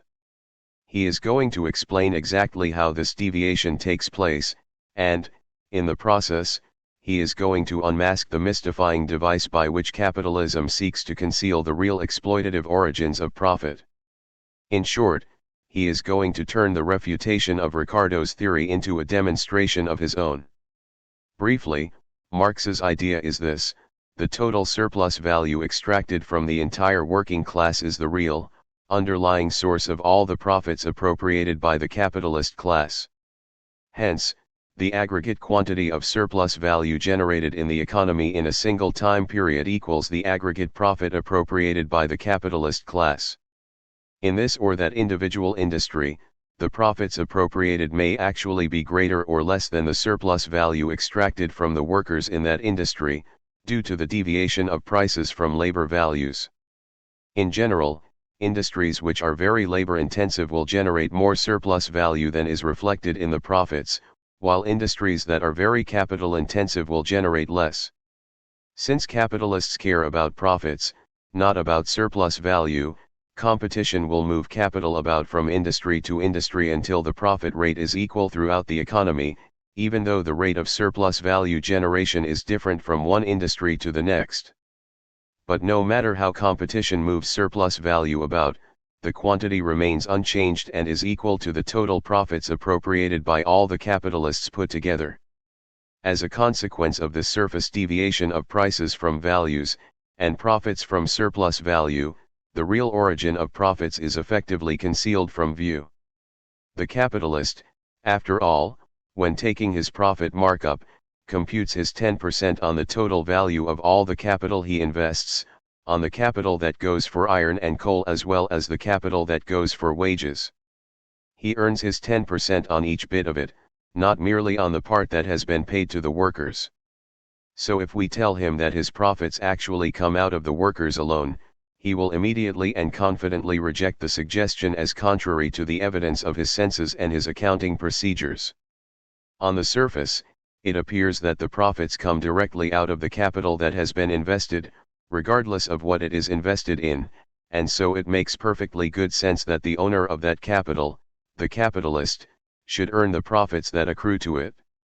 At the level of the individual capitalist or worker, indeed even at the level of the individual industry, the real relationship between profits and surplus value is obscured. According to Marx, only when we recognize that capitalist society is a confrontation between two classes, the capitalists and the workers, can we for the first time see clearly, and with mathematical precision, that profits equals surplus value equals surplus labor time put in by workers. 40. Well, it is a beautiful idea, but unfortunately it doesn't quite work either. Marx himself offers no proof of his conservation principle, nor does he provide us with a satisfactory theoretical analysis of the process by which labor values are transformed into prices by the processes of competition and the equilibration of the profit rate. Even the detailed numerical examples which he gives are incorrect, although some rather sophisticated modern reinterpretations of Marx have suggested that his examples can be construed as the first stages of an iterated procedure which, after summing some infinite series, actually give the correct results. Marx's inability to provide a mathematically consistent analysis of the determination of prices, profits, rents, and wages leaves him in the same situation as Ricardo, without a coherent account of the distribution of social product among the major classes of capitalist society. It would be quite misleading to suggest that the mathematical inadequacies of Marx's theory explain its failure to win a place in the mainstream of academic economics. Even though Leon Walras's model of an economy in static equilibrium suffers from serious theoretical flaws, which subsequent generations of economists have corrected by maneuvers of the most sophisticated nature, something very close to the original Walrasian story appears in the elementary textbooks from which millions of American students learn their microeconomic theory. Nevertheless, the inner weaknesses of Marx's theory have stood in the way of any attempts to put Marx forward as a serious alternative to the marginalist orthodoxy. Despite Marx's enormous erudition, his acute insight into the sociology of early capitalism, his extraordinarily prescient predictions of the direction in which capitalism would develop, ever greater concentration, more serious realization crises, the industrialization of agriculture, and so forth, even the most sympathetic economists could not extract from capital a satisfactory theory of natural price on which could be based a theory of exploitation and a critique of capitalism. As philosophy, as sociology, as history, even as literature, religion, and astrology, Marx's great work was a resounding success. As science, however, as mathematics, as theory, it was a failure. Sraffa's achievement. At last, enters Sraffa. Not a likely candidate for the role of savior of Marxian economics. Indeed, not a Marxist at all despite his impeccable left-wing credentials. Sraffa is a theoretical economist who has devoted his life to reconstructing the theoretical foundations of classical political economy, so that once again the great issues of distribution and class struggle can seize the theoretical center of economic theory. The facts of Sraffa's life are quickly told. 41 Born in Turin, Italy, in 1898, Sraffa became a professor of political economy, first in Perugia and then in Cagliari. At odds politically with the regime of Mussolini, he took up an invitation from John Maynard Keynes to come to Cambridge, and in 1927 he emigrated. Sraffa remains in Cambridge to this day. In the 20s, and again in the early 30s, he entered certain theoretical debates in economics and made significant contributions to them in half a dozen journal articles. During a 40-year period stretching from the early 30s to 1973, Sraffa carried out a definitive editing of the works and correspondence of David Ricardo, with the assistance of Maurice Daub. In the 20s, Sraffa developed some ideas growing out of the classical tradition of Smith and Ricardo. He elaborated them slowly and painstakingly during the 30s, 40s, and 50s, drawing at times for certain sophisticated formal insights on the expertise of the distinguished mathematician Besicovitch. Finally, in 1960 he published his one and only book, Production of Commodities by Means of Commodities, a slender volume which, taking account of appendices and index, runs to all of 99 pages. 42. Appropriately enough, it was to Ricardo that Sraffa returned, not to Marx, for Ricardo defined the problem with which classical political economy wrestled. At a superficial level, the problem is to develop a theory of price determination which permits us to study the processes by which the social product is distributed among the major classes of society. At a deeper level, the problem is to distinguish, within the context of that theory, between the objective constraints of technology on the one hand and the social struggle among competing classes on the other, so that we can determine in the shifting patterns of the market what is due to the ongoing class conflict and what is due to changes in the facility of producing various goods. The debates over the adequacy or failure of Marx's theories had bequeathed a third, subordinate problem to students of the classical tradition: how to understand the process by which, through the competition of the marketplace, the labor values of commodities are transformed into the natural prices which rule in equilibrium. As we have already seen, Marx sought to explain the process by arguing that a certain mass of surplus labor value gets redistributed about in the economy without altering its aggregate quantity. But this explanation will not do. Sraffa did not undertake directly to solve the transformation problem, but it was clearly to be hoped that an adequate classical theory of natural price would, as a secondary benefit, provide a precise understanding of the relationship between labor values and natural prices. I shall do my best to summarize in non-technical terms the central features of Sraffa's theoretical construction, but, before doing so, it is perhaps worth devoting a few words to the quite extraordinary tone or literary style of his little book. Marx had written in a broad, satiric fashion, setting his theoretical analyses in a rich bed of vivid, concrete, empirical detail, and larding his text with literary references drawn from 2,000 years and more of Western culture. The effect was to make Capital a microcosm not merely of bourgeois capitalist society but of the entire Greco-Roman, Judeo-Christian tradition. Sraffa, by contrast, achieves a literary tone whose closest aesthetic kin seems to me to be the Gregorian plainsong of the Middle Ages. Listening to Sraffa, one has the impression that after endless years of quiet meditation upon the eternal structure of a capitalist economy, he has drifted almost imperceptibly into speech, so quiet that one must fall very silent oneself to hear him. In the body of the text, there is a single passing reference to Alfred Marshall. Other than that, Sraffa's theory might have come into existence without intellectual parentage, for all the hints he gives us. A 3-page appendix at the very end of the book indicates, placidly and without argument or contention, some of the lines of connection to Smith, Ricardo, Torrens, Malthus, and Marx. Sraffa makes no effort to spell out the revolutionary implications of his arguments, nor to situate them either in classical economic theory or in the economic literature of the present day. And yet the subtitle of the work is Prelude to a Critique of Economic Theory, and as the debates of the 60s proved, Sraffa might as well have chosen as his subtitle Blueprint for a Torpedoing of Established Economic Theories. The mathematics used by Sraffa is all quite elementary, not even rising to the level of the linear algebra and differential calculus which are the standard tools of modern economic analysis.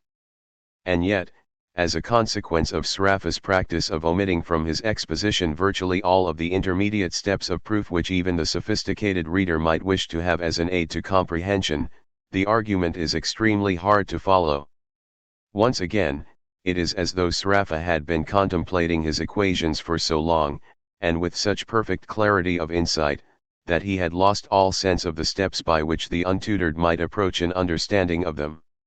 Strange as it may seem to say about a book of economic theory, reading production of commodities by means of commodities is a deeply moving experience. What, then, is the book about? Briefly, Sraffa picks up and elaborates a classical notion, first set forth by the leader of the physiocrats, François Quesnay, in his Tableau économique of 1758, according to which the entire economy is a circular flow of commodities which are both the outputs and the inputs of productive processes. Following Ricardo, Sraffa sets to one side any consideration of commodities whose value results from their inherent scarcity, rare paintings, old furniture, and the like. He assumes the economy to be engaged in the production of commodities, such as corn, iron, and coal, whose quantity can be increased by appropriate applications of additional labor and capital. Adopting the familiar classical assumption that competition will establish a single price for each type of commodity or service, including labor, and a single, economy-wide rate of profit, Sraffa proceeds to demonstrate that such an economy will be entirely determinate, save for an inverse functional relationship between the wage rate and the profit rate. Once the wage has been fixed by a process of bargaining or class struggle between capitalists and workers, there is a single, consistent set of prices and a single positive profit rate which solves the equations of the model. Thus, from the technical facts of production taken together with the externally given level of the wage, one can ascertain all the relevant value magnitudes in the economy, prices, profit rate, without any assumptions about subjective tastes and preferences, the balance of supply and demand, or the initial holdings of individual households and firms. What is more, it is easy to show that the wage rate and the profit rate vary inversely to one another, thus exhibiting the objective basis for the unending conflict between labor and capital. There remains a major problem, inherited from Ricardo. As we saw in the little example of deer and wheat, under most circumstances the profit rate distorts prices away from labor values, in such a way that goods no longer exchange in proportion to the quantities of labor required for their production. One of the immediate implications of this fact is that, when the profit rate varies, relative prices may alter, even though there has been no change in the techniques of production. In the deer/wheat example, wheat producers use a more roundabout technique of production than deer hunters. That is to say, more of the labor required for the production of wheat is labor indirectly required in previous time periods. When the profit rate goes up, therefore, wheat will be more severely affected than deer, and the price of wheat will therefore rise relative to deer. 43 Now, the wage rate varies inversely with the profit rate. So, putting all this together, we find that changes in the wage rate, resulting perhaps from more strenuous bargaining, will have a complex side effect on prices. Hence it will be extremely difficult even in an abstract model to study the distributional variables, wages, profits, rents, independently of the price variables. It will be hard, in short, to tell what in the system is a consequence of technical changes in the facility of production and what is a consequence of purely social changes in the distribution of the social product. This was the problem that led Ricardo to search, in the last years of his life, for an invariable standard of value. Ricardo had the essentially correct, but mathematically too simple, idea that what he needed was an industry with average conditions of production. As relative prices fluctuated due to changes in the wage rate and the profit rate, Ricardo thought, the effects of these changes would average out in this pivotal industry so that any changes in the price of its product relative to other products could be counted on to be due to some peculiarities in the production of the other commodity, not to those of the standard itself. Ricardo was unable to find such a standard commodity, although he boldly asserted that gold would serve as one, but, in what was perhaps his most significant theoretical innovation, Sraffa succeeded. His success consisted of two connected demonstrations. First, he showed how to construct a hypothetical commodity which had precisely the properties Ricardo had been looking for. Then he demonstrated that every economy of single-product industries, regardless of its particular shape or size, could be analyzed by means of its own standard commodity.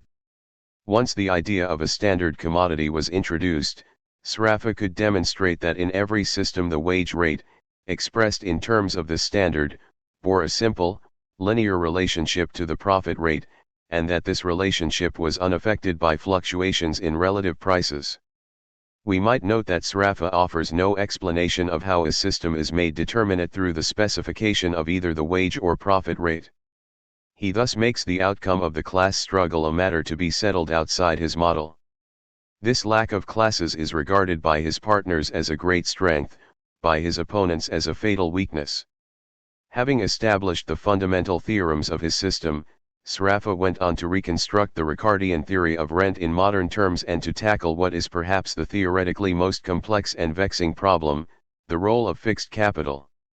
Taking up certain ideas that appear in the writings of the classical political economists, from Smith through Ricardo and Torrens to Marx, Sraffa developed a successful analysis of fixed capital, machinery, etc. In one of those striking convergences that so often mark important theoretical advances, Sraffa put forward the same analysis as that developed by the great mathematician John von Neumann in his classic 1937 paper, A Model of General Equilibrium. All of this may seem quite arcane, and indeed on the jacket of Sraffa's book, someone, Sraffa himself, perhaps, has written, "This is a work of a specialist character, addressed to those interested in pure economic theory." And yet the consequences of Sraffa's specialist book have been simply enormous. The first thing that happened was that a host of mathematically sophisticated economists with an interest in the theories of Marx recast Sraffa's theorems in a simpler and more general form with the help of linear algebra. Then Marx's own theories were reconstructed along the same lines, and the deep structural filiations between Marx on the one hand and Ricardo, Sraffa, von Neumann, and Leontiev on the other, were explored and clarified.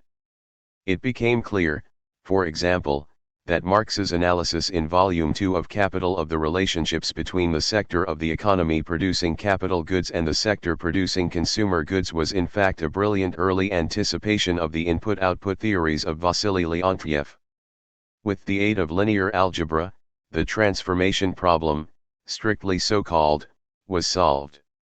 That is to say, a general mathematical transformation was discovered which maps the labor values of a linear model onto the natural prices. The theories of rent and of fixed capital were cast in a more mathematically rigorous form, and both were considerably elaborated. As these theoretical developments occurred, new problems were discovered and new technical and theoretical constructions were put forward to overcome them. In short, Marxian economics, almost overnight, went from being a semi-moribund branch of secular theology to being a lively, developing, controversial, innovative branch of theoretical economics. Needless to say, this rapid theoretical development has been anything but peaceful and conflict-free. A many-sided dispute has raged for the past 2 decades, with the bitterness of some of the reproaches matched only by the sophistication of the methodology. The correct classification and grouping of the antagonists in left-wing infighting is notoriously difficult, and it is a foregone conclusion that knowledgeable readers of this essay who have not yet taken umbrage will do so at this point. Nevertheless, the following is at least a first approximation to the present state of affairs. 44. Holding the center against all enemies, foreign and domestic, is the school of Sraffa himself, situated at Cambridge University in England. For reasons both of theory and of tradition and piety, this group, with Sraffa and Joan Robinson at its head, claims that there is a connected theoretical lineage running from Adam Smith and David Ricardo through Karl Marx to John Maynard Keynes. Determinately British empiricist in its skepticism about what it calls metaphysics, this group rejects the labor theory of value. It takes Sraffa to have shown conclusively that the distinctively Ricardian/Marxian insights into the phenomena of distribution and growth can be given a sophisticated modern articulation without appeal either to the mysteries of labor values or to the ill-conceived theoretical detour of marginalism. The most forceful and imaginative exposition and elaboration of the Cambridge Sraffa position is to be found in Ian Steedman's Marx after Sraffa, possibly the angriest bit of mathematical economics ever written. 45. The Cambridge School see themselves as fighting a war on 2 fronts. To their left, or, they might prefer to say, to their rear, are the orthodox British communists who cling to the old prayers and rituals of Marxian value theory with the dedication and simple faith of Methodists. Steedman and company heap scorn upon these benighted souls for their dogged fidelity to portions of Marx's writings that the Cambridge group believe simply to have been proven wrong or confused. On their right, the Robinson forces battle Cambridge, Massachusetts, and the marginalist economic establishment. Here the warfare is fought with the latest, most sophisticated weapons, although not therefore in a less bloody fashion. As we have already seen, the first great battle was won by Pacinity and the Cambridge, or, as it is sometimes called, the Italo-Cambridge, group. Among the most vigorous younger captains in Sraffa's army is John Eatwell. A second group of theorists have sought to advance the formal analysis of linear reproduction models, with varying degrees of attention to the relationships among Marx, Ricardo, Keynes, Sraffa and other theorists. B. Scaffold in Germany, whose work on the analysis of fixed capital is taken by all sides as fundamental, Gilbert Abraham Froise and Edmond Barraby in France, John Romer in the United States, and others around the world, have carried the new theory forward with extraordinary speed. Contributing to this effort, of course, have been such partisans of the Cambridge group as Steedman and Luigi Pacinity. 46. A third group of economists, led by Michio Morishima of Japan, have attempted a rapprochement between the marginalist theories of the neoclassical school and the central theses of Marx's economic theories of growth and distribution. In the introduction to Marx's Economics, possibly the best-known book in this new literature, Morishima writes, "Orthodox economists, are in the wrong, not only in segregating Marxists but also in undervaluing Marx, who should in my opinion be ranked as high as Walras in the history of mathematical economists. 47. This is a far cry indeed from Paul Samuelson's famous characterization of Marx as a minor post-Ricardian and an autodidact. Along the same line, it is instructive to compare the work of Gerard Mauruck, with an introduction by one of the leading theorists of neoclassical general equilibrium, Edmund Malenvod.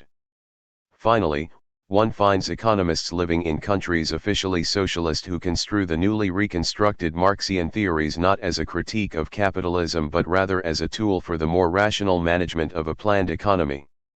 Most notable among these socialist economists is András Bródy of Hungary. 48. It is not clear what Marx would have thought of this use of his theories, which he himself conceived as a critique of bourgeois political economy and, by extension, of bourgeois society. But it is fitting that after so long Marx's own writings should be a source of constructive insight for socialist planners. If we stand back a bit from this detail and survey the international scene of political economy, we can get some sense of the dramatic changes brought about in only 2 decades by Sraffa and his followers. In 1960, when production of commodities by means of commodities first appeared, the neoclassical synthesis of marginalism and Keynes was, quite simply, the economics of the non-communist world. Those of us who, on grounds of politics or instinct or sentiment, had doubts about the wisdom or soundness of the dogmas of liberal capitalism had nowhere to turn for a defensible, intellectually sound alternative. We could gather in the streets to protest an evil war, an insane arms race, a racist educational system, or a sexist job world, but, when challenged to put forward an alternative to the worldview of established economics and political science, we fell silent. Some of us called ourselves socialist, more as an act of defiance or nostalgia than as a meaningful description, and if we read the works of Marx, it was the Juvenilia, the 1844 manuscripts and the German ideology, rather than the economic theory of his mature years. Now, as we live the last decades of the 20th century, all that has changed. The neoclassical synthesis is in retreat, defeated by an unstable capitalism that it can neither explain nor manage. Crackpot theories from the fringe right become public policy, and in the United States the state goes union busting as the first step in a deliberate effort to drive down the standard of living of what it may soon be permissible once more to identify as the working class, so that capital accumulation can proceed apace.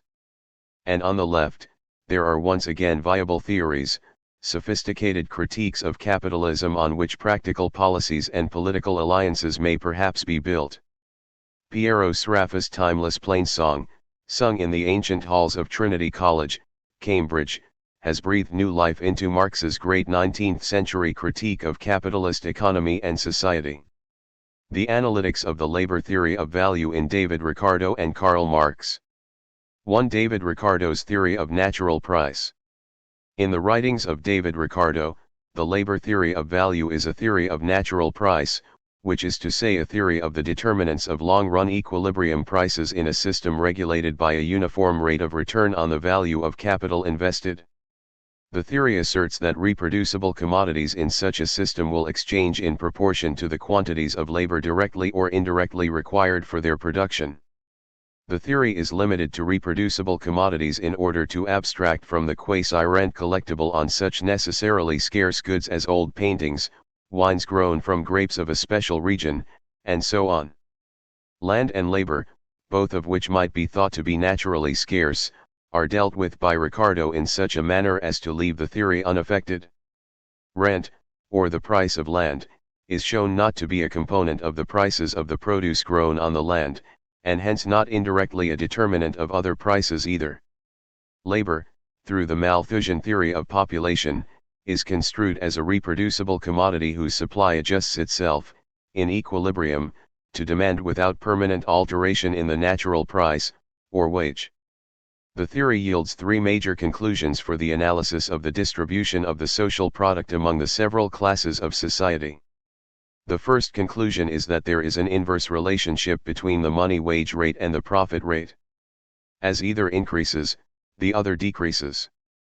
The clear inference drawn by Ricardo is that the interests of workers and capitalists are unalterably opposed. The second conclusion, drawn from the theory of rent, is that rent is a deduction from profits. Since rent plays no role in the determination of price, it has no effect on the real wage. But rents and profits are inverse to one another, so that it is to the interests of capitalists, not to the interests of workers, that the interests of landlords are opposed. The scarcity of land does, however, play a dynamic role in a capitalist economy, according to Ricardo. As less and less fertile lands are brought into cultivation in response to the increased demand for grain resulting from population growth, rents on the more fertile lands rise, and a greater proportion of profits is paid out as rent to the landlords. The limit of this process, the so-called stationary state which haunted the classical political economists, sees a stagnant economy in which, theoretically, the entire surplus produced each year by the economy goes to the landlords in rents, and there is no profit available for reinvestment and growth.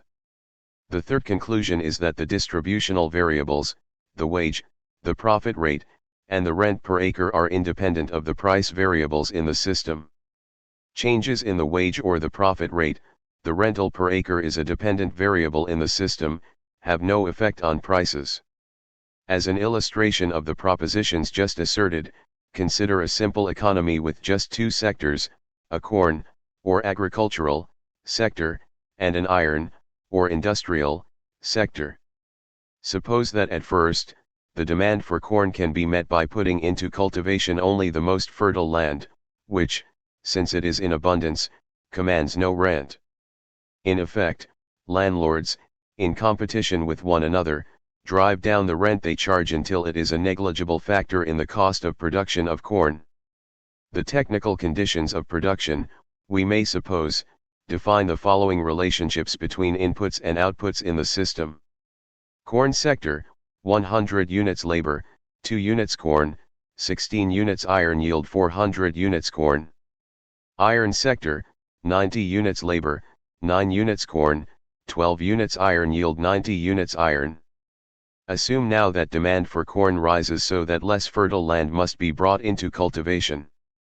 Assume also that on this less fertile land, the technical conditions of production are: second corn sector, 100 units labor, 2 units corn, 16 units iron yield 300 units corn. Rent will rise on the more fertile land, because capitalists can earn a profit by paying the rent and employing the more fertile land. The fluctuations in the profit rate will adjust the rent, through competition, until a rent is established which is compatible with a single economy-wide profit rate. There are thus 5 variables in the system of price equations defined by the conditions of production and the assumption of a competitive market: the price of corn, the price of iron, the wage per unit of labor, the profit rate, and the rent per unit of land. The conditions of production in the first corn sector, the second, or less efficient, corn sector, and the iron sector define these price equations. We are thereby able to write 3 independent equations in 5 variables, giving us a system that is underdetermined to 2 degrees of freedom. To make the system soluble, we first reduce the number of variables to 4 by the introduction of relative prices. Since we are only interested in the rate at which commodities exchange with one another, we can select one commodity arbitrarily as numeraire or standard of value, say, corn, and set its price equal to 1. This has the effect of measuring all other prices in terms of a unit of corn. The system still has 1 degree of freedom, but as we shall see, it is nevertheless possible to solve for the price of iron. Thus, equations 2 and 3 are a pair of equations in 3 unknowns, w, pi, and, but if we solve for pi, we will discover, remarkably, that w, the wage, drops out of the calculations. Thus, using the familiar formula for solving quadratic equations, the negative sign yields a negative price, which is economically meaningless. Hence, substituting in 2, we obtain equals 6/2w plus 1, 1. Clearly, as W increases, 6/2W plus 1, decreases, and so decreases. At W equals 0, equals 5. At equals 0, W equals 2.5. If the wage is fixed or specified, the system becomes determinate. We can solve for it, and then, by substituting in 1, solve for. 3 conclusions are thus established. I. The wage is inverse to the profit rate. 2. The prices of commodities, in this case, the price of iron, are determined independent of the distributional variables, W, and 3. Once the wage has been determined, the extension of agriculture to less fertile land, and the consequent appearance of a rent on the more fertile land, has no direct effect on the real wage, although it may affect the money wage. The real wage is the specific market basket of goods workers purchase with their money wage. Since rent is a dependent variable, adjusting itself in response to the profit rate, which in turn is determined by equations 2 and 3, once the wage is specified, rent does not affect the wage. The labor theory of natural price is not in general true, as Ricardo himself was aware. The proportions in which goods exchange with one another is determined, generally speaking, not only by the quantity of labor directly or indirectly required for their production, but also by what economists call the roundaboutness of the process of production, the length of time that capital must be tied up in production before the money capital invested by the entrepreneur can be recaptured through the sale, in the market, of the commodities produced. As between two commodities requiring the same quantities of labor directly and indirectly for their production, the commodity produced by the more roundabout process, i.e., the commodity in whose production the ratio of labor indirectly required to directly required is higher, will in general be more expensive relative to the commodity produced by the less roundabout method. We can derive the labor values, or quantities of labor directly and indirectly required for production, from the technical conditions of production, by solving a system of simultaneous equations. Thus, in the corn-iron model we have been examining, let C stand for the quantity of labor directly and indirectly required to produce 1 unit of corn, I stand for the quantity required to produce 1 unit of iron.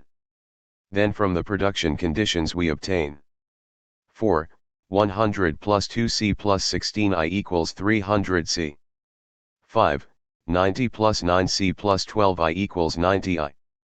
The solution, as can easily be verified, is C equals 0.4, I equals 1.2.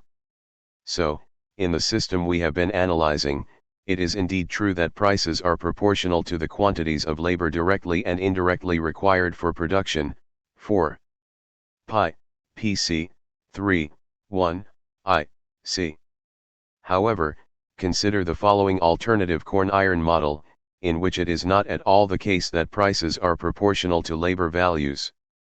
Corn sector, 100 labor, 4 corn, 7 iron yield 180 corn. Iron sector, 50 labor, 6 corn, 13 iron yield 80 iron. Calculations like those carried out above reveal that the labor values of corn and iron in this system are, respectively, 0.6 and 0.8, which is to say that 6/10ths of a unit of labor are required, directly and indirectly, to produce 1 unit of corn, whereas 8/10ths of a unit of labor are required, directly or indirectly, to produce 1 unit of iron. If the price of corn is set equal to 1, the price of iron is indeterminate until the wage has been fixed. Thus, one of Ricardo's major claims turns out, in general, not to be true. Arbitrarily setting the real wage equal to 0.2 units of corn and 0.1 units of iron per unit of labor, we can then solve the equations and obtain, as our prices. PC equals L, pi equals 2.0193. Clearly, in this system it is not the case that prices are proportional to labor values. Our original system is a member of a class of systems for which Ricardo's theory does hold, namely those systems in which each industry, or line of production, exhibits the same ratio of labor directly required to labor indirectly required per unit output. More generally, assuming only that the system as a whole exhibits some physical surplus of at least one commodity, i.e., that when the physical quantities required to run the system at the same level of activity for another cycle are deducted from the output, at least one commodity has a surplus remaining. Prices will be proportional to quantities of required labor, or labor values, when and only when each industry shows the same ratio of labor directly required to labor indirectly required.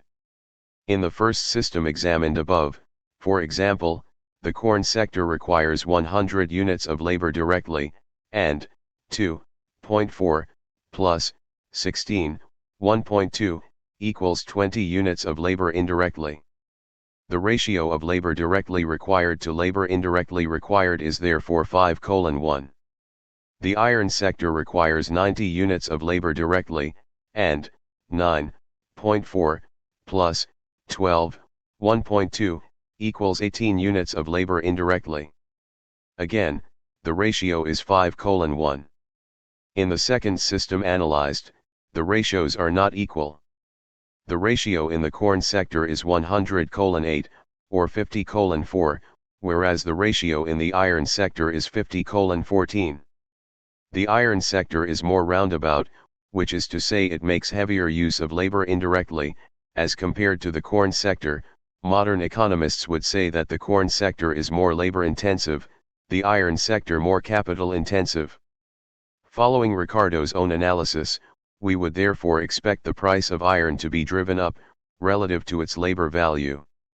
This is indeed what we find. The price ratio of iron to corn is slightly above 2:1, whereas the ratio of labor values is 4:3.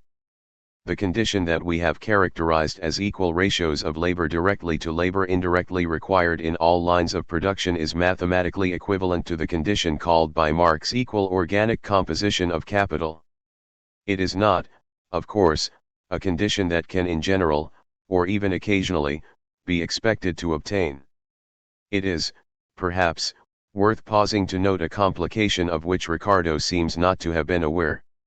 In the first system analyzed above, the scarcity of land, combined with the level of demand for corn, causes capitalists to bring less fertile land into production. As a consequence, two different techniques exist side by side for producing the same commodity. Such a state of affairs will occur, of course, only when a scarce input is required, for otherwise the more profitable technique will be employed to satisfy the entire demand. But if two different techniques are employed for the production of the same commodity, two different quantities of labor will be required, directly or indirectly for the production of unit amounts of that commodity. In short, corn will have two different labor values, a result which is incompatible with Ricardo's method of analysis. In our calculation of labor values, we chose as the relevant technique that defined for the sector in which no rent is earned, which is to say the less efficient technique. But had we chosen the technique employed in the more efficient sector, we would have obtained different results. We would have found that a unit of corn requires 0.299029 units of labor, directly and indirectly, for its production, and that a unit of iron requires 1.1883495 units of labor for its production. It is generally true that if the facility of production of any commodity, to use Ricardo's language, is improved, then, all labor values will fall in the system, assuming that the commodity in question is required directly or indirectly for the production of all other commodities, and, b, the labor value of the commodity whose facility of production has been improved will fall more, relatively, than the labor value of the other commodities in the system. 49. To Marx's critique of Ricardo. Marx was aware that the Ricardian theory of natural price failed, save in the special case of equal organic composition of capital. Nevertheless, he chose to take up the theory and transform it, rather than rejecting it out of hand. His reasons were exceedingly complex, both technically and philosophically. Indeed, they involved nothing less than a completely new conception of the nature of political economy's object of investigation, capitalist society and economy. In this essay, I can deal only with the analytical transmutations that carry us from Ricardo's principles to the third volume of Capital. According to Marx, the central fact of every political economy is the appropriation by one class of the labor expended by another class.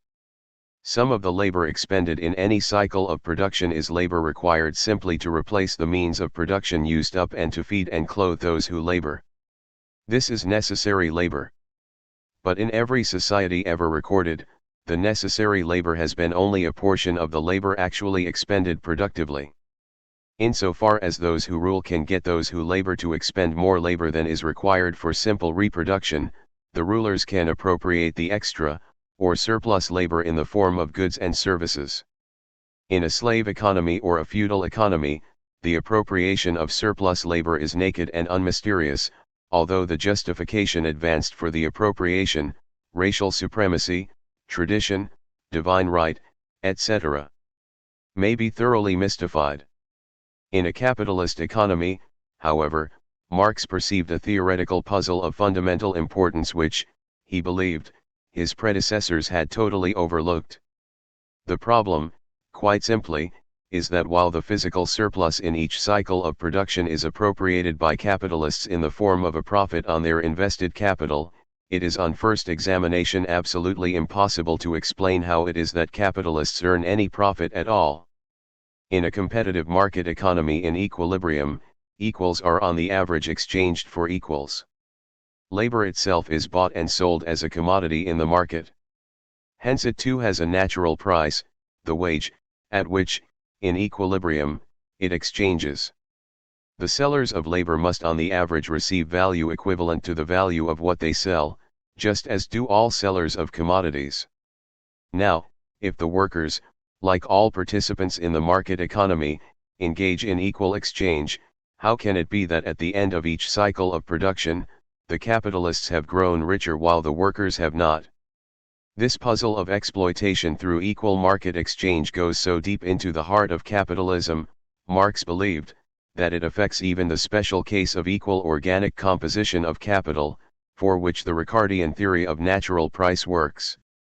Hence Marx provisionally assumes equal organic composition, in Volume 1 of Capital, in order to isolate the puzzle of capitalist exploitation from the quite different problem of the deviation of natural prices from labor values. Marx is reinforced in his decision to treat the problem separately by his belief that the solution to the first will actually yield the solution to the second.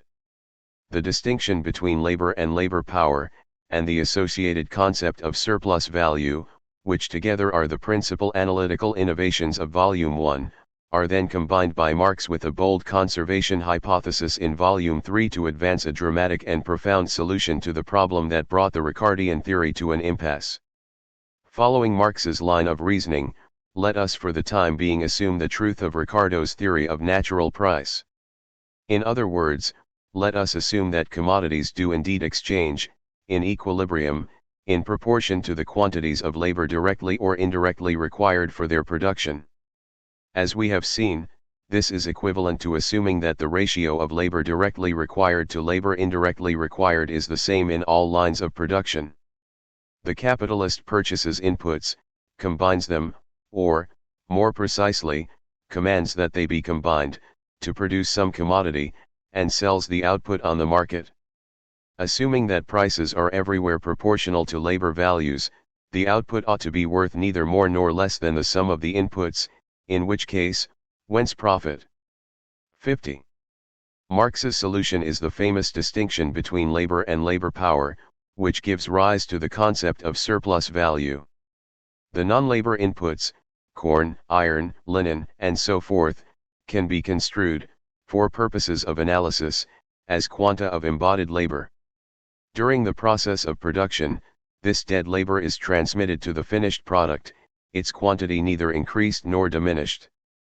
51. So long as each input transmits its value, quantity unaltered, to the output, there is no way in which the capitalist can exit the cycle of production with greater value than he possessed when he entered, no way, in short, that he can make a profit. This is especially clear in the case of equal organic composition of capital, in which each input and output sells at its labor value. In a famous passage, Marx now puts forward his solution to the puzzle, writing with an ironic bite that captures the complex craziness both of capitalism and of the theory required to understand it. In order to be able to extract value from the consumption of a commodity, our friend, Moneybags Geldbesitzer must be so lucky as to find, within the sphere of circulation, in the market, a commodity, whose use value possesses the peculiar property of being a source of value, whose actual consumption, therefore, is itself an embodiment of labor, and, consequently, a creation of value. The possessor or money Geldbesitzer does find on the market such a special commodity in capacity for labor Arbeitsvermögen or labor power Arbeitskraft. 52. The capitalist purchases, or, more correctly, hires, the worker's capacity to labor, or labor power, for a fixed period of time. The natural price of this labor power, for, as a commodity, labor power, too, has a natural price, is determined by the quantity of labor directly or indirectly required to produce it. We are assuming equal organic composition of capital, remember, which entails that all commodities, labor power as well, exchange in proportion to their labor values. The price of labor power is thus determined by the quantity of labor embodied in the food, clothing, and shelter required by the worker to keep himself or herself going for yet one more period of laboring. 53. So long as the system is efficient enough to produce a physical surplus in at least one line of production, the hours of labor directly or indirectly required to produce one working day's labor power will be fewer than the number of hours yielded up by the worker to the capitalist in that working day.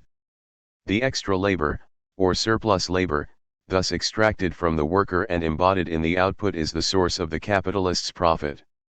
In the simple case of equal organic composition of capital, the money profit reaped by each capitalist is, with a suitable choice of monetary unit, or numeraire, exactly equal to the surplus value extracted from the workers in the process of production. The worker gets value, for the wage fully equals the cost of the labor power which the worker has sold in the wage bargain. The capitalist reaps a profit, for he can exchange his output for a new round of inputs and yet have something left over besides. Once again, note how the assumption of equal organic composition of capital simplifies the analysis and allows Marx to focus on the paradox of profit without the distracting complication of the deviation of natural prices from labor values.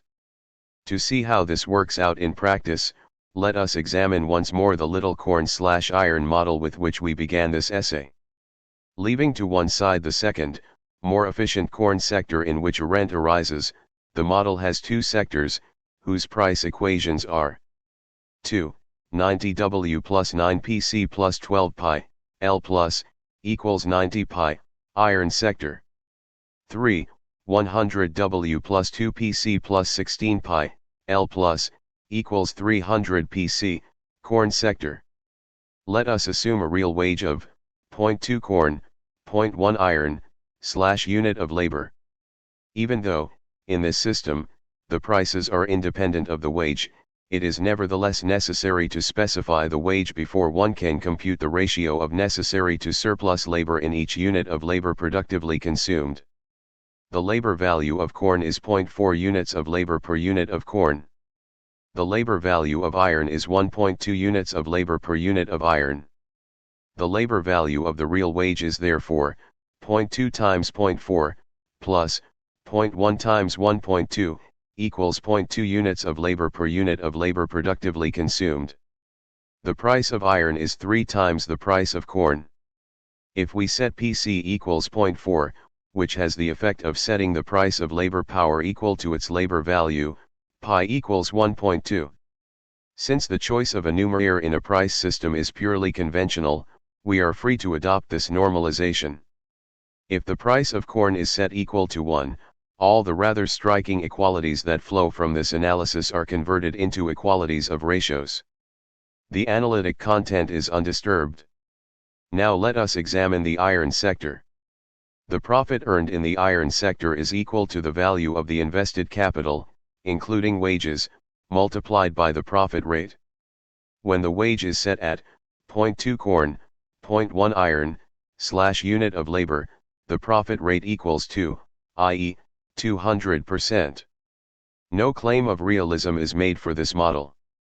Thus, total profit in the iron sector equals 90 times 0.2, plus 9 times 0.4, plus 12 times 1.2, times 2 equals 72.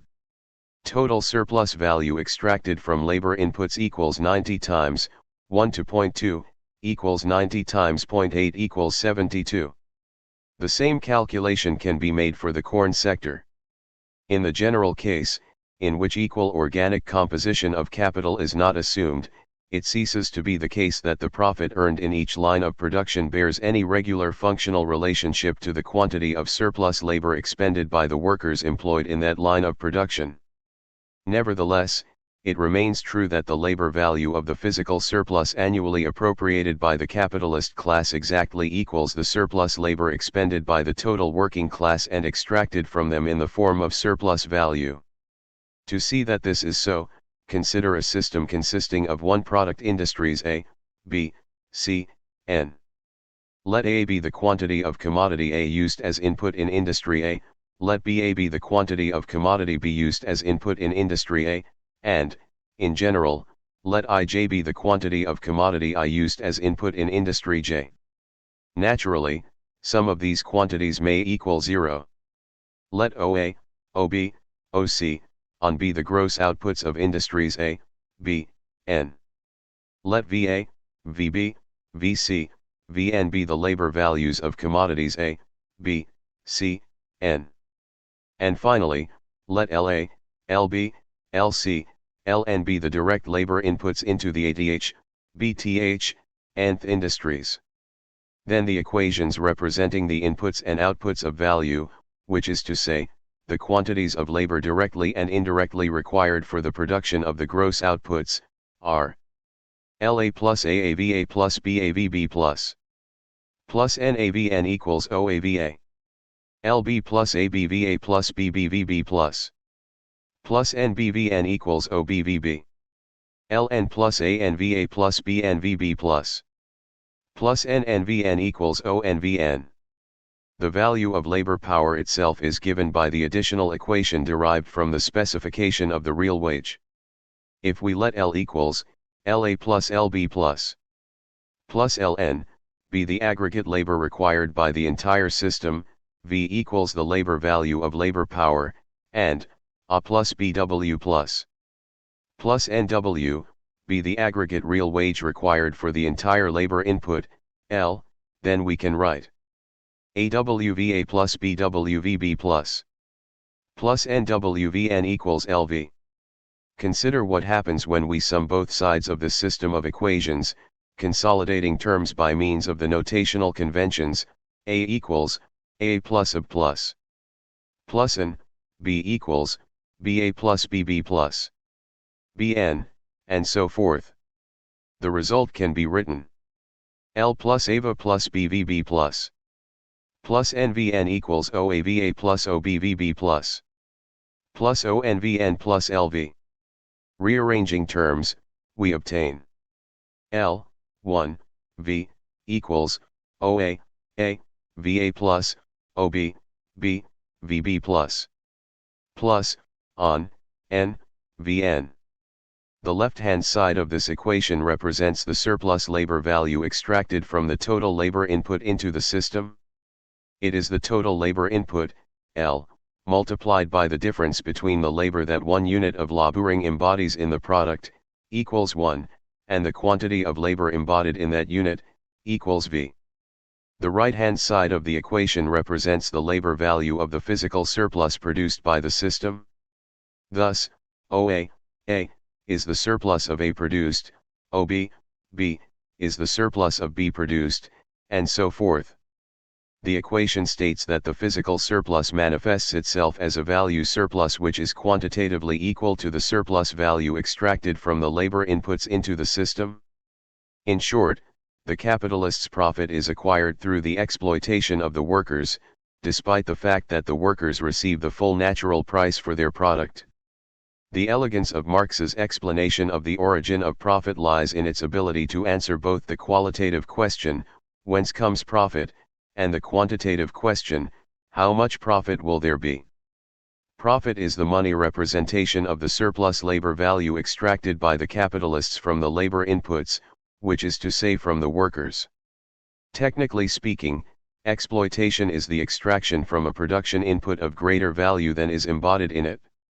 Thus, what Marx has shown is that capitalists exploit workers without paying them less than the fair market price, i.e., the natural price, for their labor power. 3. Marx's solution to the Ricardian problem of prices and values. Armed with the concepts of surplus value and exploitation, Marx is now ready to save the labor theory of value from the Ricardian problem of the deviation of prices from labor values. In the process, he hopes to expose the illusory rationalizations of capitalist apologetics and to solve a number of subsidiary theoretical problems in political economy. The problem to be solved is the general tendency of natural prices to deviate from labor values because of differences in the roundaboutness of the several processes of production comprising the economy.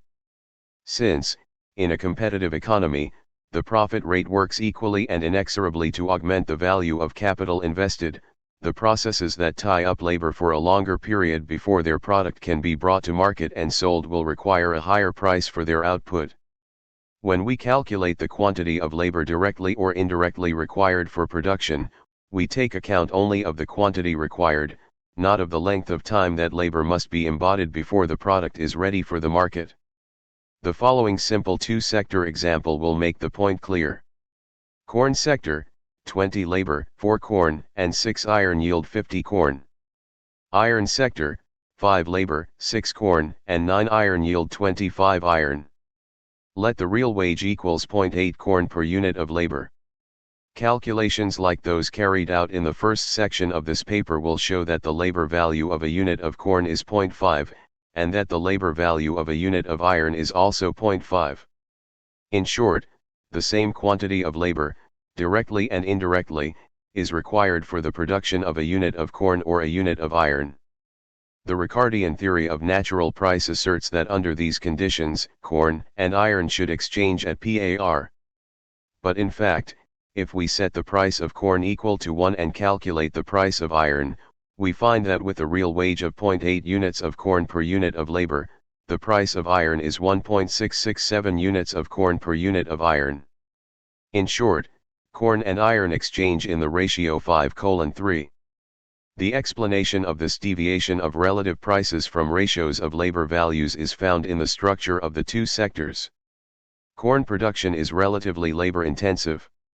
In the corn sector, labor directly required is to labor indirectly required as 4:1. Iron production is relatively capital-intensive. In that sector, labor directly required is to labor indirectly required as 2:3. The labor embodied in the capital used in this cycle was expended in earlier cycles, and has been earning the going rate of profit ever since, a profit of 66.7%, as it happens. Consequently, iron is dearer, relative to corn, than a mere calculation of embodied labor would reveal. Ricardo was well aware of this problem. Section 4 of the first chapter of his Principles bears the subtitle "The Principle that the quantity of labor bestowed on the production of commodities regulates their relative value, considerably modified by the employment of machinery and other fixed and durable capital." Section V is subtitled "The Principle that value does not vary with the rise or fall of wages, modified also by the unequal durability of capital, and by the unequal rapidity with which it is returned to its employer." Nevertheless, to the end, Ricardo continued to treat the problem of the unequal durability of capital as an exception to the great principle of the labor theory of value. Marx not only recognized the problem, he insisted upon it, for in his view, the tendency of prices to deviate from labor values was one of the central mystifications by means of which capitalism concealed its true exploitative nature. Since the rational capitalist, in calculating his profit markup, takes as his basis the entire investment, not merely his wages bill, it appears to him, and is then represented by the theoretical apologists for capitalism as obvious, that the entire capital, not merely the portion going for labor, is productive. Capital and labor, it appears, create hand in hand the surplus emerging from each cycle of production. Hence, or so it seems, capital deserves the profit that is its reward. It is only a step from this conception to the now familiar neoclassical rationale of the wage and the profit rate as equal to the marginal product of labor and capital respectively. In response to the rationalizations of the classical economists, Marx asserted that the surplus labor time extracted from the workers is indeed the source of profit, and of rent and financial interest as well. But the processes of competition and the workings of an increasingly complex financial system redistribute the quantum of surplus value appropriated by the capitalists in the process of production. Its origin is thereby thoroughly obscured from view. Nevertheless, Marx insisted, throughout all the concealments and obfuscations of capitalist competition, the quantity of surplus value remains unaltered. Thus, the concept of surplus value is the key to unlocking the inner secret of capitalist accumulation. Marx formulated his principle of the conservation of surplus value in the form of a pair of equalities. In the opening lines of the 10th chapter of Volume 3 of Capital, he asserted that the sum of the profits in all spheres of production must equal the sum of the surplus values, and the sum of the prices of production of the total social product equal the sum of its value. Strictly speaking, the two equalities asserted by Marx are wrongly formulated, for surplus value and total value are measured in numbers of hours of abstract socially necessary labor time, whereas total profits and total prices are measured in whatever unit serves as money in the system. The correct formulation of the conservation principle is an equation of two ratios, viz. Marx, with acute mathematical instinct, rejected the simpler, but inadequate assertion that total profit equals total surplus value, simpliciter. Such a formulation is inadequate because the equality of total profits to total surplus value can be guaranteed merely by choosing the monetary unit, or numeraire, so as to make the equation an identity. One can equally well stipulate that total prices equal total values, as a way of normalizing the price system.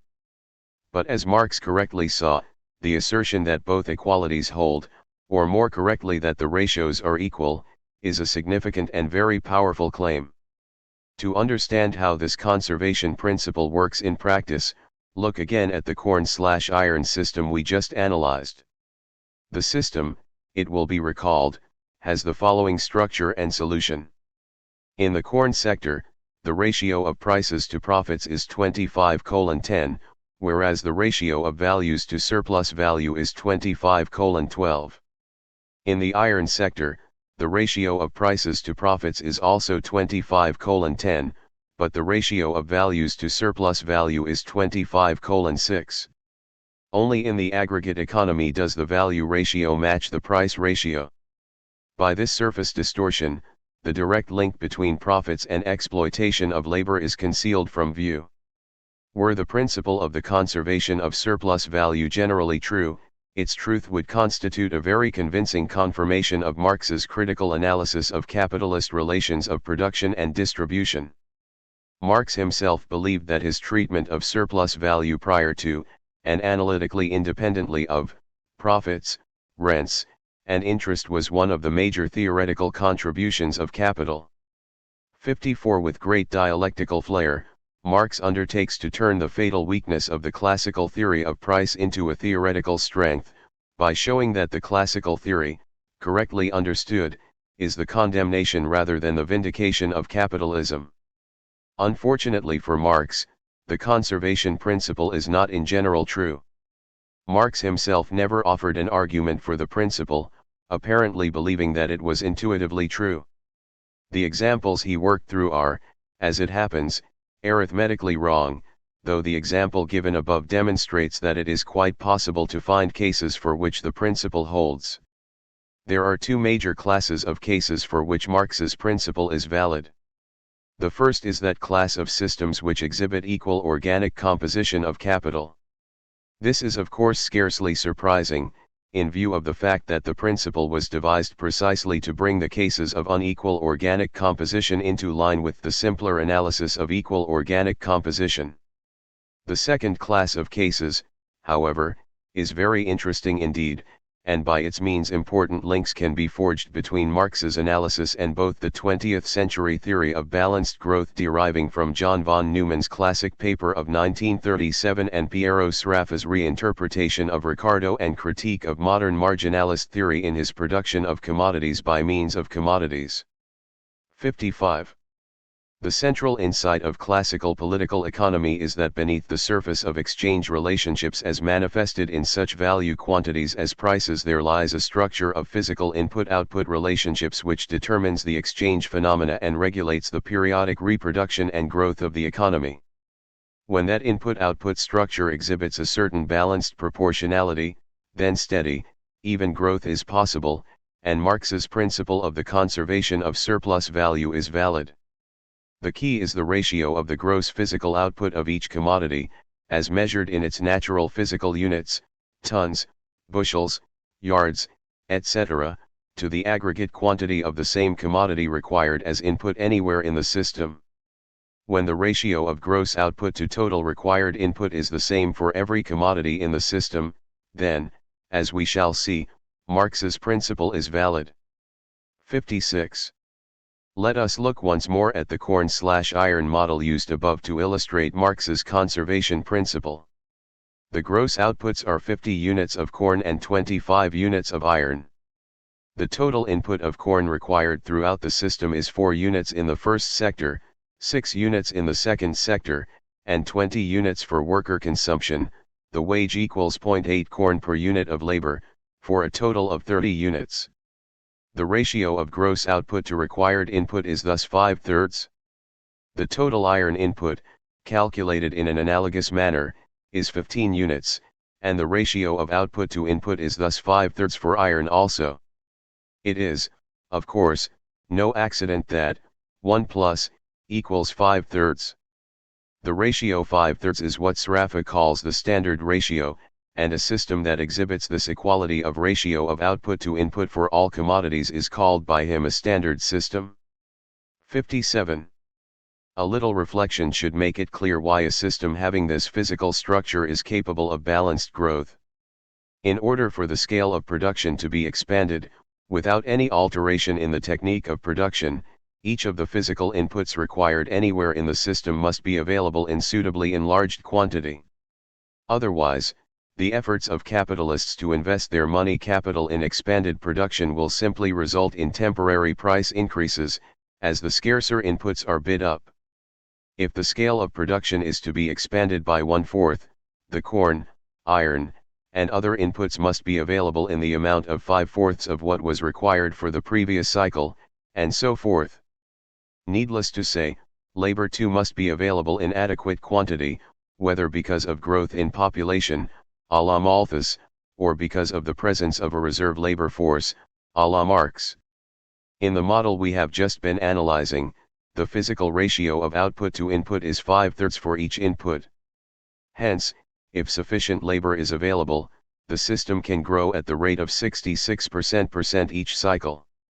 With the entire surplus reinvested in expanded production, the gross output in the next cycle will rise from 50 corn and 25 iron to 83% corn and 41% iron, and so on through each successive cycle. We obtain a deeper insight into the structure of an economy exhibiting a standard ratio if we reflect that it can, in a certain sense, be thought of as a very simple economy engaged in producing a single composite commodity by combining labor with a quantity of the same composite commodity. In short, a standard system is a special sort of one-commodity system, and as economists have long known, all manner of powerful and simple propositions hold true for one-commodity worlds. In the model we have been discussing, corn and iron are produced in the proportions 50:25, or 2:1. The aggregate inputs required, including worker consumption, are 30 corn and 15 iron, which also stand in the proportion 2:1. Imagine, then, that this economy is not engaged in producing two commodities, corn and iron, but rather is producing a single composite commodity, corn/iron, whose composition is defined as an aggregate of corn and iron in the ratio 2:1.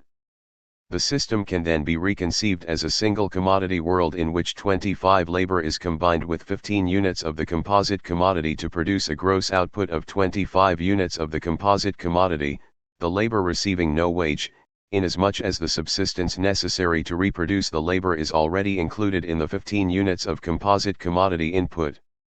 Thought of in this way, the system becomes very easy to analyze, and it is now quite simple to demonstrate that Marx's conservation principle is valid for it. Let the composite commodity be represented by the letter C, and choose the units in such a way that total output of C equals 1.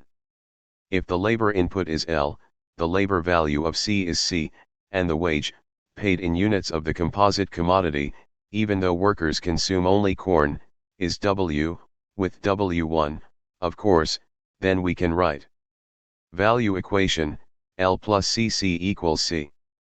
Or, C equals L slash, L, C, equals total values, i.e., the value of one unit of output.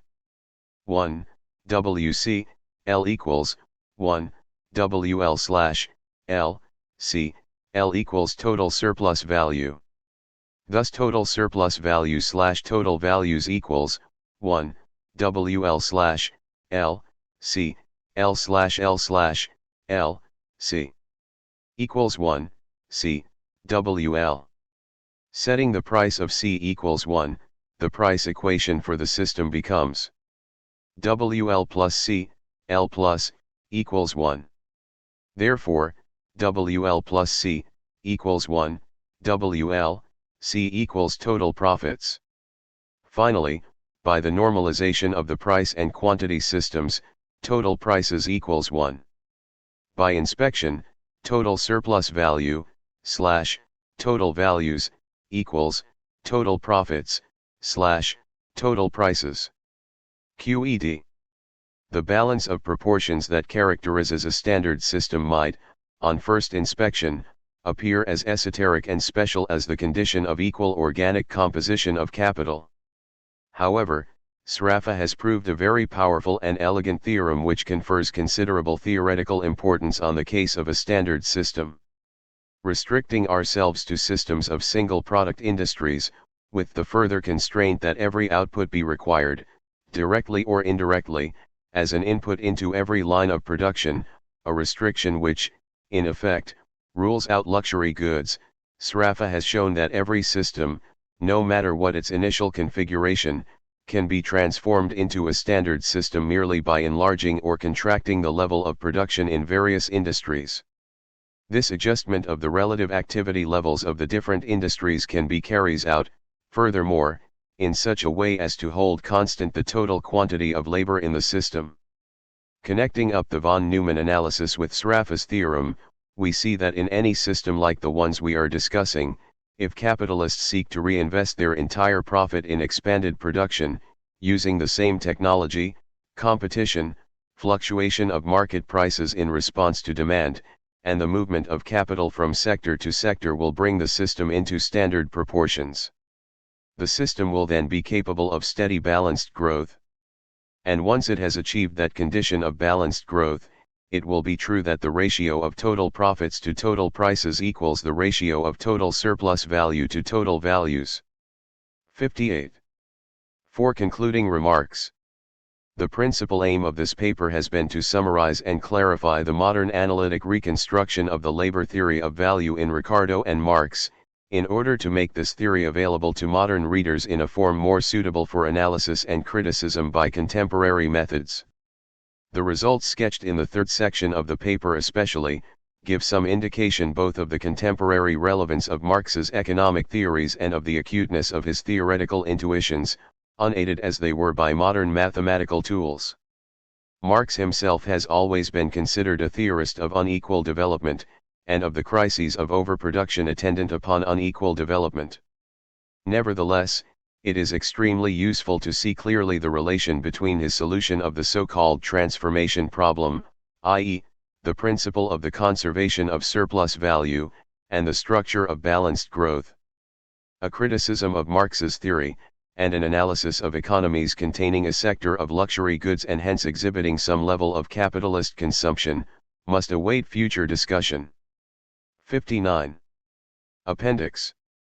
Theorem 1, in a system of n single product industries, the ratio of labor directly required to labor indirectly required is the same in all lines of production if and only if there is equal organic composition of capital in all lines of production. Let CI equals the labor value of constant capital in industry I, that is, the quantity of labor directly or indirectly required to produce the constant capital in industry I. Let 6 equals the labor value of the variable capital, i.e., the labor value of the wages, in industry I. Let SI equals the surplus value extracted from the labor inputs in industry I. Then, SI plus 6, equals the labor directly required in industry I. CI equals the labor indirectly required in industry I. Marx defines the organic composition of capital as CI/6 in industry I. So, we must prove, CI/SI plus 6, equals CJ/SJ plus VJ, if and only if CI/6 equals CJ/VJ for all I, J. According to Marx, competition establishes a uniform wage and a uniform working day in all lines of industry, so we have as an added premise, SI/6 equals SJ/VJ for all I, J. Proof. QED.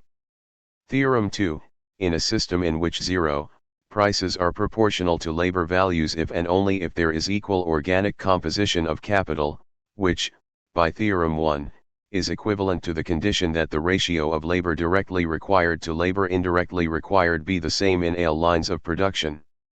Proof. 1. Proof that if there is equal organic composition of capital in all lines of production, then prices are proportional to labor values. Let equals the column vector of labor values. L equals the column vector of direct labor inputs per unit output. A equals the nxn matrix of input coefficients per unit output. Ig equals the input of commodity J into the production of 1 unit of commodity I. P equals the column vector of prices. Equals the profit rate. W equals the money wage.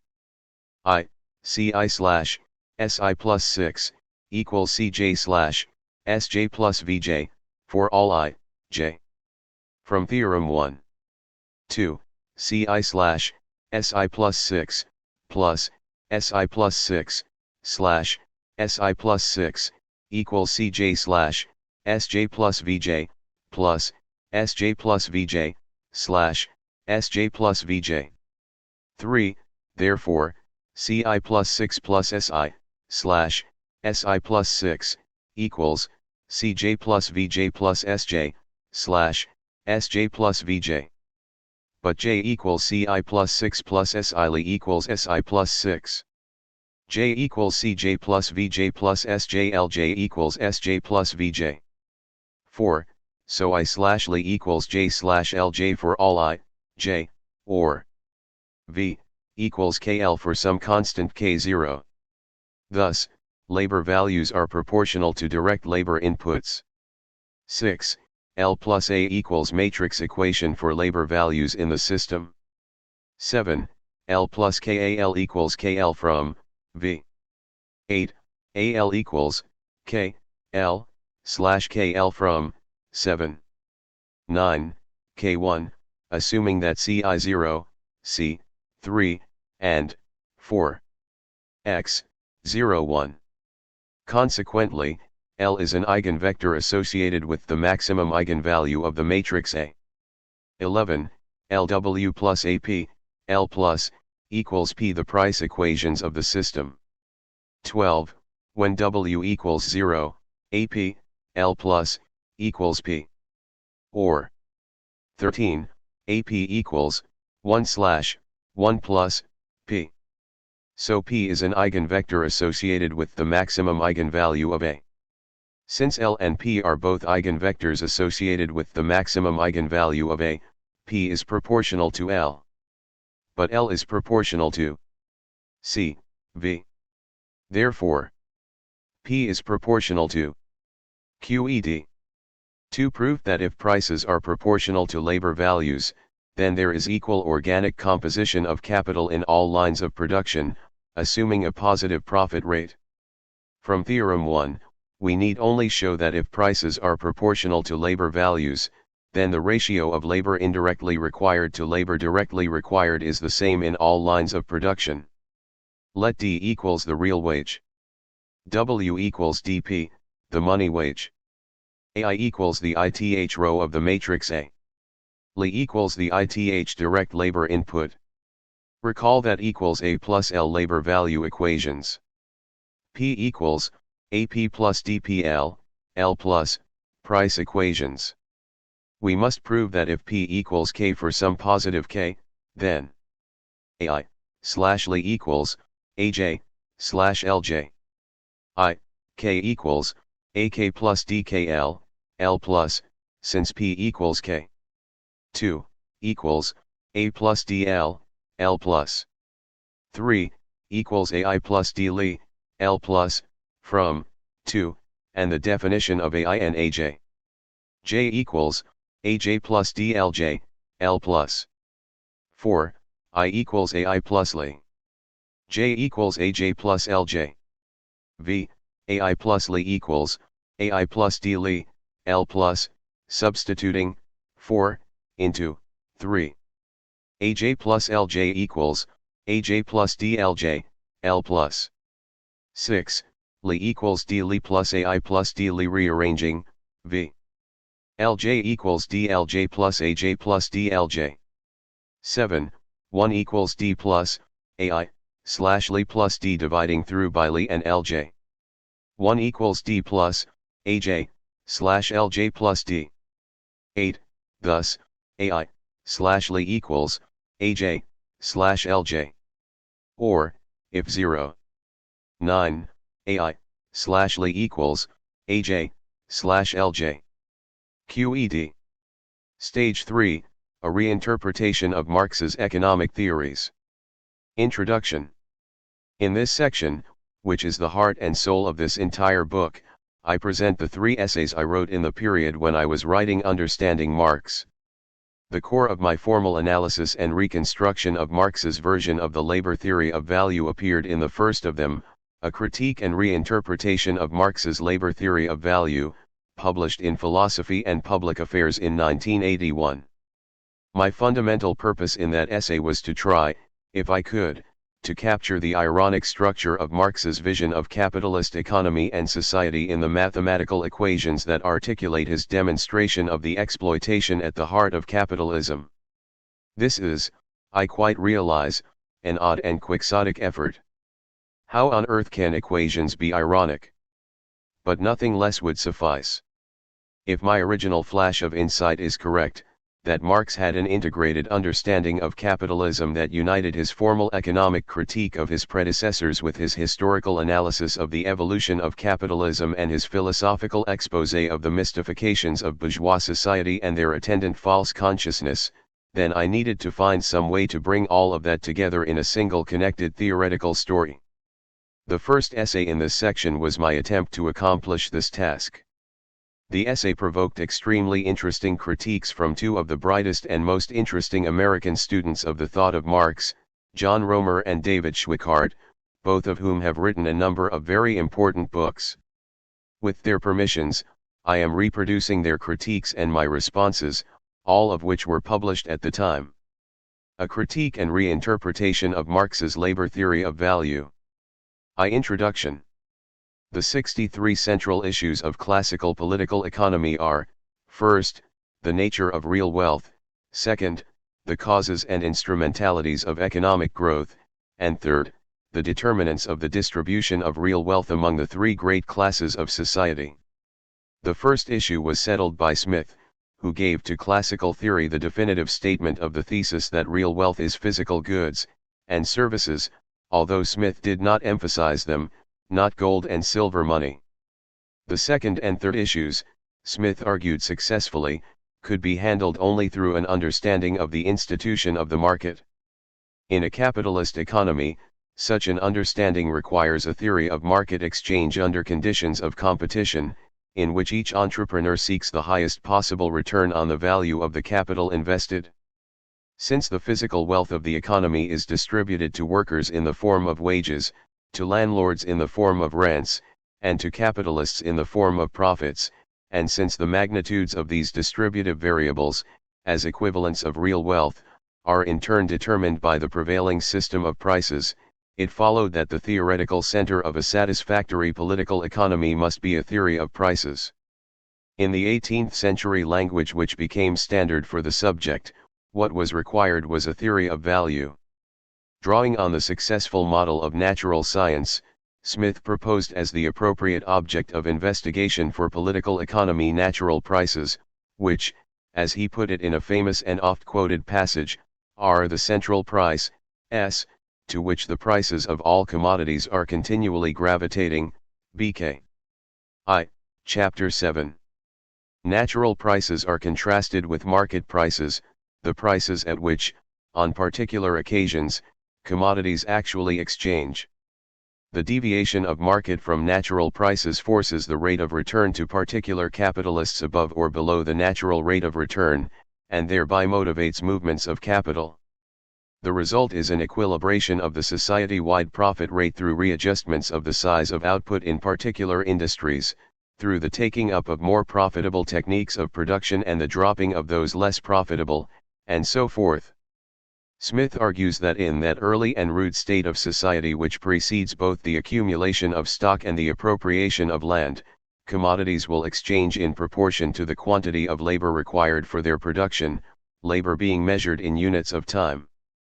But he is aware that the existence of stock and privately owned land irreversibly distorts exchange relationships, and lacking anything resembling a theory of price determination, he offers instead a simple description, the so-called adding up account, according to which the price of a commodity is the sum of the natural wages paid to labor, the natural rents paid to landlords, and the natural profits paid to capitalists.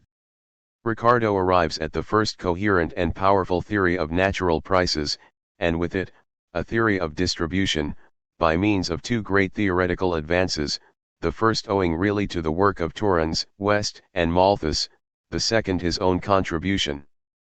The first step is to demonstrate that rent plays no role in the determination of price, but rather is a portion of profits appropriated by landlords at the expense of capitalists.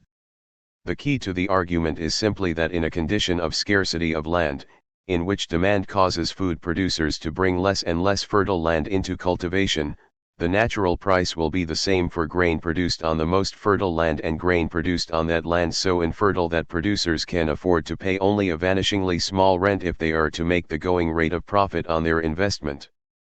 Since rent does not appear in the equation representing the determination of the price of that marginal output, not the same notion later employed by the marginalists, the word marginal does not appear in Ricardo's collected works, it follows that rent plays no role at all in the determination of price. With rent disposed of, Ricardo concentrates on the real stumbling block in the way of a satisfactory theory of natural price, the role of stock, which is to say, capital other than outlays for wages. Ricardo's great theoretical breakthrough, of course, is the notion that the exchange of commodities is regulated not by the quantities of labor directly required for their production, but rather by the quantities directly and indirectly required for their production, where indirectly required simply means required for the production of some non-labor input directly required, or directly required for some labor or non-labor input which in turn is required for the production of some non-labor input directly required, and so forth. If we assume, as Ricardo did, an economy consisting of n one-product industries, with one technique of production for each sort of commodity, with a single quality of labor, and, for the moment, and for simplicity, only production of commodities which are themselves directly or indirectly required for the production of all other commodities, then we can easily enough solve the problem of determining how much labor is required, directly or indirectly, for the production of a unit of each good. Let the structure of the economy be as follows, where in general Ij is the amount of commodity I used as input in the industry producing commodity J, Oi is the output of commodity I in the industry producing I, and Li is the quantity of labor directly required in the industry producing commodity I. La, Aa, Ba, Ca, Na yields Oa. Lb, Ab, Bb, Cb, NB yields OB. Ln, N, Bn, Cn, Nn yields On. We assume, of course, that OA is equal to or greater than A plus AB plus N, and so forth for each output. In order to ensure a positive rate of profit, we assume as well that at least one of the outputs is strictly greater than the sum of the inputs of that commodity. If we divide the description of each industry through by the magnitude of output in that industry, we arrive at the quantities of labor and non-labor inputs required for a single unit of output, what are usually called the unit input coefficients. Let us now define a set of n variables, 1 through n, each of which represents the quantity of labor directly or indirectly required for the production of a single unit of the commodity indicated by the subscript.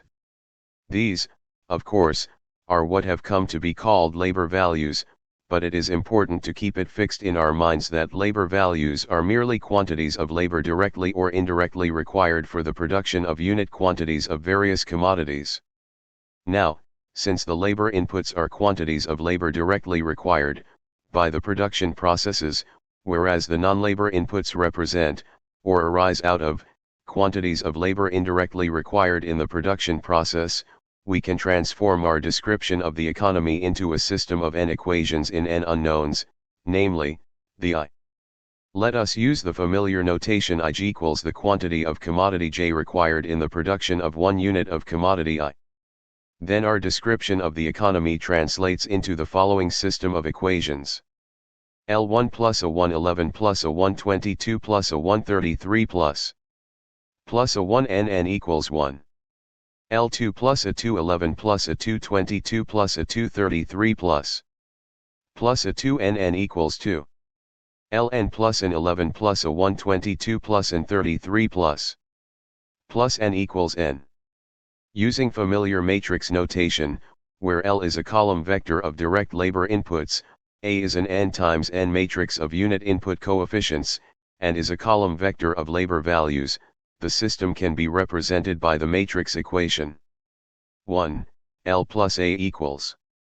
If A is indecomposable, which is to say that each commodity is directly or indirectly required for the production of all others, that they are all basics in Sraffa's terminology, then the matrix I, A is non-negatively invertible, and we can therefore solve the equation for the vector of labor values, giving us 2 equals I, A-1L. 0. Ricardo's claim is that commodities exchange in proportion to the quantities of labor directly or indirectly required for their production. This, he says, is their natural price.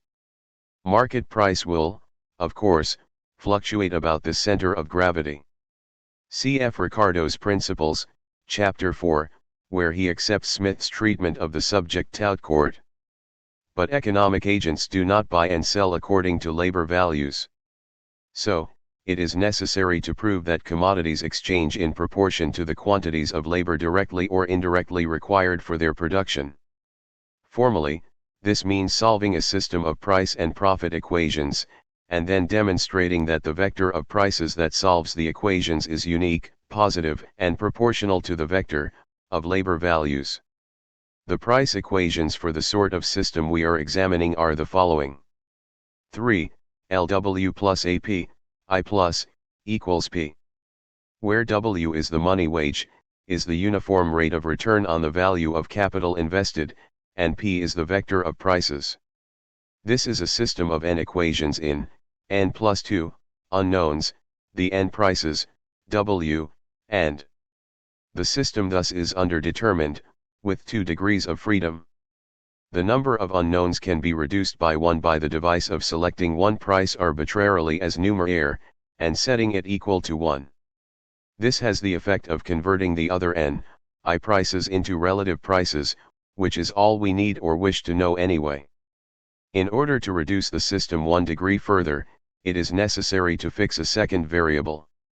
Since in a system of free competition it is not meaningful to fix a relative price or the rate of profit arbitrarily, the system can be made determinate only by specifying the wage.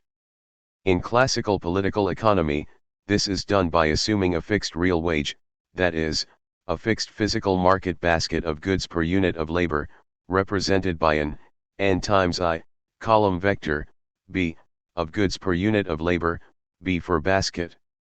It follows that the inner product of the real wage vector and the price vector is equal to the money wage, which is to say, for W equals BP. Substituting in 3, we then get 5 LBP plus AP, I plus, equals P. Now, L is an n times I vector, and B is a I times n vector. Hence, LB is an n times n matrix representing the non-labor inputs, per unit of commodity output, required for the labor inputs into the n industries. It is assumed that workers do not spend any of their wage on labor services, an assumption that fits nicely with the independent assumption of a subsistence wage. In the model proposed later in this paper as an alternative to the standard Ricardian/Marxian model, this unrealistic assumption is eliminated. By factoring out P, and then adding LB plus A to form the augmented unit input coefficient matrix, A*, we are in a position to rewrite equation 5 as 6 A** P, I plus, equals P. This is an eigenequation which, given the properties of A, has a unique all-positive solution, P, associated with a positive rate of profit, that is, the maximum eigenvalue of A is 0I. The vector, P, of prices is unique and positive, but unfortunately for Ricardo, it is not in general proportional to the vector, of labor values. 61 What is true is that if the proportion of labor directly required to labor indirectly required is the same in all lines of production, then the vector of prices will be proportional to the vector of labor values. The labor directly required, per unit output, in the ith industry, is Li. The labor indirectly required is AI, where AI is the ith row of the matrix A. This condition is formally equivalent to the condition that there be what Marx later called equal organic composition of capital. The reverse implication holds so long as 0. The degenerate case of equals 0 occurs when there is no physical surplus at all, strictly speaking, a possibility we have ruled out, or when the wage absorbs the entire surplus. To Marx's critique of Ricardo. Marx begins where Ricardo leaves off, with the recognition of the fact that prices are proportional to labor values only when there is equal organic composition of capital, leaving to one side the exotic cases just discussed. Eventually, Marx believes himself able to solve the problem of the relationship between prices and labor values in a way that will simultaneously preserve the significance of the labor theory of value and reveal the mechanism by which the capitalist market mystifies the source of surplus value. Marx, like Smith and Ricardo, seeks a theory of natural prices, not of market prices, although he has a good deal more to say than his predecessors about the dynamic processes by which capitalists, in responding to deviations of market from natural prices, take actions which cause the economy to grow and alter. However, Marx perceives in the Ricardian theory a deeper problem, one which afflicts even the special case in which there is equal organic composition of capital. This problem, Marx believes, goes to the very heart of the classical theory of capitalism, and in volume I of Capital, therefore, he assumes equal organic composition of capital so as to focus attention exclusively on the deeper issue, without the distracting complications posed by the deviation of prices from labor values. The problem Marx sees is this: Ricardo and the classical political economists have a theory of the causes of variations in the profit rate. In particular, they are able to show that wages vary inversely to profits, from which it follows that there is an ineradicable conflict of interest between workers and capitalists. But Ricardo is quite unable to explain why, in general, there are profits at all. On the assumption that equals are exchanged for equals in the marketplace, and on the further assumption that the natural price of any commodity is simply its labor value, it would appear that no capitalist could ever, by combining factor inputs, obtain an output which could be exchanged on the market for more than was laid out for its component inputs. In the words of Martin Heidegger, echoing a question asked 3 centuries earlier by Leibniz, warum gibt es überhaupt etwas, und nicht nichts? Why is there in general something, some profits and not nothing? Marx poses the puzzle in Chapter V of Capital, entitled Contradictions in the General Formula of Capital, and offers his own solution in Chapter 6, The Buying and Selling of Labor Power. It had already been established by Ricardo that the labor value of a unit of labor itself, like the labor value of any other commodity, was simply equal to the quantity of labor directly or indirectly required for the production of that unit of labor. In the notation we have adopted, treating labor as the 0th commodity, this meant that 7, 0 equals B. Marx argued, with bitter irony, the ironic structure of capital is, in my judgment, indispensable to its theoretical purposes, and not merely a literary grace or an expression of Marx's personal anger. However, that is a dimension of the correct interpretation of Marx's theory which cannot be dealt with in this paper, that the capitalist could, in conditions of competition with goods exchanging in proportion to their labor values, earn a profit only if he could be so lucky as to find, within the sphere of circulation, in the market, a commodity, whose use value possesses the peculiar property of being a source of value, whose actual consumption, therefore, is itself an embodiment of labor, and consequently, a creation of value.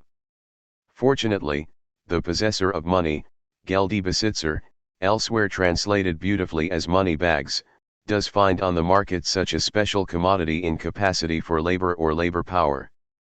Marx believed that the discovery of the distinction between labor and labor power, and with it the associated discovery of the concept of surplus value, was his major theoretical contribution to political economy. Every reader of Capital is familiar with the manifold ways in which Marx deploys both notions, as he analyzes the struggle over the workday, the introduction of machinery, and the process of capital accumulation. 62. The trick in the solution of the puzzle of profit, Marx claims, is that a distinction can be drawn between labor power, or the ability to labor, equals Arbeitskraft, and the activity of laboring, or labor, equals Arbeit. Strictly speaking, what the worker sells is his or her ability to labor during a unit period of time, such as a day. The labor value of one day's ability to labor is simply the quantity of laboring, measured, say, in hours of labor, required directly or indirectly to produce the food, clothing, and shelter necessary to restore that used-up ability to labor, always allowing something for depreciation of capital stock, which is to say wear and tear on the human body, in the form of a bit extra to raise a family. The labor value of a day's ability to labor is thus determined partially by the historical and social factors which define what will count as a subsistence wage, and partially by the facility of production of wage goods, to use Ricardo's terminology. So long as the economy is capable of producing any physical surplus at all, it will be the case that the labor value of a day's ability to labor is less than the number of hours of labor extracted from the worker in a workday. It follows that in each line of production, the capitalist will end a cycle of production with goods embodying more hours of labor than were embodied in the inputs used up to produce that output. The extra or surplus labor value will have been extracted from the workers in the form of hours of laboring over and above what is socially necessary to reproduce their ability to labor, or their labor power, for another day. Taking the society as a whole, the labor value of the total physical surplus will exactly equal the surplus labor value extracted from the labor inputs. It is this extraction of surplus value that Marx labels exploitation. In order to see how this works in general, let us go back to our very first representation of a simple reproduction model. Let us now add the following notation: VA will stand for the labor value of commodity A, that is, it stands for the quantity of labor directly or indirectly required for the production of a single unit of commodity A, and so forth. V will stand for the labor value of a single unit of that peculiar commodity, labor power. We can now write the following system of equations. 8. LA plus AAVA plus BAVB plus NAVN equals OAVA. LB plus ABVA plus BBVB plus NBVN equals OBVB. LN plus ANVA plus BNVB plus NNVN equals ONVN. The value of labor power itself is given by an additional equation derived from the real wage, which we may represent as A, BW, NW. 9. AWVA plus BWVB plus NWVN equals LV, where L equals LA plus LB plus LN. If we add both sides of the equation system, 8 through 9, and simplify by means of the notational substitution A equals A plus of plus N plus A, and so forth for B, C, N, then we obtain 10, L plus AVA plus BVB plus NVN equals OAVA plus OBVB plus ONVN plus LV. Rearranging, we have 11, L, I, V, equals, OA, A, VA plus, OB, B, VB plus, OC, C, VC plus, on, N, VN. The term on the right is simply the labor value of the physical surplus produced in the system. The term on the left is the surplus labor value extracted from each unit of labor input, that is, 1, V, multiplied by the total number of units of labor employed in the economy as a whole, equals L. QED.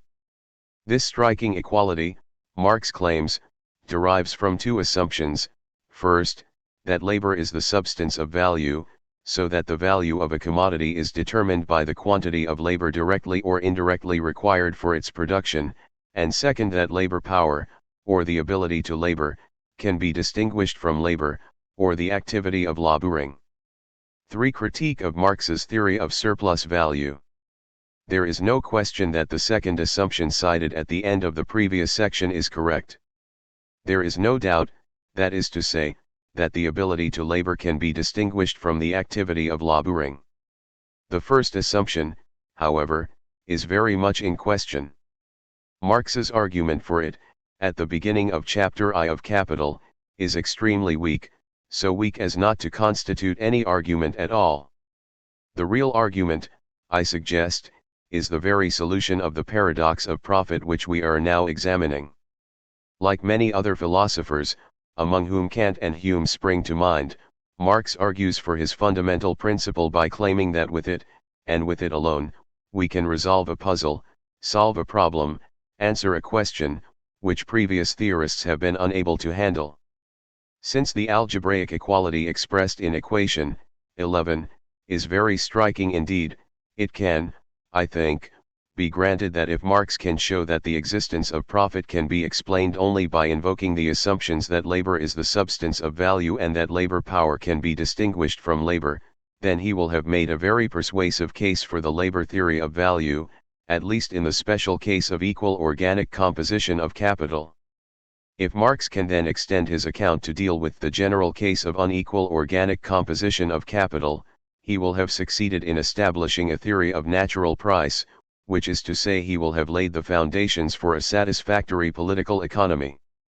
By a slight alteration of the argument contained in equations 8 through 11, consisting of nothing more than a relabeling of quantities and variables, it is possible quite easily to show that Marx was in fact wrong, and that neither the labor/labor power distinction nor the assumption that labor is the substance of value is required in order to explain the emergence of profit.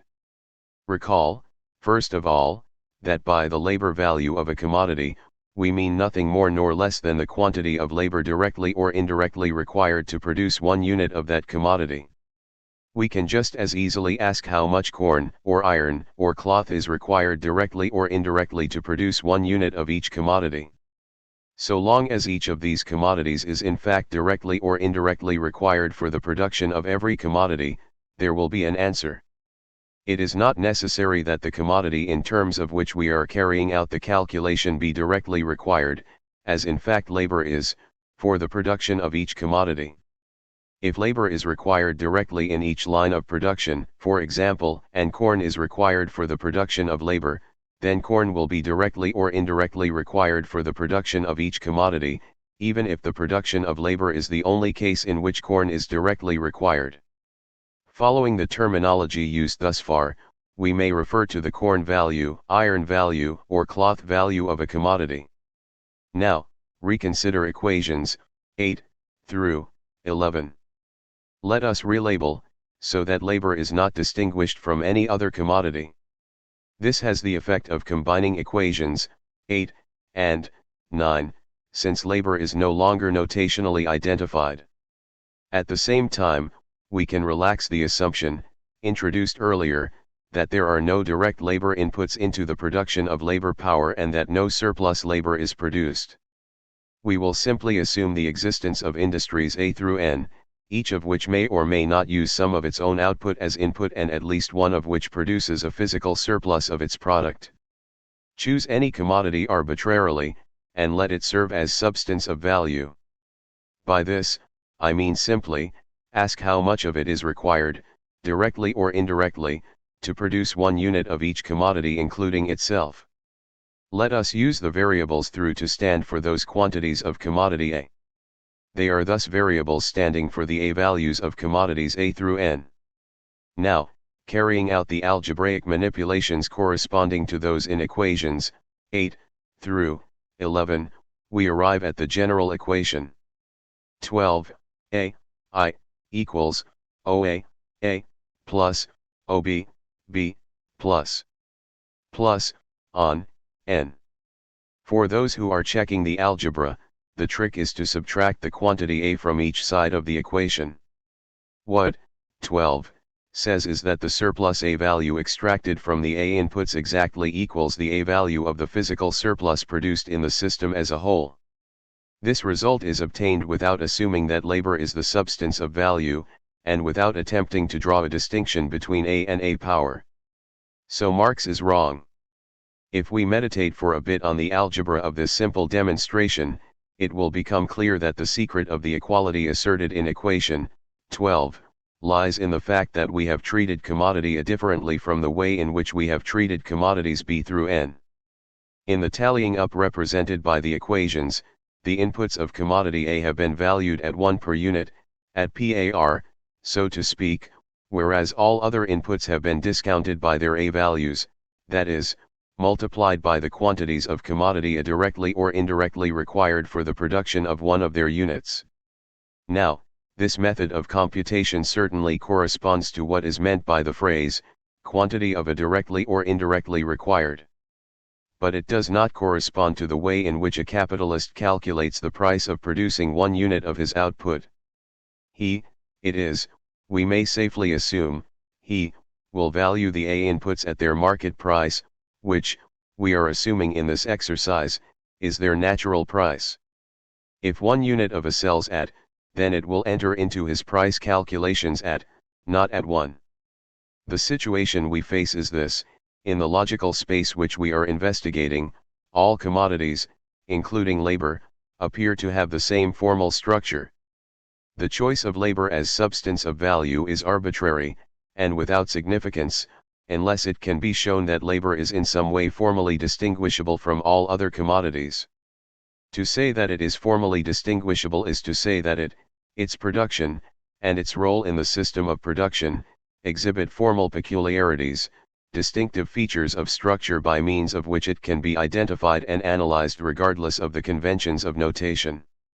Marx thought he had found such distinguishing formal marks in the distinction between labor and labor power and in the algebraic equality of the surplus value extracted from the labor inputs and the labor value of the surplus. But Marx, as we have seen, was wrong. In the remainder of this paper, I propose to attempt to capture Marx's insight, which I believe to have been fundamentally correct, by means of an alternative analysis. My strategy will be to take what has now become the standard physical quantities reproduction model of an N-industry single product system, without land or fixed capital, for the sake of simplicity, and to introduce into it a formal peculiarity.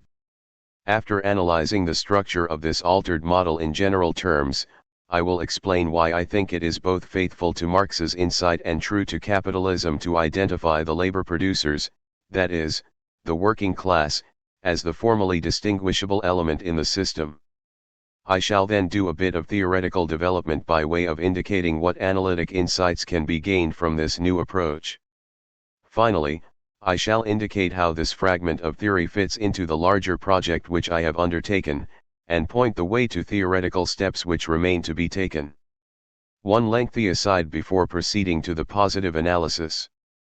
It might be objected that labor is, in fact, formally distinguished from all other inputs into the production process.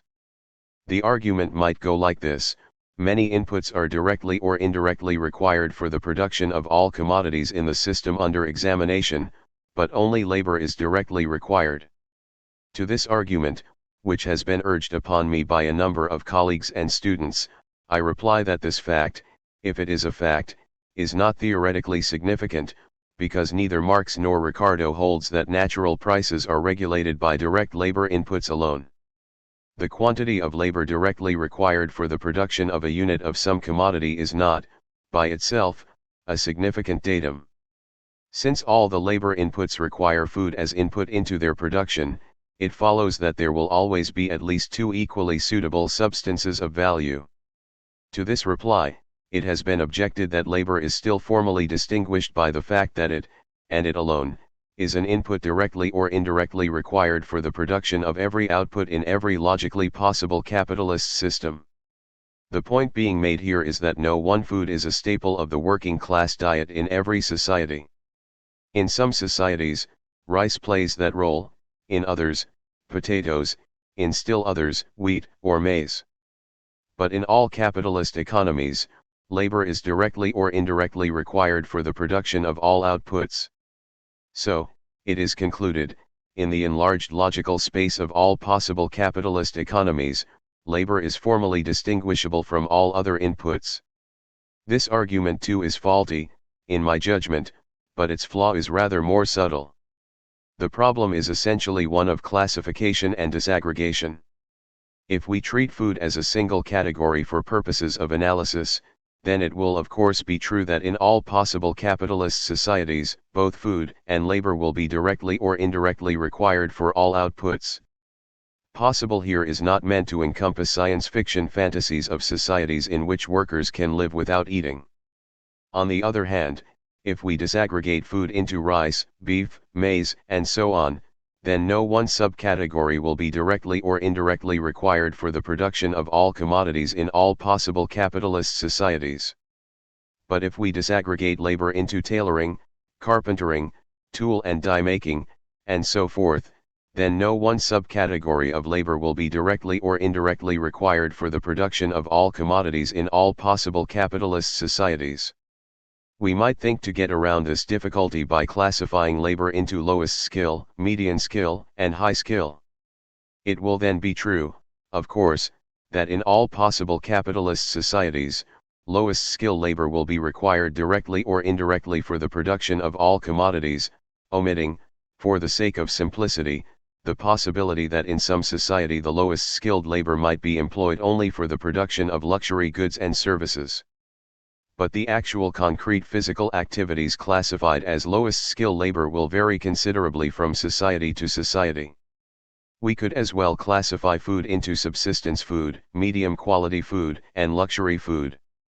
It would then be the case that subsistence food, like lowest skill labor, was directly or indirectly required for the production of all commodities in all possible capitalist societies.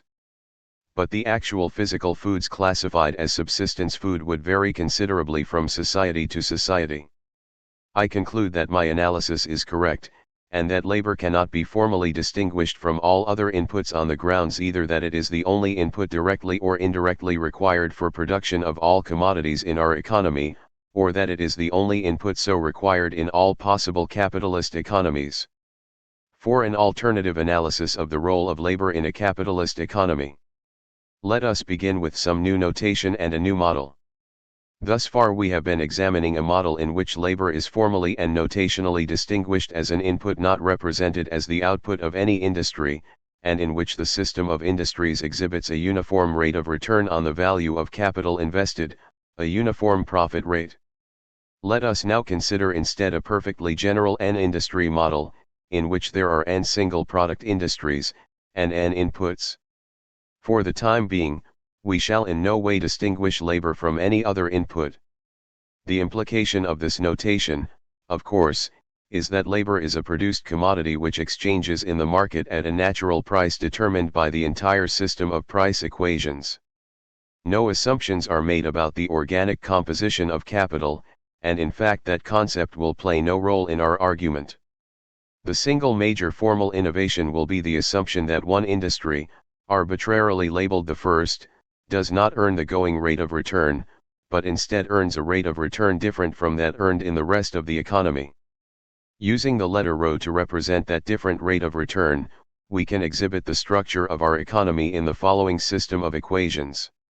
Notice that we have a system of n equations in n plus 2 unknowns, namely, the n prices, and the number can be reduced to n plus I by the familiar device of adopting one price as numeraire, and since the choice is arbitrary, we shall select the price of the first commodity, P1 as numeraire, and set it equal to I.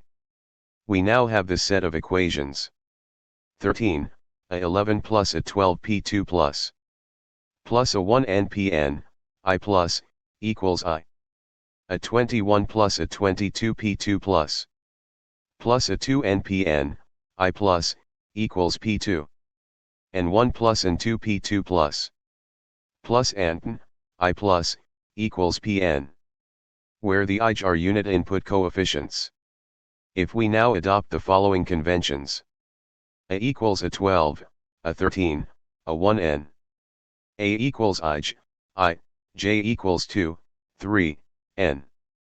Then this system can be expressed in matrix notation as 14, a 11 plus ap, I plus, equals I. 15, a plus ap, I plus, equals p. Solving, 15, for p, we get. Since the matrix has an